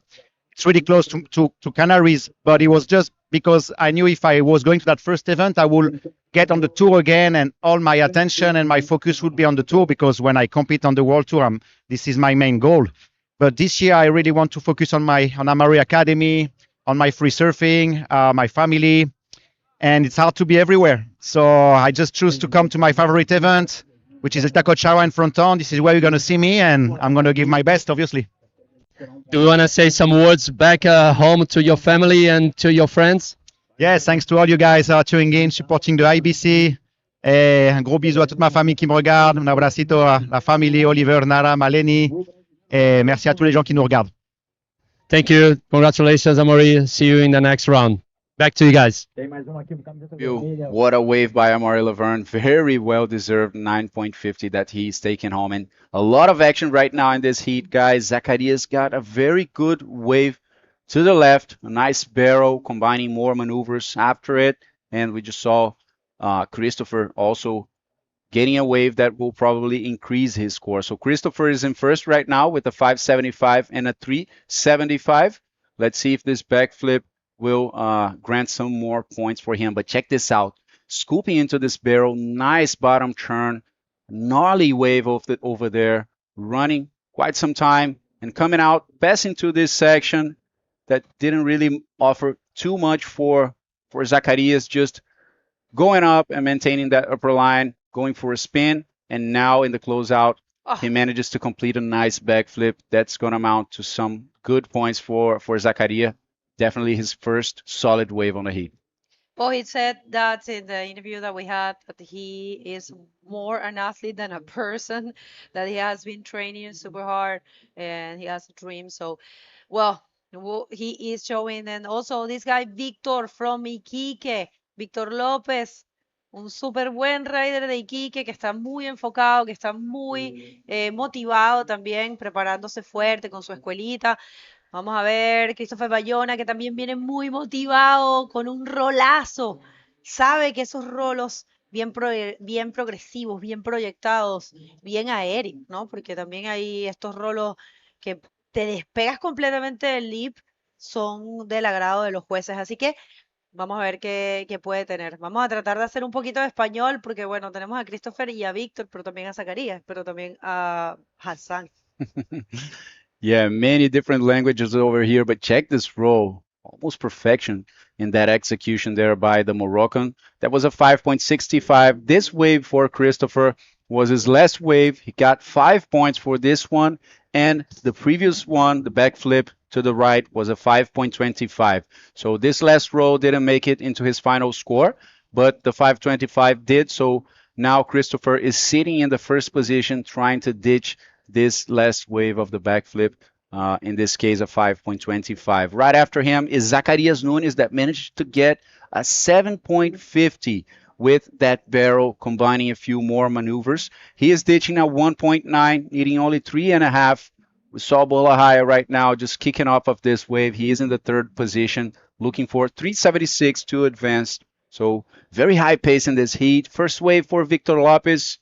Not a successful one, so he's coming back pretty quickly for another opportunity, since all of these guys are seeing how their opponents are performing in the water, one wave after the other, and there comes Christopher.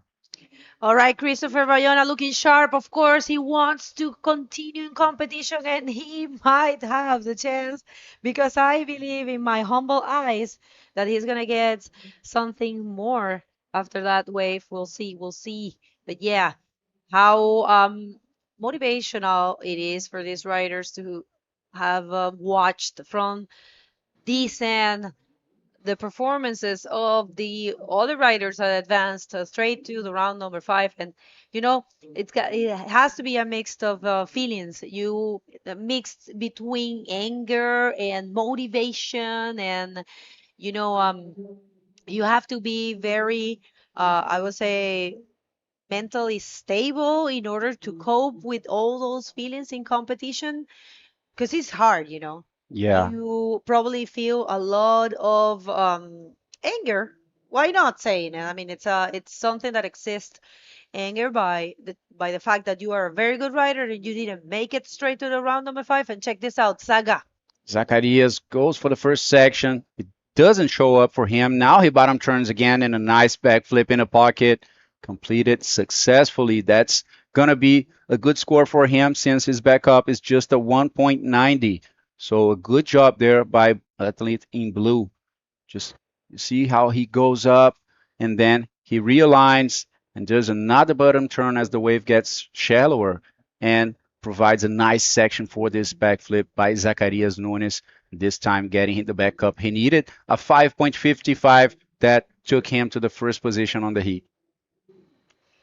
Bueno, gente que habla español, en esta ronda en la que estamos ahora mismo es una ronda de full eliminación. En esta ronda solamente hay 2 puestos, primero y segundo. El tercero y el cuarto se eliminan. Este es el repechaje de este evento. Solamente hay un repechaje por evento.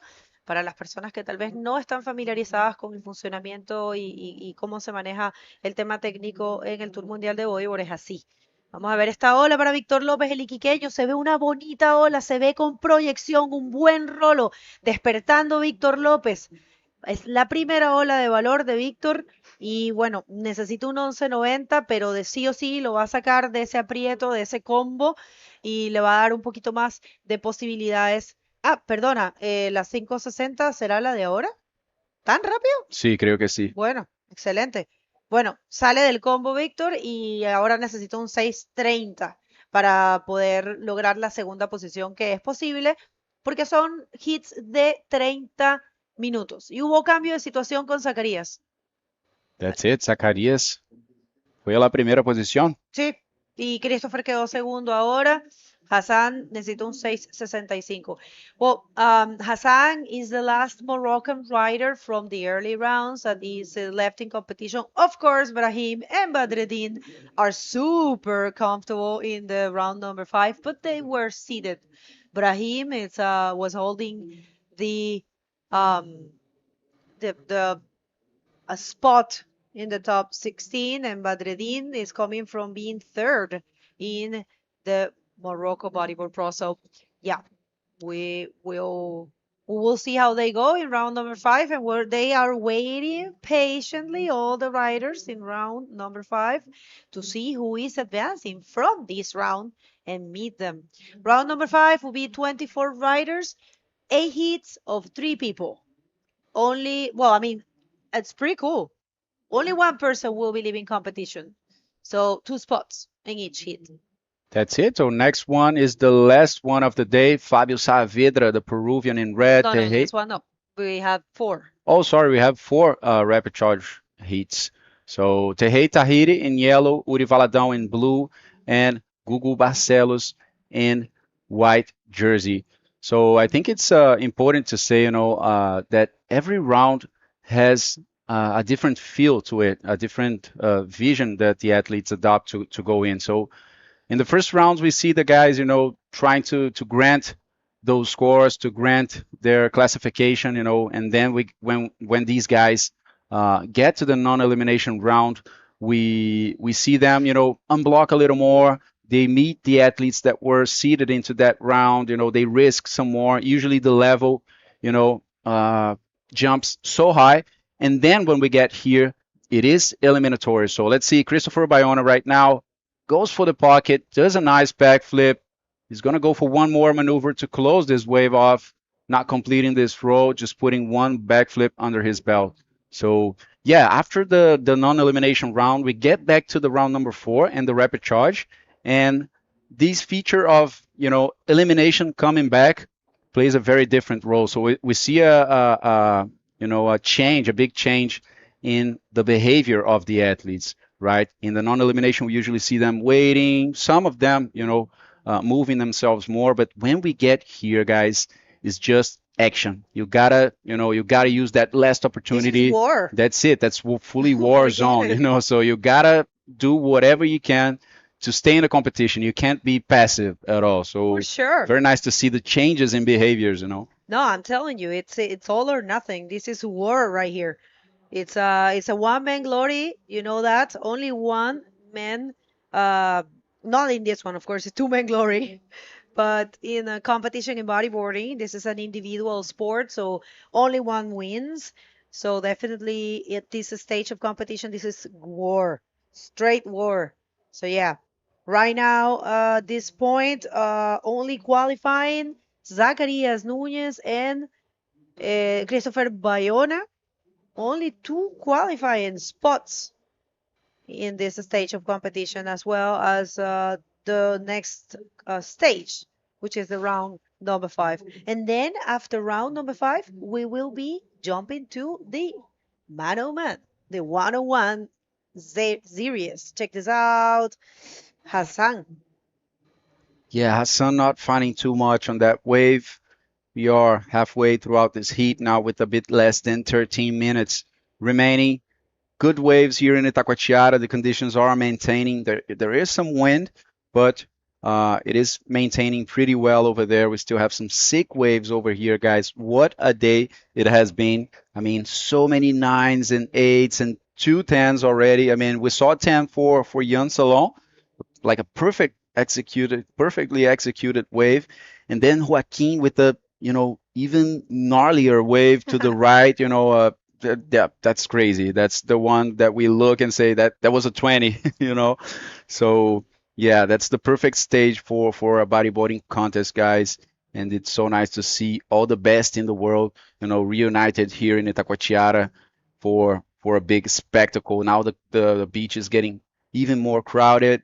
An amazing winter Sunday over here.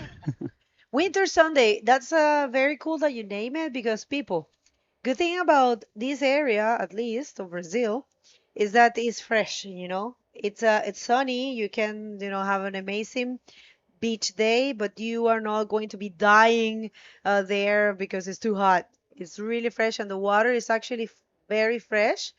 I haven't touched the water. Of course, I have been working a lot. I'm expecting to surf today. Let's see if I can make it. But yeah, it's definitely a very nice place to spend a time, and you can tell that's it's accurate because we see a lot of riders bringing their girlfriends or their families. Genesio is here with his whole family. Lionel is with his girlfriend. Armin is with his girlfriend. Ethan Capdeville as well. Moises Silva as well. Who else? I mean, a lot of people brings their family. Amori brought his family last year. It's work and holidays, right? They Oh, man, work it's during the perfect. contest days, and then on the days off, they just enjoy the beach, the good food, the good environment that it is over here. We have been saying that it's a stop of the world tour that everybody loves. To be honest, it's a whole experience over here. It's not just about bodyboarding, right? It feels good. So yeah, even for me, I live very close to this place. I'm from like Espírito Santo, next state, a neighbor state. But it feels like vacation when you come to this place. It's like another country, another world. It's so special. This neighborhood here called Itacoatiara, and I would like to send a big thanks to the ones that make this event happen one more year, especially Prefeitura de Niterói e a Secretaria Municipal de Esporte e Lazer. And also a big thanks to Ecoponte, Coral Tintas e Norete Tintas, SGA Toyota, Predial Net, Apuro Suco, a Canadian School, Colégio PB, Colégio Maria Matoso, a Invert Style. Venham conferir aqui a lojinha da Invert Style no evento, tá animal, com todo tipo de produto. Para quem sempre quer aquele produto, né, com a logo da IBC, com a logo do Itacoatiara Pro, venham para cá, pessoal, e garantam o de vocês aí. Ao Itacoatiara Eu vou também. pegar uma xícara. Vale a pena demais. Tá animal a xícara com o desenho do elefante ali, né, de várias maneiras. Academia Aquafish, a Itacoatiara Pousada Dunas de Itaipu, recebendo também parte do staff aqui do evento. A BW Serviços, Quiosque Aloha Itaquá, promovendo todas as refeições para todo mundo do Festival Itacoatiara Pro. E a Casa das Margaridas Hostel. E o nosso parceiro de mídia também, Rádio Mix. E um agradecimento especial à Ressex, P7, EcoArt e à Sociedade dos Amigos e Moradores desse lugar maravilhoso chamado Itacoatiara. Agree with you. A great place. We were thanking our sponsors, people. That's a very important part. All right, so Zaka here. Let's see if he can actually improve his total. He goes for a huge backflip. And yes, just playing games. One of the big names of this event specifically. I remember he's Estrella. How do you say Estrella? It's like the first time he served here? Estreia. Estrella. The debut. Yeah, debut. Here, I remember 2 years ago, we were so impressed by him. He was, a small kid. I think he's super young still. But yeah. I remember a sick barrel to the Me to too. the I left. think he got a 10. I said like probably. I think it was a 10, right? Yeah, I just remember it was like a gnarly barrel close to Costão. Pessoal, talvez o pessoal que está assistindo pode confirmar isso para nós. É isso aí, pessoal. Confirma aí. A gente está lembrando aqui da primeira vez que o Zacarias veio competir aqui em 2023, 2 anos atrás. Ele pegou uma bomba para a esquerda. A gente acha, tá na dúvida que se foi um 10. All right, so Hassan, big roll. Is he gonna hold to that? Oh, that's so unfortunate. That would have been a huge score for him. And Christopher, let's see, he wants that first position. You know how important it is to try to get the first position, but yeah, I mean, Zacharias just got a 6.90, so now all the riders are in tough situation. Now they need, Christopher needs a 8.25 and Hassan a 6.25. Oh, look at that. It's not that small. It holds you for quite a while now. Maybe I'm not, sir. The massage was a little long. Zacarias going left. That was a very nice maneuver. Check this out. just completely rotating in the air, landing easily, and maintaining the speed to close it with even one more maneuver. A nice roll for Zacarias. 6.9 was what this wave was worth for him. He is still on the lead, and check this out.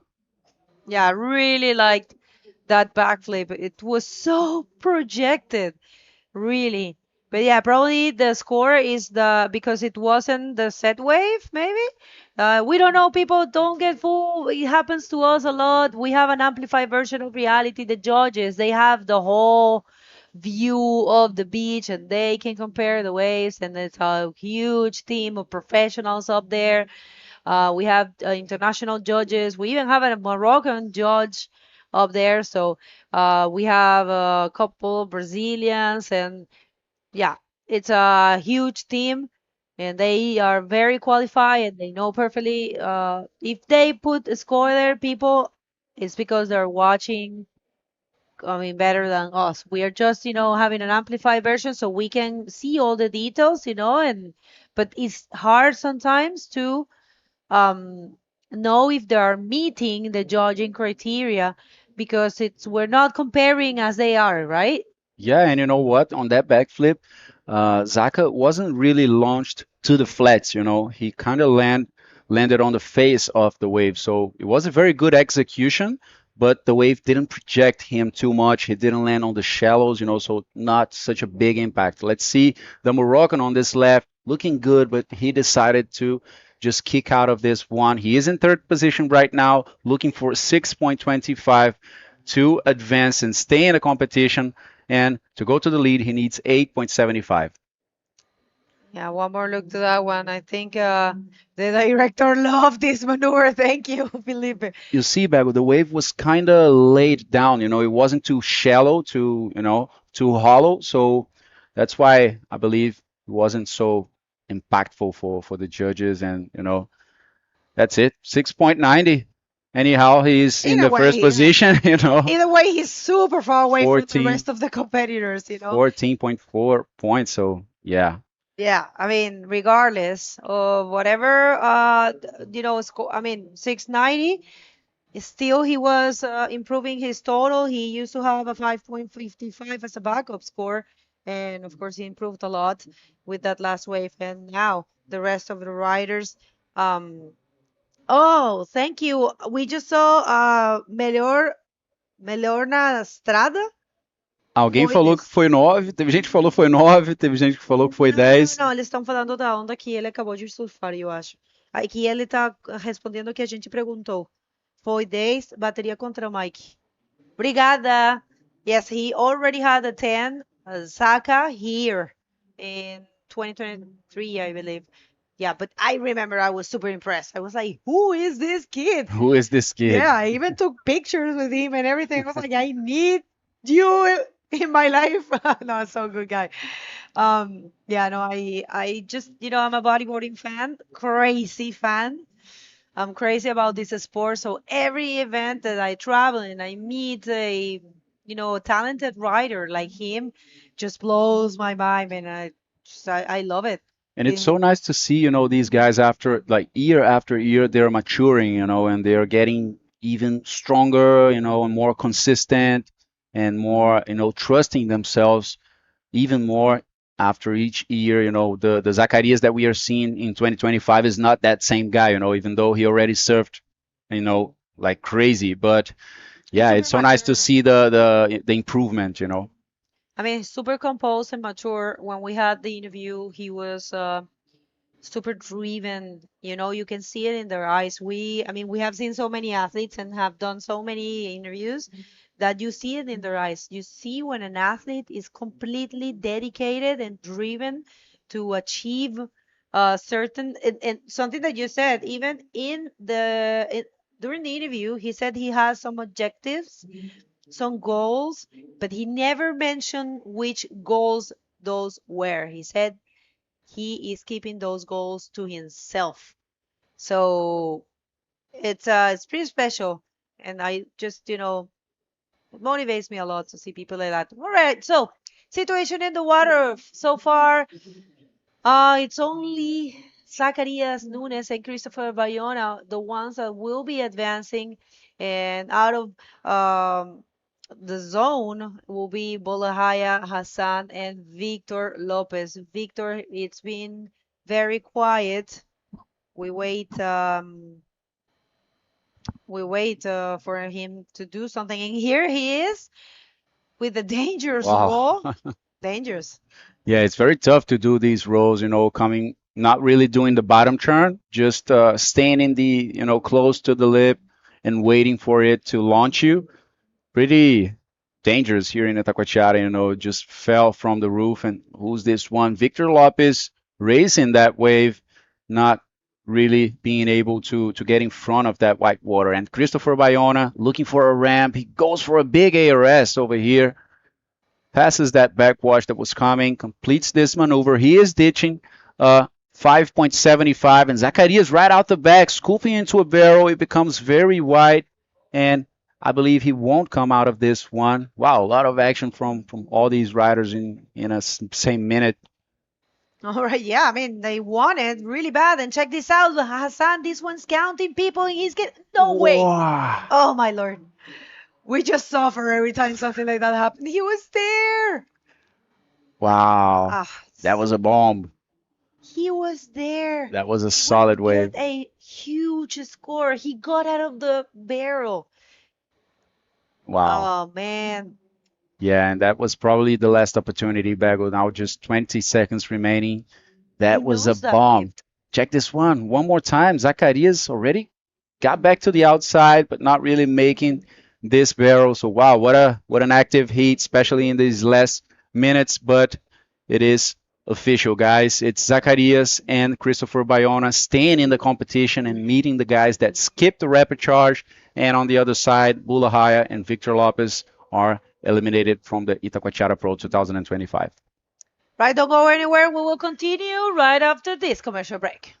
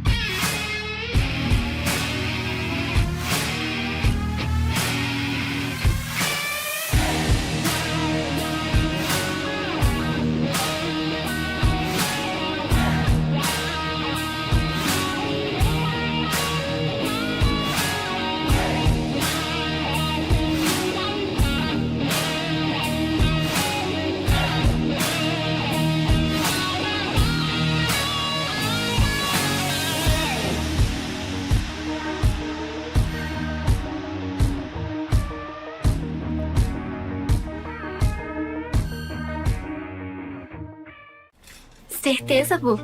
Vai pintar desse azul? Com coral? Certeza. Garantia Coral. Resultado garantido ou trocamos a tinta pra você. Certeza que foi ideia sua. Certeza mesmo, só coral. Conheça a nova loja invertstyle.com.br, a primeira loja online do Brasil, com o maior estoque de pranchas e acessórios nacionais e importados. Personalize seu board, escolha cada detalhe, inclusive sua assinatura. Welcome back, everyone. This is the second day here at the 2025 Itacoatiara Pro. We just started with the round number 4, the rapid charge, and now we are about to see the second heat of this round number 4. Welcome back, Fabio. Thank you, Lucas. We're going to have 3 Brazilians in this heat number 2, rapid charge, round number 4. Let's jump in the water because we have a lot of action. It's still some good action. Fabio Saavedra, Fabio Saavedra, Terrei, Uri Valadão, and Gugu Barcela. I told you 3 Brazilians, but it actually is 2 Brazilians. And you know what? What I think it's very interesting in this heat is the contrast between all of these four riders' style. You know, for example, Gugu Barcelo is at the age of 51 right now. He has been competing a lot in the Brazilian Tour on the Master Division. You know, is a guy that has a lot of experience, but still very active. On the other side, we have Uri Valadão, who is the you know top one athlete in the currently in the World Tour. Terrey from Tahiti is very used to big slabs, you know, big waves, barreling reef breaks, and Fabio Saavedra, a guy coming from the new generation from the Peruvian squad. So yeah, very nice contrast over here. All these guys have been very dangerous throughout the competition, but couldn't overcome their opponents in the round number 3. So yeah, it's going to be a good battle. I think we have like a 4 generations here. Huh? Yeah. Like we have a Gugu generation, Uri generation, That's it. Terrey, and then a Gromit just turned pro now, Fabio Saavedra. Yeah, that's going to be very nice to see. Looks like Uri is already pedaling there. He's trying to get as quick as he can on that left. It's racing this wave, but it just closes out. Not much time for Uri to make it to the lip and do something. So yeah. And here it comes Fabio Saavedra, first wave to the right. Beautiful rollo. And in the other side, it was Terrey with a beautiful backflip over there. He was happy to complete that maneuver. First wave of Terrey, always a good way to start the heat, doing a great maneuver, nice projection. Very nice wave, flying high and a round backflip for the Tahitian with less than 4 minutes from the start of this heat. So yeah, definitely from this first exchange, Tahiti is gonna get the best out of it and jump straight to the first position as soon as these scores come out. There's also a good score for Fabio Saavedra. He did a roll to the right, was a medium wave, but a good way to start as well. But check this out, 8.25 for Terrey.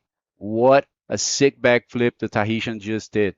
Yeah, it was a beautiful on the pocket, really good projection. Like how he turns the body together with the board was unreal, and he complete the maneuver very clean. That's why he received a 8.25. I'm pretty sure about that. It was an excellent wave for Terrey. Started with this campaign pretty good, and this is again Fabio Saavedra trying to find some spot there, some pocket to make a maneuver, but unfortunately it was a close-out wave. Gugu Barcelo with first priority. He's hunting for a wave to deliver him a good score. I'm pretty sure Gugu is looking for that barrels that he got yesterday. Yeah, Gugu already has a 1-point ride, but he went back there a few minutes ago and is just patiently sitting and waiting for another opportunity. All these guys know that in this stage of the competition, you really have to give your best, and average scores won't make a difference. So this is the current ranking for the World Tour for 2025 World Tour, guys. These are the results basically from the first stop of the tour in Morocco, where we have Uri Valadão now in the water. In the first position, Uri was the last Brazilian world champion in 2008, and this guy still in high performances, still on top of the tour. PLC right after him, Shajri Badreddin, a guy that just popped up from Morocco. He's already a star in their national tour. Gabriel, that did very well last year in the tour as well. Tristan Roberts, I mean, no words for T-Rob. Armides Oliveira is the current world champion. Ed and Joaquim Soto in the 4th position. And who else, Fabio? We have Brahim Idouche, Lionel Medina. We have Brahim Idouche. Also Yassin Elzal. Yassin Elzal. Yeah, from Morocco. Terrey. That's Terrey, just got a 8.25. We have also Joel Rodrigues from Portugal. We have Garib from Morocco. Yann Salon from France, and Loco. This is a Luca Zaninotto. Luca is a young generation from France. Huh? He's a junior, yeah. And He's a junior. He just won the first Rising Series event in Morocco a few weeks ago. and he's surfing good. And Yeah, actually, he's completely ripping. I follow him in the Instagram, and this kid is surfing unreal. Yeah, Luca just evolved so much in the last year, the last 2 years. You know, he's like surfing like an adult, let's put it this way. So looks like we have the interview there with the man himself, Zacarias Nunes, staying in the competition. Bego, bring it on. Thank you so much, guys. Well, first winner of the repechage round. How hard is to fall in the repechage round, Saka? And how did you manage your mental game falling in this round? You're coming from surfing super good, but how difficult is in your mind? Nossa, é bastante difícil, assim.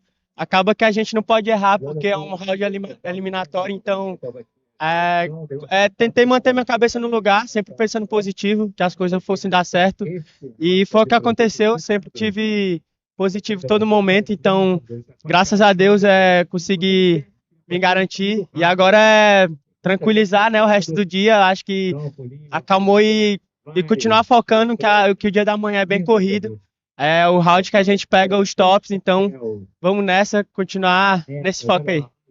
Oh, he said it's definitely super hard to fall in the repechage because you can't have any mistakes. It's your last chance. But yeah, he was trying to, remain focused. And right now he knows a lot more is to come. He will be facing big names and the pro riders. So he wants to continue on that focus. You want to say something to someone? Dar um alô para alguém? Queria mandar um alô para a galera do Ceará aí. A galera que me apoia muito. Então, também meus apoiadores, a Amazônia Bodyboard. Faça o Surf School e a Escolinha Geração Bodyboard. Obrigado por todo o apoio. A minha namorada, a minha família, meus pais, meus irmãos. Fiquem na torcida aí e vamos para mais um dia. Valeu, galera. Rapadura é doce, mas não é mole não. Parabéns and best of luck for the rest of the competition. Back to you guys. Dividimos também.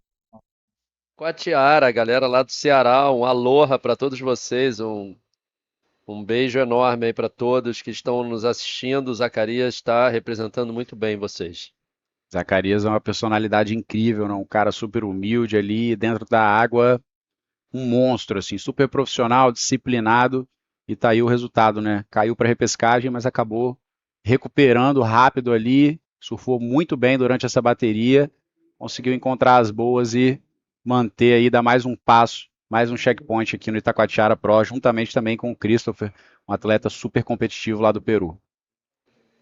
Back to this heat number 2, round number 4. This is an elimination round, super important to the riders to get 2 good waves. This is Uri Valadão trying to skip that barrel, and he made that barrel. Was not easy at all, I can tell you guys back home.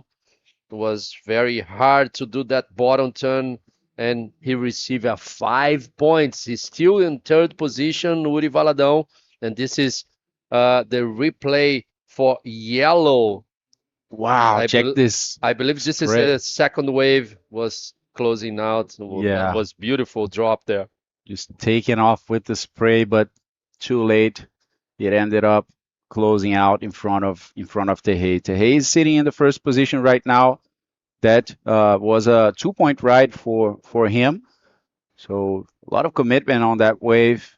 Tehei is showing how compromised he is with the big waves. I mean, this guy is coming from the French Polynesia, a place where he's very used to, big slabs and always posting some very nice content in his social media. It's a paradise, that place, right? So many waves and great landscapes.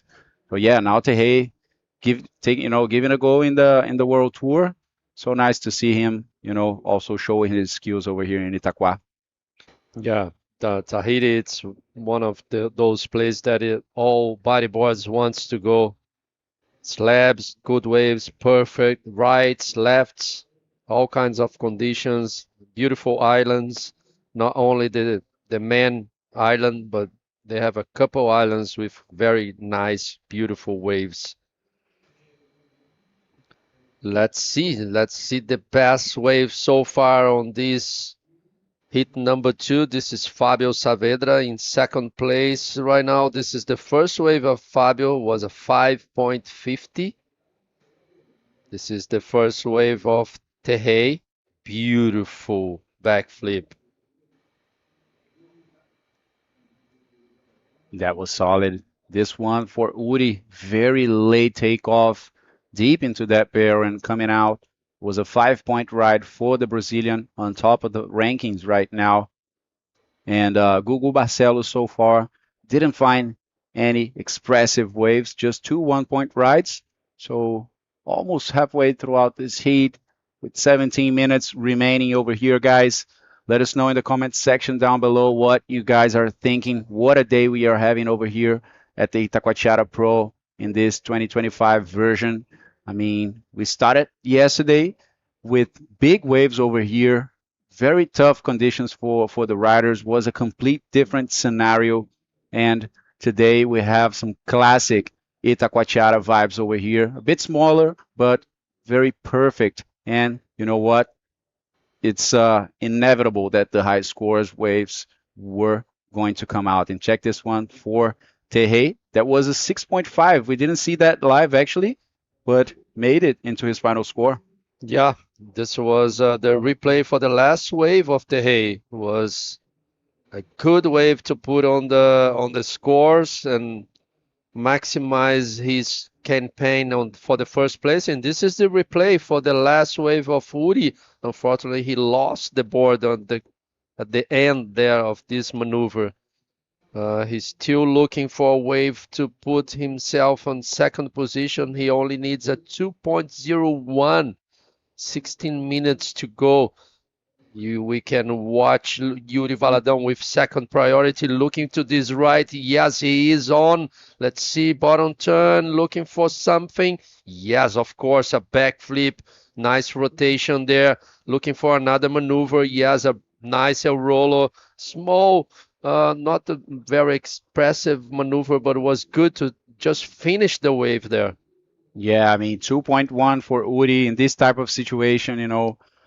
We knew that he wasn't gonna wait too much, and he just got back to the outside and found this right-hander. So 5.5 for Uri, jumping straight to second position right now, leaving Fabio Saavedra in need of a 5.01 to stay in the game and advance to round number 5 that we will be seeing in the next days of competition, guys. We will see 2 more heats after this one today for the rapid charge round, and we will close it in the best way possible. Next heat, you guys can see Gabriel Popó, Éder Luciano, Gabriel Braga, 3 riders from Brazil. They will be facing Hugo Nauri, the South African that has been also a standout for this event. É isso aí, o Uri Valadão nessa última onda conseguiu um 5.50, agora pulando para a segunda colocação. Ele que estava precisando de uma nota para virar em cima do Fábio Saavedra, o atleta peruano. Agora o Fábio, que está com a prioridade número 2, precisando de 5.01 para voltar ali na zona de classificação. Gugu Barcelos com a prioridade número 1, precisando de 9.50. Gugu ainda não conseguiu achar uma onda para performar bem aí nessa fase, que é super importante ele estar entre os 2 primeiros colocados para passar adiante para a fase número 5. A fase número 5 ela é composta de 24 atletas, dividida em 8 baterias de 3 atletas, passando os 2 primeiros. E lá vem Fábio Saavedra para a direita. Aí viene Fábio Saavedra hacia un rolo, el que necesita 5.01 para seguir avanzando en la competencia.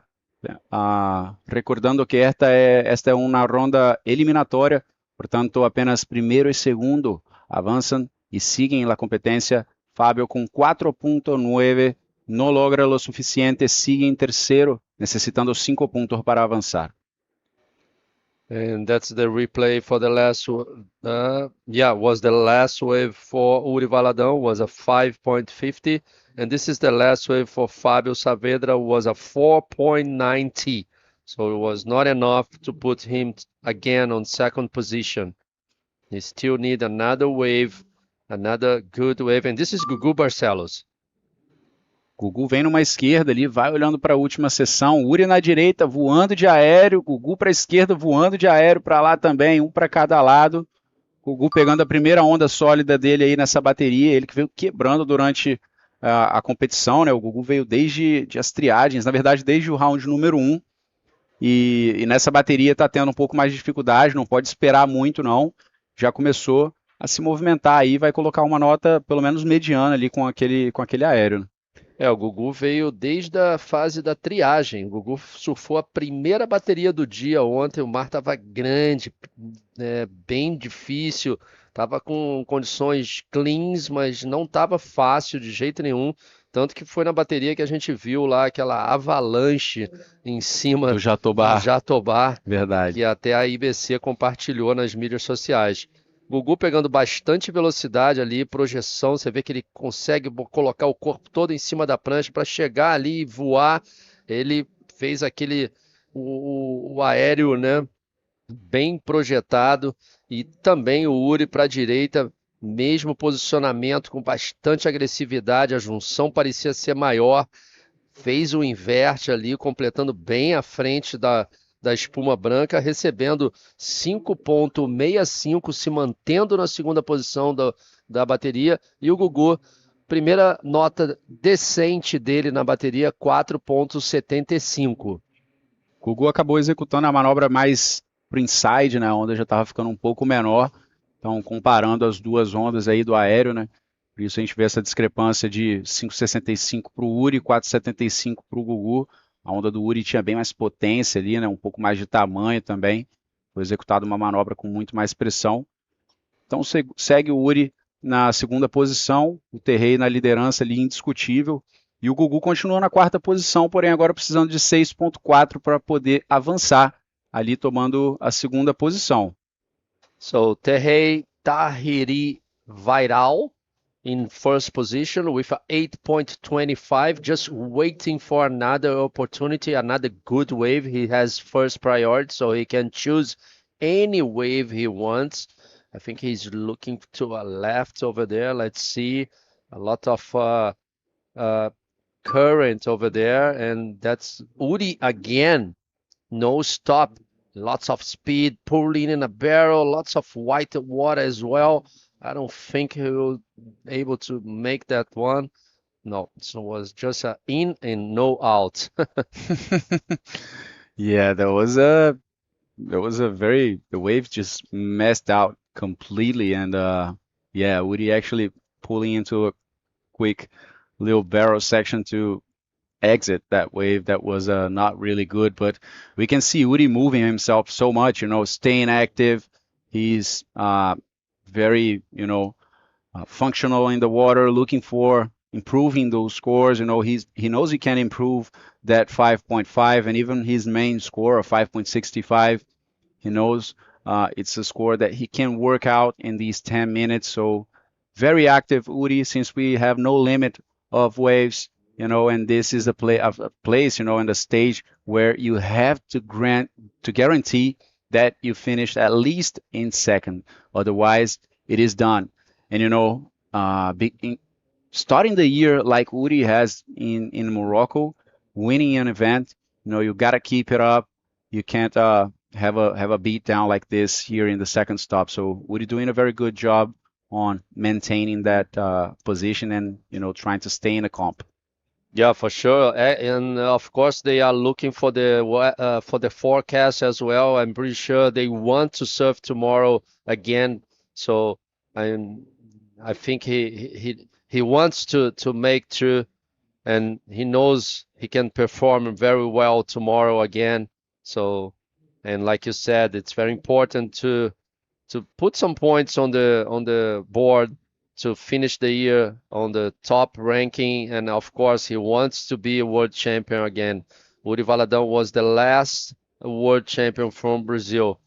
Temos que falar isso em português também. O último campeão brasileiro, o campeão mundial brasileiro que nós tivemos na categoria masculina foi o atleta Uri Valadão, que está na água aí. Nós tivemos somente 3 atletas campeões no circuito mundial, que foi o Guilherme Tâmega, Paulo Barcelos e o Uri Valadão. Então o Uri foi o último representante dos homens masculinos que foi campeão no circuito mundial. Nós tivemos alguns campeões mundiais, mas nas etapas, nos campeonatos da ISA, né, da ISA, que ela é responsável por colocar o surf nas Olimpíadas hoje em dia, né? Ele sempre batalhou essa entrada do esporte surf como um todo, né? Não só a modalidade em pé, mas como todas as outras modalidades do surf, das pranchas que pegam onda no mar, nas Olimpíadas, e a gente teve alguns campeões mundiais na ISA, na ISA, mas nos circuitos nós tivemos somente 3 atletas brasileiros campeões mundiais, e o último está aí dentro d'água, o Uri Valadão, que está agora depois de mais de 10 anos, né, Lucas? A última vez foi 2008. 16 anos, na verdade. 16 anos. Mais Como ou é que menos. ele se mantém ainda, né, com vontade de virar, né, de se tornar campeão mundial novamente? Ali o Gugu Barcelos tentando ir para a direita, mas foi impossível ele conseguir performar bem ali naquela onda. Isso é uma coisa que a gente tiver a oportunidade da gente questionar ele, né? Como é que ele mantém a mente dele ainda aberta a essa posição que ele está tendo agora de liderar um ranking com tanta gente nova no circuito, e ele ainda manter fisicamente, mentalmente. Fisicamente, eu acho que até hoje em dia você consegue muito facilmente você se manter fisicamente hábil, né, apto a estar competindo, mas eu acho que o mental de você, porque não é só você entrar na água e performar, tem muita coisa envolvida, né, em volta disso tudo. Ele que já tem filho, já tem mulher, esposa, enfim, e lá vem ele na onda. That's the man himself, Uri Valadão, in the second position right now, looking to improve from a 5.50, but this wave didn't offer anything for him. As Fabio was saying over here, we were talking about Uri being the last Brazilian world champion in the man division in 2008, and even after 16, almost 17 years from the year where he became the world champion. And this guy is on top, he's on top of himself, talking about his physical condition, his technical riding, the performance level and everything. Now in a very different context, he's a father, he travels sometimes with his family, but the guy still on top. So Terrei, the leader of the heat right now, speeding for this section. He goes for a quick roll, goes down again, bottom turn, and nice backflip. Clean landing and completion for the Tahitian. He is improving from a 6.50. So I believe that Terrei can get even further score-wise with this wave, or maybe very close to what he already has, this 6.5. Let's see, let's wait for the judges. This is Fabio Saavedra going left for the first time in this heat. Throwing a roller there, complete maneuver. Let's see if it's managed to another maneuver, but it's not. Just one maneuver for Fabio. I don't know if it's good enough for a 5.60. And Uri Valadão is needing a 9.10 now, because last wave of Terrei was a 5.75. Didn't change anything. He's still looking for a better score than 6.50 to increase his lead. In the other side, Gugu Barcelo last wave was just 1 point. Gugu needs a 6.40. He's totally capable to do this, to grab the second position from Uri Valadão. This is the replay for Terrei. Was a quick roller there and a nice backflip to end this ride from Terrei, from Tahiti. Muita ação dentro d'água. Esse é o replay do peruano Fabio Saavedra. Fábio, nesta última ola, apenas solo 2.75. No hizo ninguna diferencia para el peruano. Sigue en la tercera posición, muy cercano de la clasificación, pero todavía necesita 5.66. Y ahí va en un intento más. Viene a la derecha, pasa por el tubo, sale una vez más en el tubo, intenta hacer un rolo, cortando el labio de la ola, pero no logra completar esta maniobra. Vuelve para el outside con 3 minutos para otro intento de un 5.66. Yes, 3 minutes to go.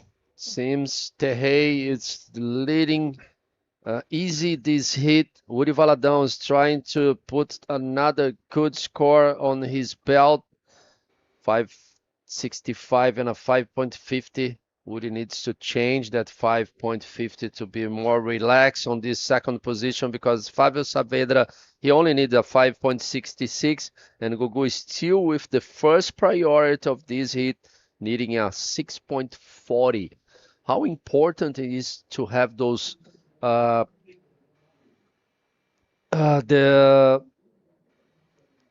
first priority, like on this situation right now. He still have 2 minutes to go. He can choose any kind of wave. It's so good to have those priority system on those four men's hit. Yeah, definitely, and making good use of it, right? So he goes to the left. Let's see what this wave will provide for Gugu. He's speeding through that section, gets hit by the lip, recovers the balance, goes for the roll, and ends up losing his board and not completing the maneuver. So yeah, the time is turning against Gugu. The leader of the heat, Terrei, on his last wave got 5.75, so very close to improving a little bit. That's 6.5, but not enough. So he stays in the lead, but needing something bigger than a 6.50 to try and get a little further from Woody Valadão. So let's take some time to thank our sponsors over here. Vamos fazer um agradecimento aos patrocinadores desse evento, fazem ele acontecer um ano mais, especialmente a Prefeitura de Niterói, a Secretaria Municipal de Esportes e Lazer. Um agradecimento também à Ecoponte, a Coral Tintas e Norete Tintas, SGA Toyota, Predial Net, Puro Suco, a Canadian School, aos colégios PB e Colégio Maria Matoso, a Invert Style, primeira loja virtual de bodyboard no Brasil, Itacoatiara In, Academia Aquafish, Pousada Dunas de Itaipu. Obrigado também a BW Serviço, Quiosque Aloha Itaquá, Casa das Margaridas Hostel, a Rádio Mix também por fazer a promoção da mídia desse evento, e também um agradecimento especial a Ressex, P7, EcoArt e a Sociedade dos Amigos e Moradores aqui de Itacoatiara por receber-nos uma vez mais nessa versão de 2025, um evento cada vez melhor, um dos eventos mais queridos e mais esperados no circuito mundial da IBC. That's it, guys. It's 10 seconds, almost 10 seconds to go. That's it, 10 seconds. This is the hit number 2, round number 4. Terrei from Tahiti. It's in first position. And Uri Valadão, congratulations. You made through round number 5. And congratulations to Fábio Saavedra and Gugu Barcelo for the great performance in this event. Stay with us. We're gonna go for a quick break and we're gonna be back pretty soon.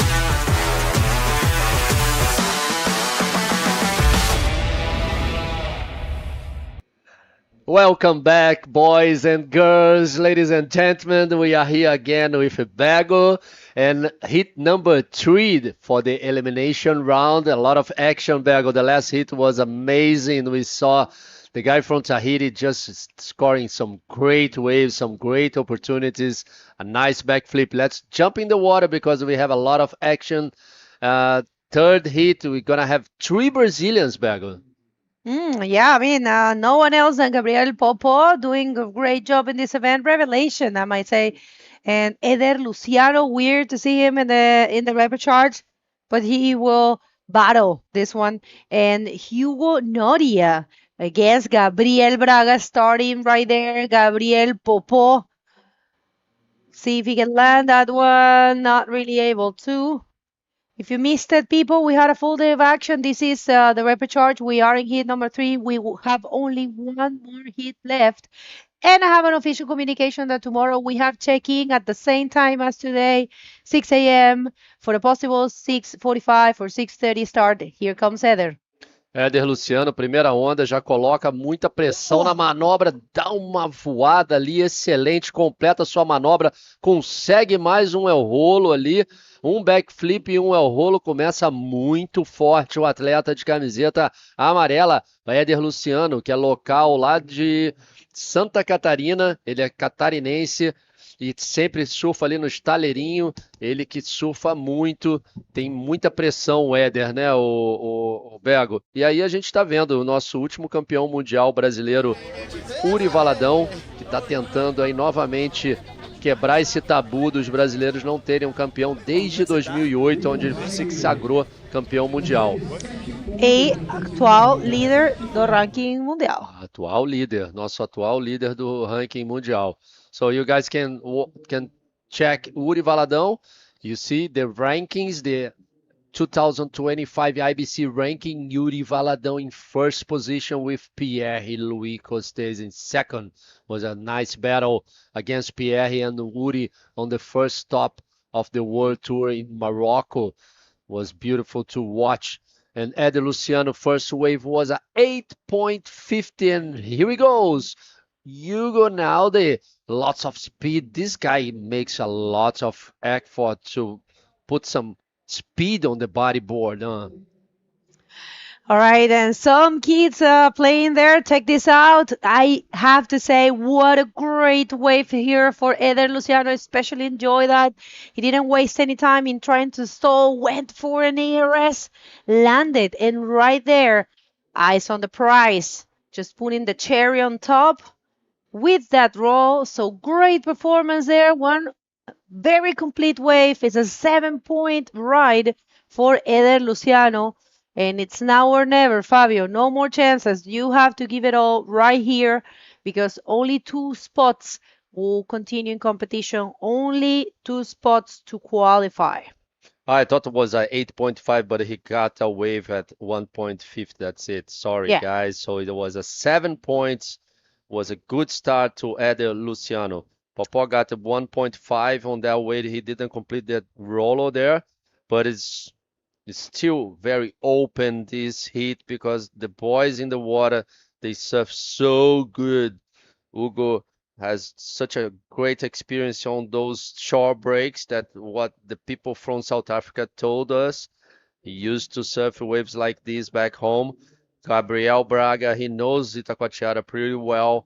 And Gabriel Popó is from São Conrado. He knows how to surf those kind of waves. And, of course, Eder Luciano. The hit before we was talking about world champions. Eder Luciano is a world champion, but by EISA. This is Hugo. All right, so Hugo Noria here going for a super hectic roll. But yeah, he is actually landing that. Did you see that bump when he landed? Yeah. And how hard it is to maintain your body and keep the balance there. But yeah, he made it. So it will be his first volleyball score starting early. I ran into him when I went downstairs to do the previous interview. And he said that he was looking super focused. I tried to exchange a few words and he just, he barely speak he was really, really focused, away from everyone, watching and watching. I think he watched the whole heat, the previous one, by himself. Olha o Gabriel Popó colocando para dentro desse tubo. Vamos ver se ele consegue sair. Ó. Com certeza o Gabriel faz esse tubo, procurando mais uma oportunidade nessa onda. Parece que ele foi para o El Rolo, completa a manobra e sai da onda. Gabriel Popó, atleta lá de São Conrado, surfa muito de bodyboard e também surfa muito de prancha em pé, de pranchinha. Então é um atleta super versátil, ele é muito talentoso. Tá aí nessa bateria de número 3, bateria de fase de eliminação. Tem que ficar em primeiro ou segundo para se manter no evento. Lembrando que amanhã, como a Bego falou, a gente vai ter o check-in na mesma hora, às 6 horas da manhã, para um possível começo de campeonato às 6h45 e parece que as condições vão estar épicas novamente. A gente deu uma olhada aqui no forecast. Parece que na previsão das ondas, parece que a gente vai ter ainda uma força bem grande no swell. Acho que a gente está pronto ali para ouvir as palavras do taitiano com o nosso comentarista Lucas. Bring to us, Lucas. Obrigado, Fábio. Estou aqui com o Terrei, o único atleta do Tahiti, né, da Polinésia Francesa. I'm here with Terrei, the only rider from Tahiti, the French Polynesia. Tahiti, you came stronger than ever for this rapid charge right now. How do you feel out there? Sick backflip. How was that for you? Bonjour tout le monde. Voilà. I'm so happy. I got 8 points with this wave, and yeah, I don't have a lot of words. Sorry, but I'm so excited, and yeah, I was lucky to find this wave, and it's good for me. So, Yeah, so very nice to have you in the World Tour. You know, you told me that you are pursuing the whole tour this year, and let the people know what are your objectives. You know, maybe staying between the top 16, or as you said, becoming the World Tour champion. How was that for you? why not the top 10, huh? Yeah, it's my goal, and why not more, huh? It's my first time here. I'm so happy. The wave is so strong, so beautiful, and the big break is really, really difficult. Yeah. Amazing, good to hear. Do you have any words in French for everybody watching you at home? Hey, Rana tout le monde, hein? Putain, trop content d'être ici. Beaucoup d'émotions. La plage, elle est très forte ici. Les vagues sont difficiles et tout seul, c'est vraiment difficile. Merci à tous les copains qui me supportent. Hein? Grâce à vous, moi, j'ai tapé le gros pack et ça a payé. Et voilà, on va essayer de stay focus hein, jusqu'à la fin. Maruru à tous les sponsors et merci Seigneur. Congratulations to Hey, good job, good luck on the next heat. Back to you guys. Thank you, Lucas. Maruru. I love that interview. We have been waiting to hear from him, and what a humble and thankful person. I love when I see people like that. The beauty of the World Tour, you get to know new people, new nationalities, and I mean, we have been already knowing Tahiti for a while, but yeah, I'm so happy for him for dancing and getting out of the rapid charge to go into the round number 5. People, some important points and some money already in that stage of competition. Already in this stage of competition, there's some money. So let's check this one for Hugo Norias, shaping for him. Not really. I thought it was going to be a big barrel, and then I thought to myself, Me too. Yeah, I thought to myself, he's going to barrel there. He's going to come out super deep. And he's going to go for a maneuver. I think that's what he's in between his eyes. Yeah, back to Terrei, he has very good vibes, huh? That's my feelings about him. This is the replay for Hugo was 3.50. I think the 3.50, even though the roller was really critical, I think it was because of the completion at the end. So let's see this one for Gabriel. Yeah, this is the 535, the best of Gabriel Popó. Essa foi a melhor onda do Gabriel Popó, atleta de São Conrado, aí representando o Rio de Janeiro nesse evento. E agora a gente vê o Gabriel, que não é o Popó, que é o Braga, indo para a direita ali, primeira onda boa dele, um mandando um backflip ali, manobra característica do Gabriel, que ele usa bastante no seu repertório. Gabriel é um atleta muito forte lá da Bahia. Ele liderou o ranking mundial ano passado. Muita velocidade, uma projeção incrível, furando o lip, conseguindo projetar essa manobra que não é fácil para voltar da maneira que ele voltou, com as pernas ali no ar, recebendo 6,15. E agora Gabriel está em terceiro lugar na bateria. O outro Gabriel, o Popó, em segundo lugar, com a prioridade número 1 agora. Tanto o Gabriel Popó quanto o Braga só tem uma onda boa ali no somatório. Os dois estão com uma onda muito fraca, somando 1,5 Popó e 0,75 o Braga, deixando o Hugo agora em quarto colocado, precisando somente de 3,76. E here he comes Hugo to the right. A quick barrel in and out and a nice roll through the leap over there. Completing the maneuver in front of the white water. This is a very nice, it's a very smart decision for Hugo to surf that right-hander. Still waiting for the results, the scores for Hugo last wave. Gabriel Popó is in first priority now. Second priority is Eder Luciano. Eder now is in second position. Hugo jumped straight from fourth position to first position, Bergo. Now first is Hugo Naude from South Africa. I mean, yesterday I got a message from Vaughan, the judge that we have, the IBC World Tour judge from there, from Cape Town. And he told me he has been training for these kind of conditions and training next to Tristan. And check this out, quit barrel there, but that's not where the money was. It's right there, projected roll. So yeah, good job there for Hugo Noria. You know, it took me a while to learn that last name. Of course, there's no way we can know how to pronounce all the last names. This is Gabriel Popó again with a small wave, just a quick roll there. Gabriel needing a 2.76 to jump in second. You guys can see only Hugo, there's two okay waves. Gabriel Popó just jumped straight to first position, put Eder Luciano now in third position, Hugo in second. Now Gabriel Braga with second priority needing a 2.50 only, and Eder 1.65. You guys can see like Eder and Gabriel's second wave is too small, they score like 1.50 and a 0.75. So both riders, they need to change this.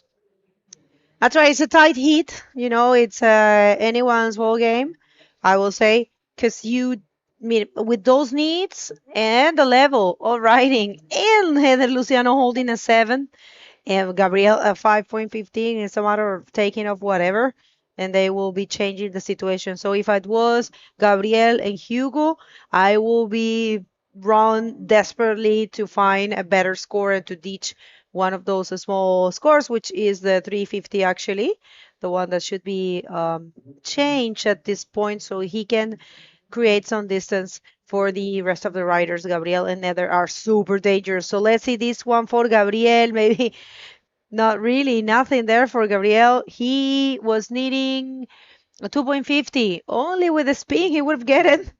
But check this out, Eder.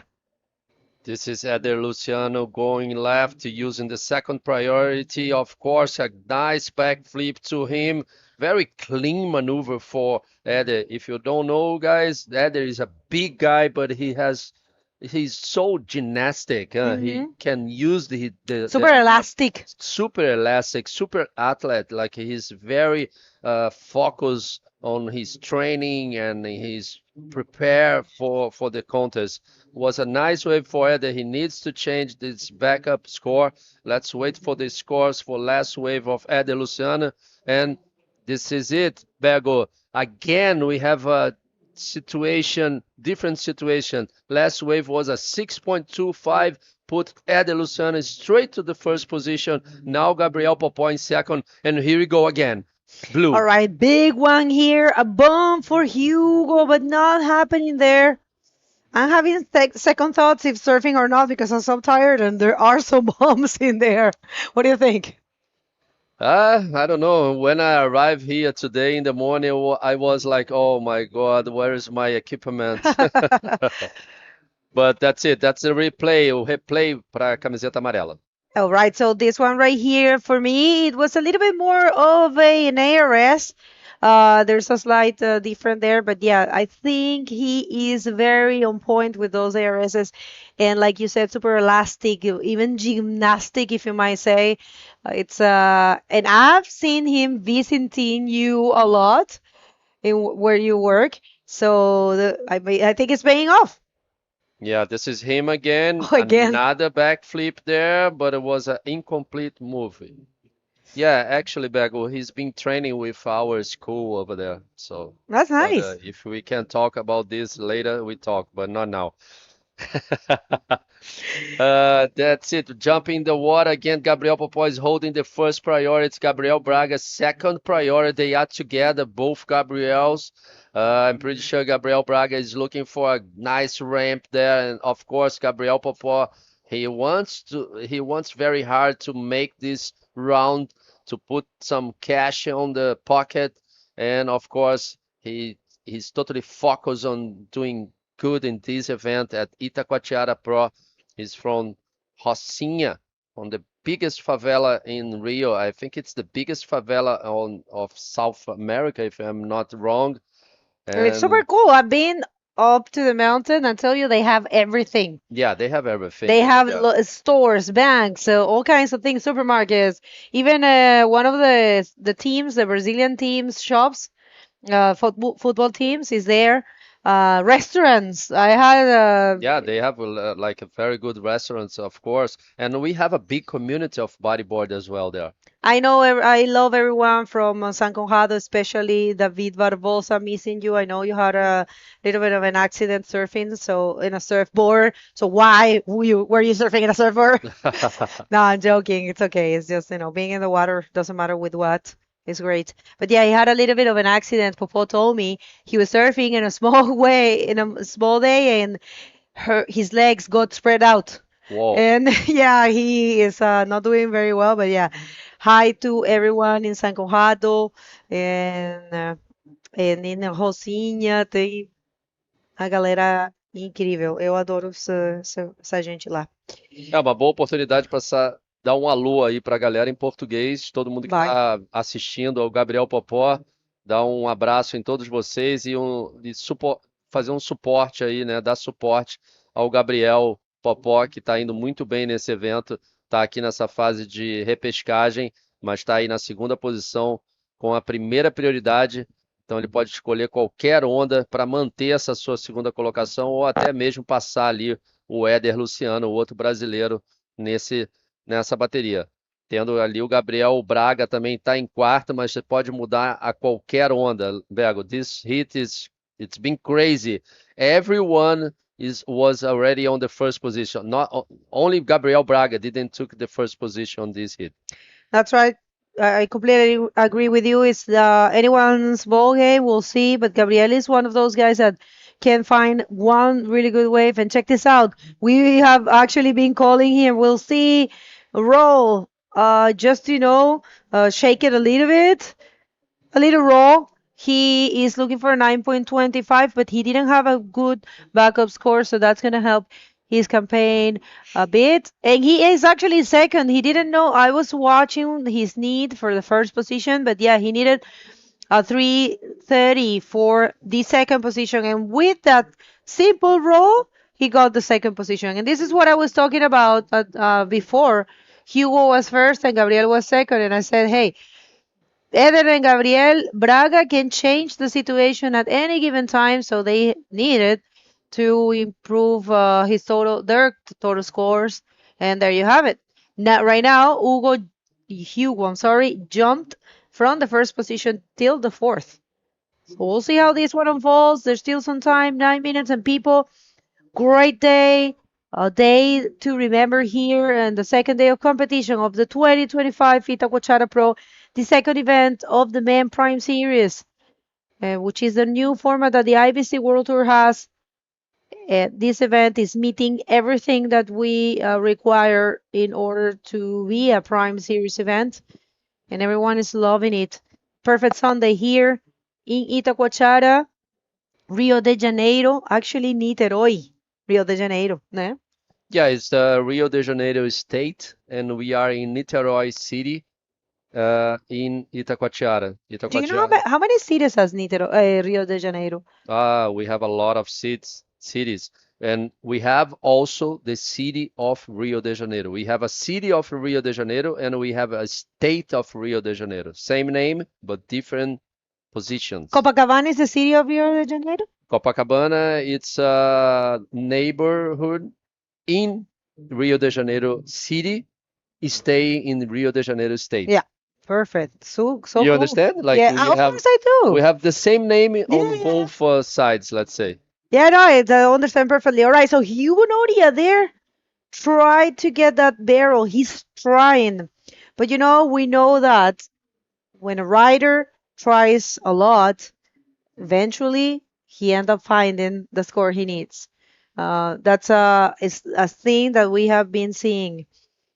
Well, not at all times, because unfortunately, it happened to Moises Silva. He actually was knocked out in the first hit he served, and tried a lot. But let's see this one for Eder Luciano. He wants to change one. Whoa. Superman. The salmon, the salmon. Oh, Remember, wow. Ryan Hardy used to do that a lot. Yeah. The salmon. Or the Superman.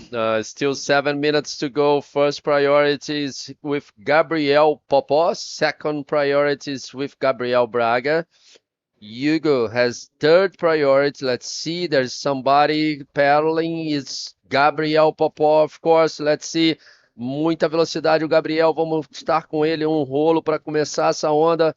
E termina ali a sua onda. Gabriel Popó precisando de 4.11 para tirar o Gabriel Braga da segunda colocação. Tá ficando mais apertado agora, hein, Bego? Diminuindo o tempo, aumentando a quantidade de pontos que os atletas precisam para segundo lugar. O Éder se mantendo em primeiro colocado e tá vindo uma série, sets coming. Let's see who's gonna use this set to try to change this situation. Well, I mean, I have no idea what can happen. This is a super tight heat, and yes, all of them have a lot of skills. And check this out, Eder, searching, looking for a barrel. Is he coming out of that one? Not really. Thank you, cameraman, because you're doing a great job. Thank you, Cristiano, Sloch, and Felipe Baltazar. Thank you, Felipe, também. Nos controles, né? Da Wavy Data. All right, yeah, thank you, everyone. And check this out! That's Juliano's son! Juliano's Lara's son. There you go, it's Vicente. Ele é muito lindo, né? E pequeño cachorrito. Yeah, the dog. We love the dogs. That's Gabriel Popó. Gabriel Popó agora indo para a direita, tentando ali gainer or backflip or something like that, but it was impossible to do something there. It was too much closing out, and was very hard to do a maneuver on that spot over there. Fabio, you know what? I really want to thank everyone that has been tuning in. We have been even breaking our own records. A lot of people, more than 2,000 people at the same time. Quero agradecer muito a galera do Brasil, porque a galera do Brasil tem enviado muitas mensagens legais, muito suporte. E isso faz toda a diferença. Obrigada, gente. Obrigada a todo mundo. Thank you, everyone. You guys, I've seen nice. I mean, we don't really read all the messages, but we just every now and then we just read a little bit, and it's been great. Thank you for supporting, and people, I mean, help us to spread the word. It's easy. You just have to share this live feed. Costs nothing. Costs zero for you.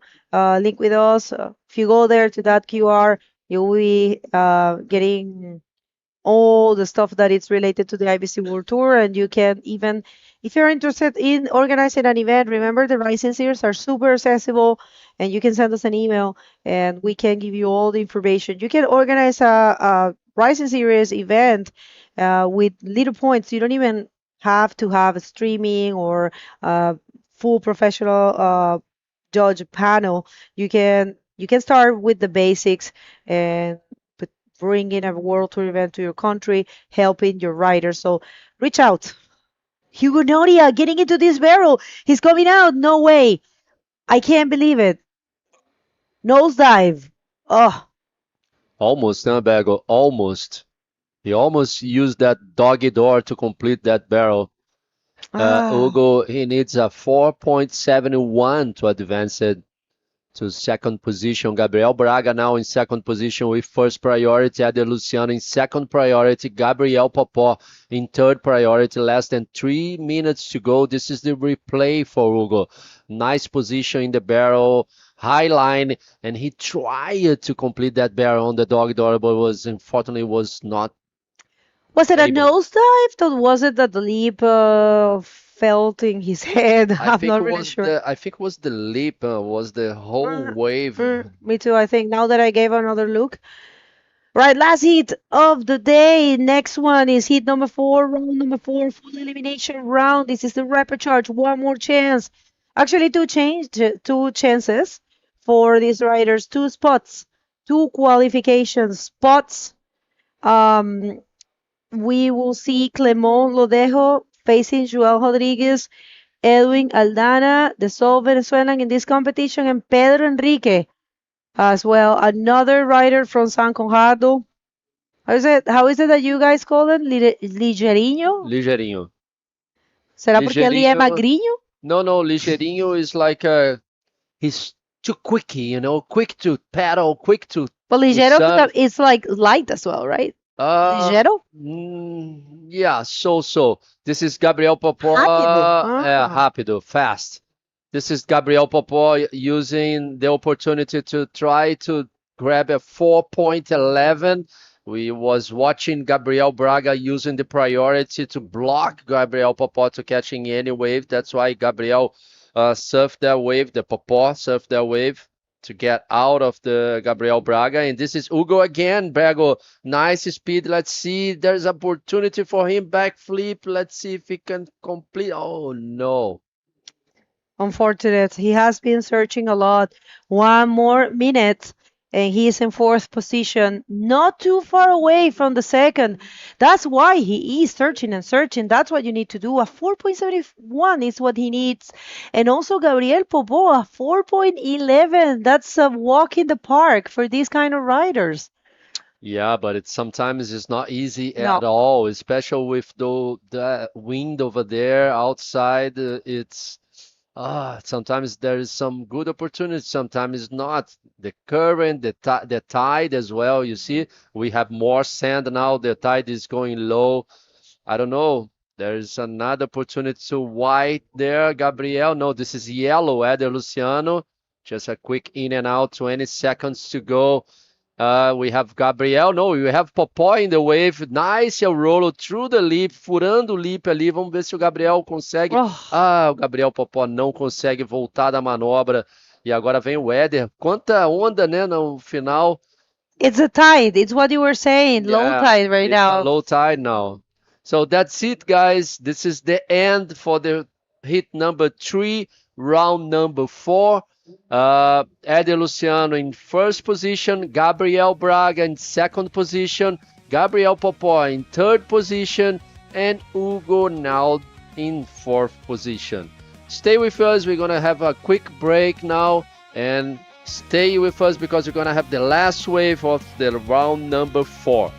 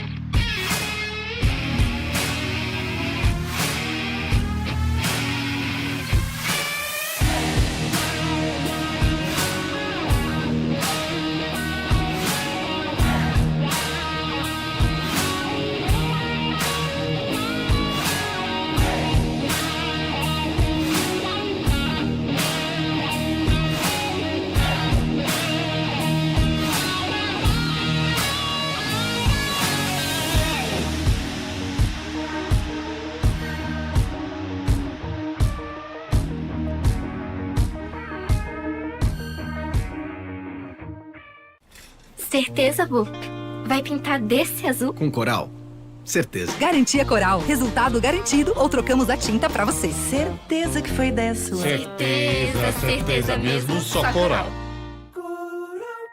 Conheça a nova loja invertstyle.com.br, a primeira loja online do Brasil, com o maior estoque de pranchas e acessórios nacionais e importados. Personalize seu board, escolha cada detalhe, inclusive sua assinatura. All right, everyone, if you're just getting here, I'll tell you, you missed the whole day because we are in the last heat of round number 4, but you always can scroll back and see an amazing day of action here, the second day of competition of the 2025 Itacoatiara Pro. We are about to start the heat number 4 of round number 4, a rapid charge round, so let's go to the water. Yeah, let's jump in there for the last heat of the day. We will see the Reunion Islander Clement Lodejo in red, Joel Rodrigues from Portugal in yellow, Edwin Aldana from Venezuela in blue, and Pedro Henrique from São Conrado, Brazil in white rash guard. So yeah, good looking heat. I mean, very technical guys, very competitive guys. Pedro Henrique has come all the way from the first rounds of the competition. Edwin Aldana as well. Joel Rodrigues is sitting between the top 16, and Clement Lodejo is also a very, very technical and competitive guy. So yeah, looks like we had one wave by Clement, just a 0.5, nothing important so far. 30 minutes into this heat. All right, let's see. First one for Edwin Aldana, the Venezuelan, going straight to a very smooth roll there. Una ejecución fluida, limpiecita para Makuto. Muy bonito ese rolo de izquierda, de verdad. Surfea súper bien para los dos lados. He surfs really good to both sides. It's the only athlete from Venezuela, right? Yes, yes. It's unfortunate because back in the day we used to have a lot of athletes. Check this out. This is the first for Ligeirinho.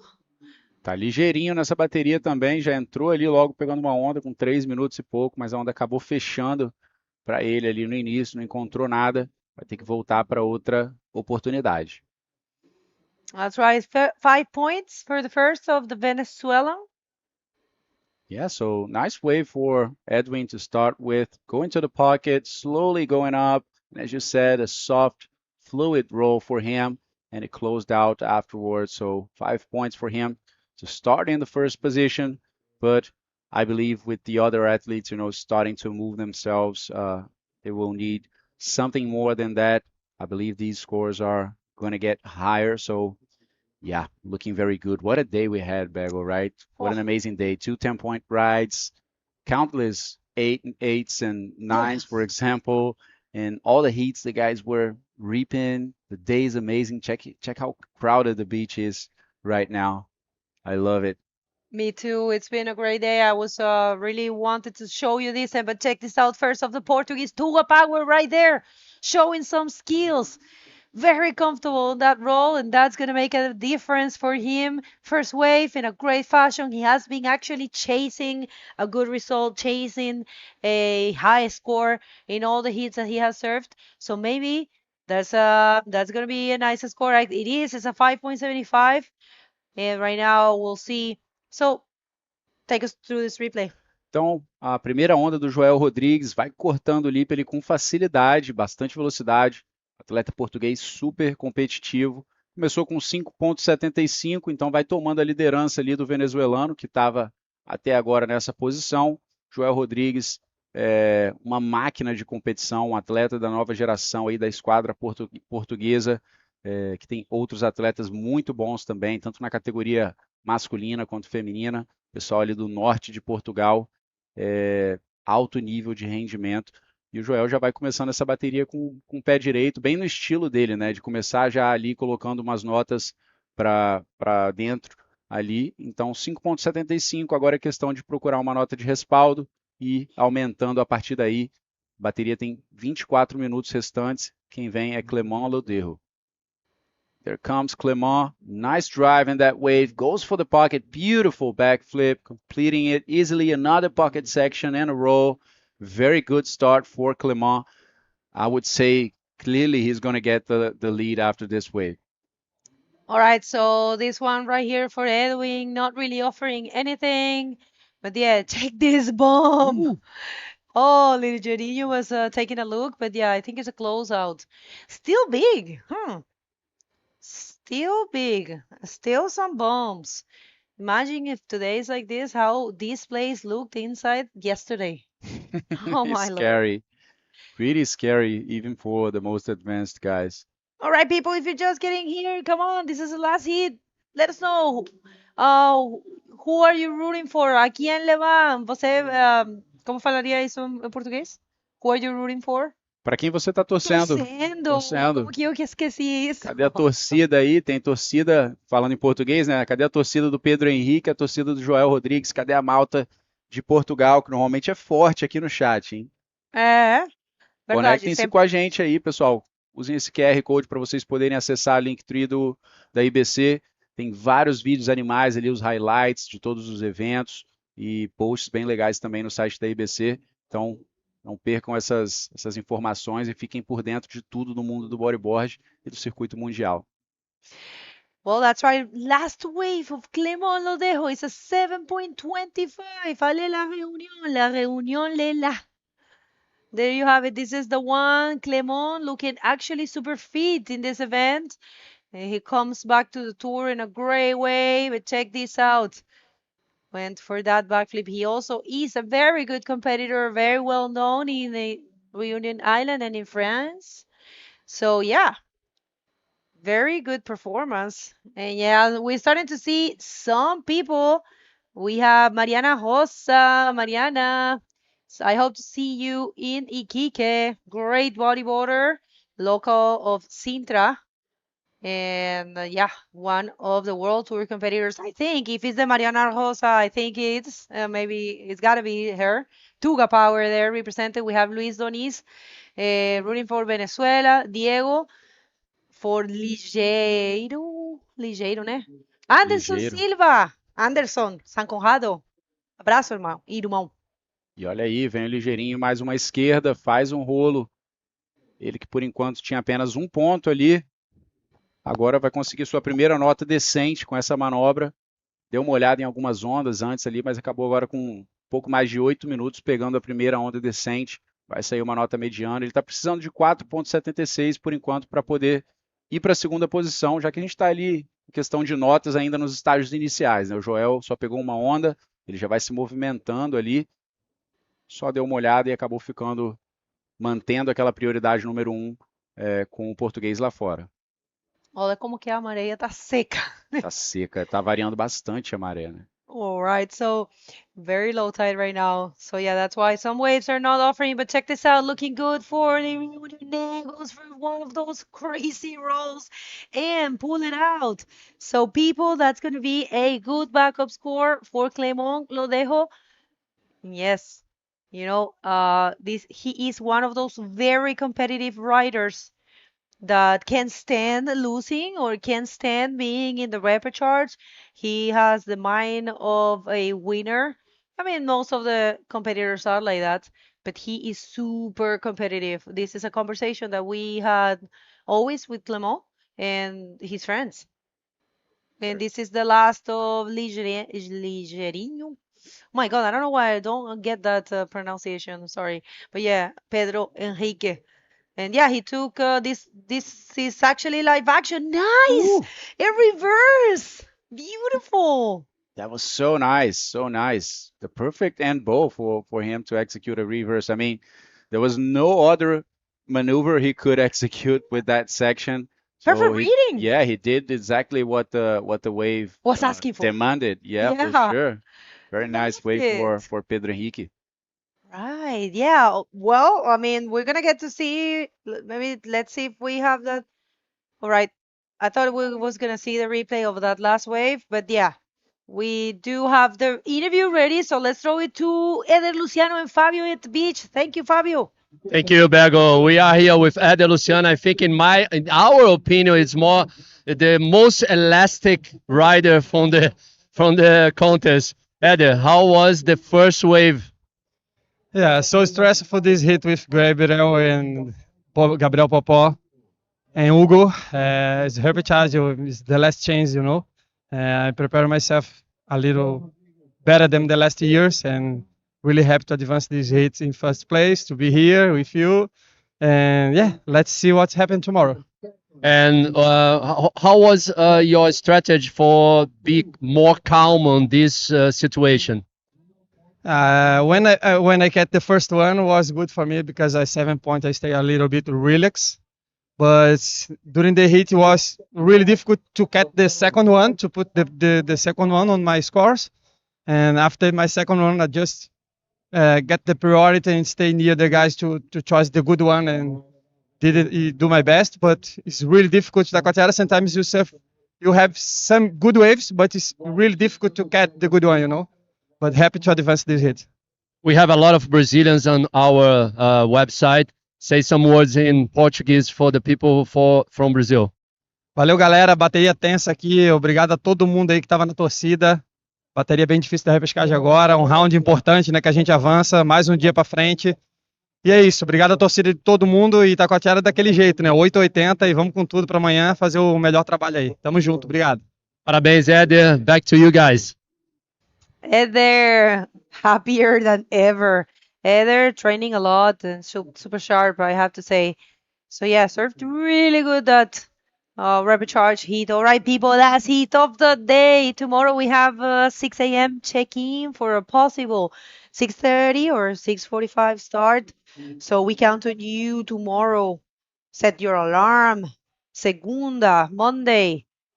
Probably will be another great day of action. And what it's on the tally is round number 5 and round number 6. We'll see how it unfolds, but yeah, that's what we're expecting. Edwin Aldana, vamos a ver, Edwin, que está cuarto, hace esos rolos como si fueran nada. A ver. No lo cayó. Edwin, que es venezolano, pero ya tiene un tiempo viviendo en Tenerife, tiene mucho cariño y mucho amor por la gente allá, y allá también lo quieren mucho, y que está corriendo con Uri. Así que muy amigo también de Uri, muy cercano de Uri. That's the first wave for Joel Rodrigues. Essa foi a primeira onda do Joel Rodrigues, um 5,75, que naquela altura levou ele para a primeira posição, mas depois foi ultrapassado aí. Essa foi a última onda do Pedro Henrique, fez um 360 bem legal.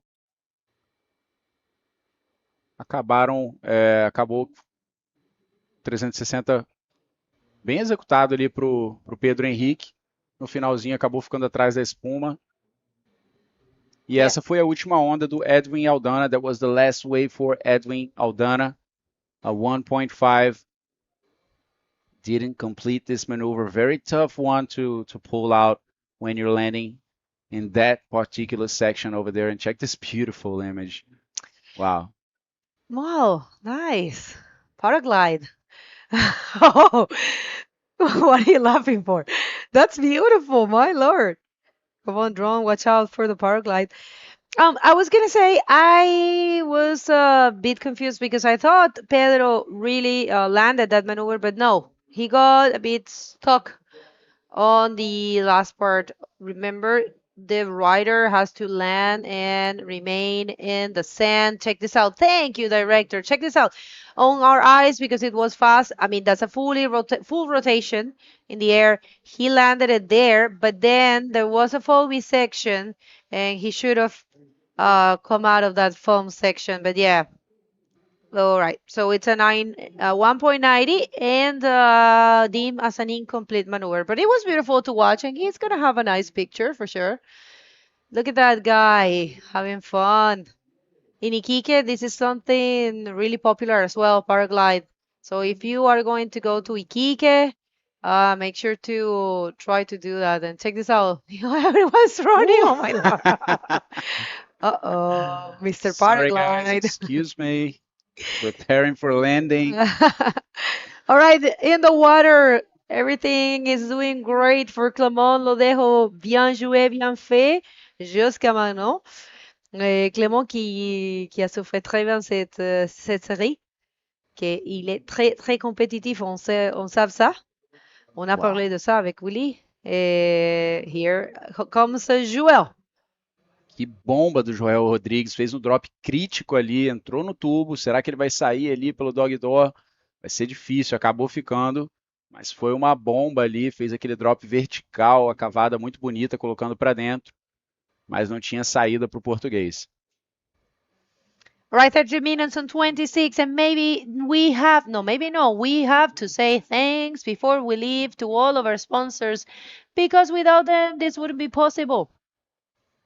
Um agradecimento aí, então, aos patrocinadores desse evento, a Prefeitura de Niterói, Secretaria Municipal de Esportes e Lazer, aqui de Niterói, a Ecoponte, Coral Tintas e Norete, SGA Toyota, a Predial Net, a Puro Suco, fazendo toda a alimentação aí do pessoal aqui do staff do campeonato, né? A Canadian School, Colégio PB, Colégio Maria Matoso, Invert Style, a primeira loja digital de bodyboard do Brasil, a Itacoatiara que está recebendo uma parte do staff também, juntamente com a pousada Dunas de Itaipu, a Academia Aquafish, fazendo um tratamento especial dos atletas, BW Serviço, quiosque Aloha Itaquá, com as refeições também de toda a equipe aqui do evento, a Casa das Margaridas, hostel aqui em Itacoatiara, a Rádio Mix, fazendo a cobertura midiática do evento, e um agradecimento também à Ressex, P7, EcoArt e a Sociedade de Amigos e Moradores de Itacoatiara. Muito obrigado a todos que fazem esse evento possível uma vez mais. And actually, the gym, Aquafish Academy, it's offering, like you said, to all of the athletes to train for free, but not only the athletes, us as well. So everyone that has, that it's a staff and athlete in this event can go there and train for free. I've been going and I love it. It's a super complete gym. Thank you so much, Aquafish. We have to train to, cope with all the amazing Italianos that we have been having. I mean, I only had one. I'm trying to behave. And all the goods that we're getting from Kiosque Aloha Itaquá. Thank you to all the ladies that cook for us. They have been so nice to me. I said, like, I try not to eat carbs, and they have been bringing me this beautiful food with, very good, very tasty, well cooked, different types of protein with salads and vegetables. So if you come here to Itacoatiara, that it's a mini restaurant that it's here in the beach, in the main road. It's a little bit far, just how much? I mean, like a couple O segundo seconds. quiosque, né, depois da entrada de Itacoatiara. Oh, sorry. The second kiosk. Tem uma bagunça na cabeça. After you come, when you get to the beach here in Itacoatiara, the second kiosk going right. So yeah. This is the second restaurant that we have, that you will find in the main road after the contest area, after you enter Itacoatiara. So yeah, they have been feeding us throughout the whole event, even in the late days. So thank you so much for that, and thank you, Giuliano Lara. We had the pleasure of having him today here commentating, and amazing person, and just he was commentating that it's hard, but at the same time super fulfilling to dedicate your life to your sport. It's we know that the people that we have dedicated all of our life to bodyboarding, we take a lot from ourselves and give it to the sport, but it's okay because the sport has gave us everything. All right, so situation in the water remains the same. The Reunione Clemon Clodejo, yeah, I was gonna say, oh my lord. Clemon Lodejo is leading this heat with a total of 12:40, surfing really good, really wanting to get out of this rapid charge round and have a spot maybe in the podium. And here comes Pedro Enrique. Let's see if he can find something. Not really. Yeah, Pedro has been trying, and look at those scores. He only needs a 3.76. Let's see this one for Clemon, only a closeout. Very strong closeout. Clement was actually, when we were seeing from the drone view, there's a very strong rip current where Clement was, and he was kind of dragged far out. So yeah, not a very good place to get a wave. It just got all white and very bumpy, so not finding much But still in the first position of this heat, Clement is staying in the competition as well as Joel Rodrigues. Joel has a very low backup score of just 2 points. He's in danger, actually. Yeah, His second definitely. spot, yeah. It's nothing decided. Edwin only needs 276 and Pedro only a 376. So Joel better, start moving and looking for even an average wave to just, maybe a 4 or 5, something like that would make a whole lot of difference for him and put, some more distance in between the other guys. Yeah. We're gonna have another look to the best wave of this heat. Oh no, this is Pierre-Louis. This is not this heat. Thank you, director. Although it was a nice wave, but yeah, it's okay. Don't worry. I was just going to ask you about the swell, Lucas, because I've seen. Oh, wait a minute. We're gonna get to see the best wave of the heat. This is a 7.25 for the Reunione Clement Lodejo with a pocket backflip. Yeah, it makes sense. And he continue and perform that role there. So super strong and solid combo for Clement. Just going back to the swell situation, it's been changing so much. I don't know. I see that tomorrow we're gonna have some waves. Energy is dropping, but still some decent size. And maybe even on Tuesday, huh?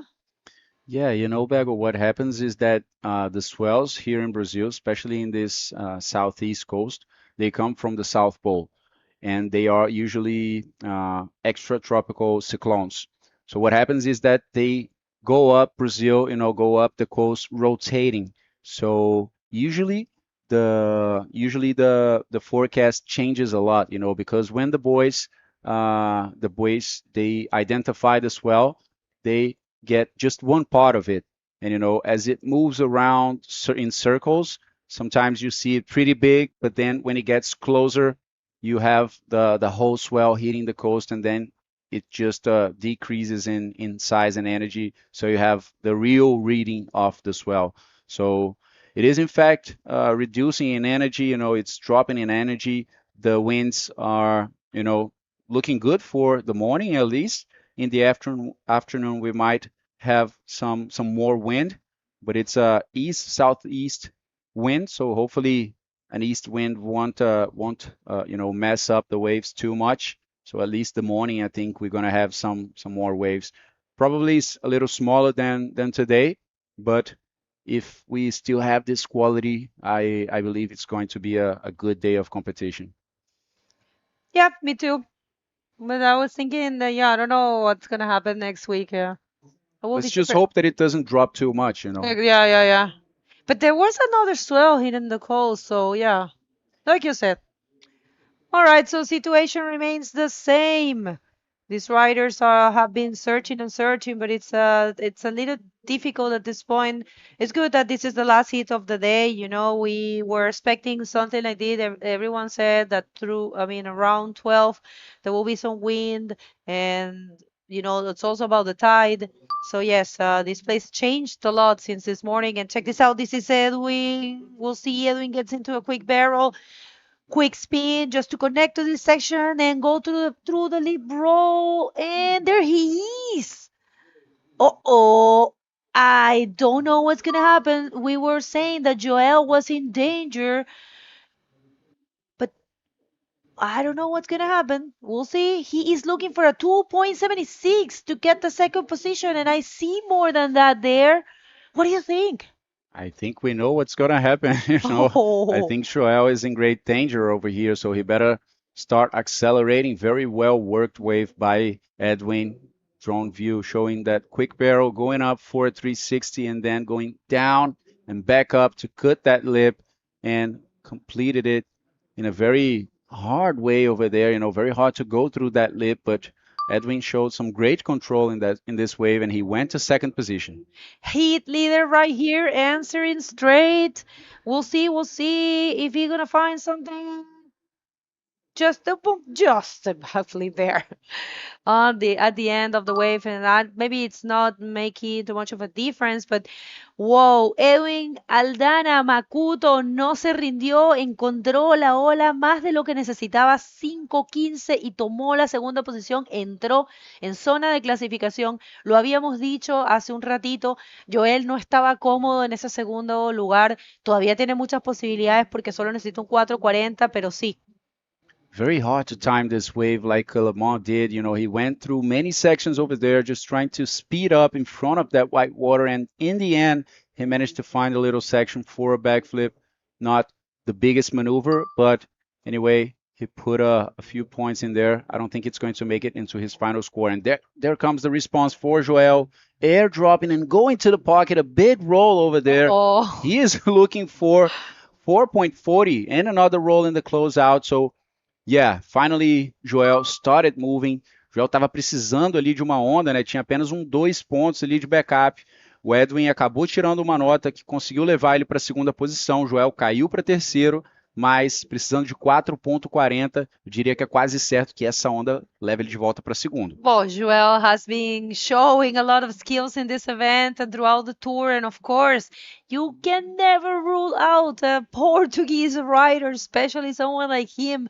He was runner-up in the junior division the last year of his junior campaign, and been showing a lot of skills in all the World Tour events that he has been competing. And of course, he gets a 6.65, I'm sorry, way more than what he needed. And now it is a bit complicated for Edwin and Pedro. You know, those needs, I mean, those scores are high. 7.25 for Edwin and 8.44 Pedro. It's kind of difficult, but what a good job there for Joel Rodrigues showing some Tuga power.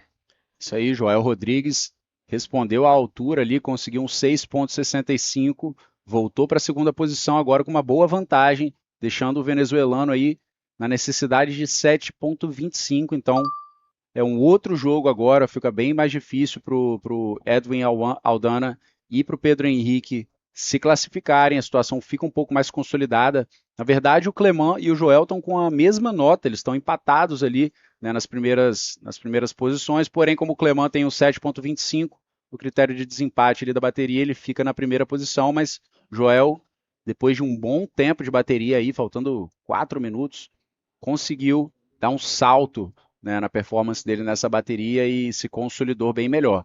Ainda existe a possibilidade, 1 minuto faltando, as probabilidades vão diminuindo, mas ainda existe a possibilidade. And heat leader, unstoppable. He really wants to make it clear, you know. He's like, I'm winning, but I want more. I want better scores. I don't like that 5.15. He wants something more. I mean, he knows he's dangerous right now because Joel only needs a 5.76. So he's taking care of his first position, but we'll see. These are the dying seconds. We'll see Pedro Henrique looking for a big score in order to advance. Try his best. Beautiful maneuver, explosive, but yeah, 8.40. If he would have performed that on a bomb, he would have get more than that. But yeah, I don't know. I don't see it there. And last 19 seconds, Edwin Aldana is along. Edwin Aldana, he needs 7.25 in order to remain in competition. He was able to change the situation with Joel, but Joel very fast changed it back. So yeah, I think the heat is over. Yes. There you go. Check how dry this wave was, Bagel. Launched into the flats. And wow, crazy to see Clement Lodejo surfing and compete. You know, he competes like it looks like it's a free surf. You know, he surfs so technically. And this wave for Pedro was a 5.25 and was not enough for him. So it is decided Clement and Joel advancing to the round number 5, and Edwin and Pedro are out of the competition. Guys, we're gonna go to a quick commercial break before we come back and have the last interview with Clement to close the second day of competition. So I'll see you all very soon.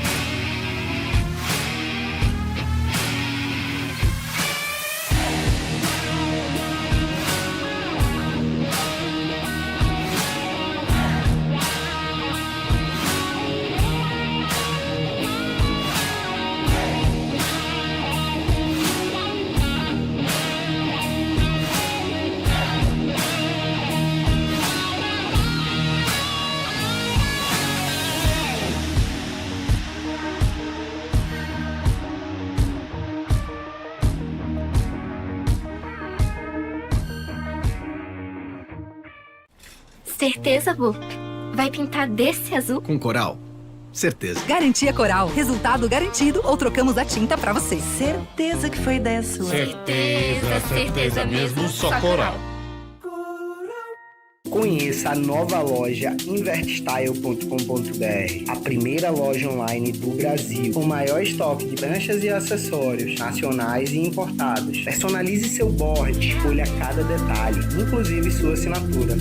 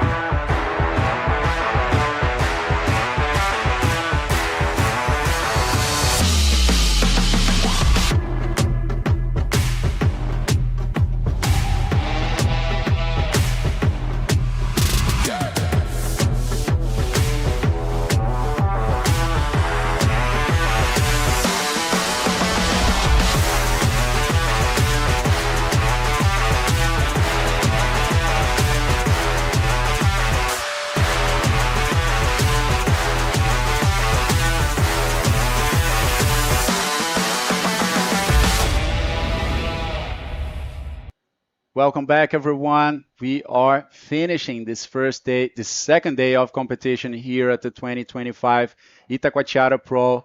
And what a day we had, right, Fabio? Such great conditions over here. The 10-point rides starting to show up. The 9 and 8s were abundant throughout the whole day. Some big waves over here and classic waves. What do you have to say about that? Oh, it was unbelievable day here in Itacoatiara. The riders show us what the level of bodyboard the World Tour have now, and it was just beautiful to watch some really good riders. I can remember both tents. I was here watching live, one to the left, another one to the right. I also really like the wave that Amaury got, 90.50 in a barrel as well. Some good maneuvers, some nice competition, good vibes. A lot of people on the beach watching the event as well. It was just beautiful to see. Yeah, so it was very nice to see, for example, Tahiti Tehe, the only rider from Tahiti advancing in the competition. Some big names fell into the rapid charge, like Woody Valadão, for example, and managed to stay in the competition as well. But yeah, some great riding over here, guys. Today was much more contestable and surfable than yesterday. It was much bigger and not so good, so perfect as we saw today. But yeah, since the first heats of the day, we saw some very high scoring action over here. So definitely the highlights tomorrow will be full with some sick action, right? Yes, for sure, because I just checked the footage now with the photographers, and very beautiful. Some really good videos and some really good photos as well. So stay tuned with our website and our Instagram account. You guys gonna be enjoying so much. I hope so. I believe so, actually. For sure, you guys are going to enjoy it. Don't leave us just yet, because we still have the last interview with Clement Lodejo down at the beach. Bagel is getting ready with that, and after that we will show a nice recap for the whole day. So we are mentioning it. If you got here late, if you just got here, you check some of the action, the best waves of this day, and they were a lot. Então vamos fazer também um fechamento aqui em português, cumprimentando e agradecendo todo o público brasileiro. A gente bateu recordes hoje de audiência aqui nesse segundo dia. Muita ação aqui em Itacoatiara, um domingão de sol, praia cheia, todo mundo curtindo essa vibe incrível aqui e o show que foi hoje aqui em Itacoatiara. Sim, com certeza o agradecimento faço das suas palavras as minhas também. E a gente está com a entrevista pronta lá com a Bego. Bego, take it away. We want to hear the last winner. Thank you so much. Well, Clement, what a great performance. The first place was yours. You actually kept it, I'm sorry, and started really, really good. All the conditions were difficult, low tide, really, powerful, I would say. So how was it? Merci Bego. Oui, les conditions n'étaient pas forcément évidentes. Ça bougeait un petit peu. Les vagues peuvent changer beaucoup du matin jusqu'à l'après-midi. Donc content d'avoir fait premier là sur cette série. C'était un peu compliqué ce matin. J'ai fait 3e sur ma première série. Et du coup, donc là, content de gagner cette série. Du coup, ça me met dans la bonne route pour la suite. Well, he said definitely the waves were not easy and different for what he served this morning. But yeah, he was not doing too well because he ended third in the non-elimination round. And yeah, very happy to be advancing. And this gives him, motivation for the rest of the competition. Have you been training a lot and preparing yourself for the World Tour? Un petit peu, oui, carrément. À la maison, là, à La Réunion, je me suis un peu entraîné, enfin, un peu physiquement quand même, et pas mal surfé surtout. Donc un petit peu entraîné. Après, je pourrais mieux faire encore, donc on s'entraîne toujours plus, mais ça va, ouais, carrément un petit peu. I see Jan Salong is laughing there. Well, he said, yeah, he has been training a lot, but yeah, not surfing too much. Did I get that right? Yeah. So, but yeah, he says he could do better. He could train more. So yeah, but anyways, you did great. And what's your thoughts about this event? Eh ben, magnifique, hein, c'est incroyable ici, franchement, le paysage est fou. Les vagues, même si c'est un peu costaud, elles sont vraiment cool. Les gens sont trop cool. L'organisation là pour la compète est juste dingue. Donc franchement, tout est top. Donc trop content d'être là. Et on profitait avec le French Boogie Crew, avec tout le monde. Donc là, génial. Franchement, c'est top. Well, he thinks this event is very good, it's magnificent, and the place is amazing. The wave is actually really fun. The organization is great. He's really happy to be here with all the French guys, and he is enjoying himself. So you want to say anything to anyone back home? Eh ben, écoutez, merci à tout le monde, merci à La Réunion, et puis voilà, on continue, et puis à bientôt. You! Et La Réunion est là. La Réunion est là. All right, félicitations. Best of luck for the rest of the competition. Back to you guys. Wow, it was such a nice words from Clement. Ale to Reunion Island as well. It's a nice place to look as I really love Reunion Island. So many good waves over there to bodyboard. I hope one day the World Tour can come back to that beautiful island of Reunion. E novamente aqui em português agradecer a todos vocês. Vocês terminam o dia aí com os highlights que a nossa equipe de produção do webcast preparou para vocês e essas imagens lindas aí de Itacoatiara e com certeza amanhã quase certo da gente estar live de novo com vocês, o check-in é às 6 horas da manhã para uma possível começo de campeonato com o round número 5 e o round número 6, às 6h30, 6h40 da manhã. A gente vai usar aquele gap que a gente tem do vento bom aqui em Itacoatiara e as condições com certeza vão estar épicas. That's it, guys. So thanks a lot, everyone that spent this amazing day, this spectacle here in Itacoatiara with us. So we are looking for a check-in tomorrow at 6 a.m. for a possible start at 6:30 or 6:45. So we're expecting good conditions as well. Maybe the swell dropping a little bit, but I believe it's going to be good waves just as we saw today. So I'll see you guys tomorrow. Thanks a lot, everybody, for watching. You.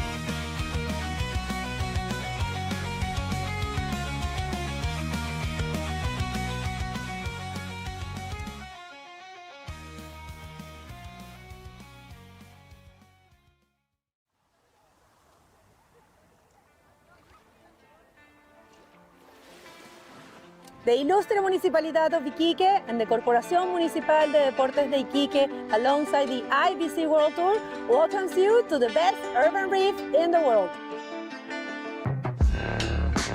Iquique is a very special place with a large and active community of bodyboarders that makes bodyboarding part of the city's culture.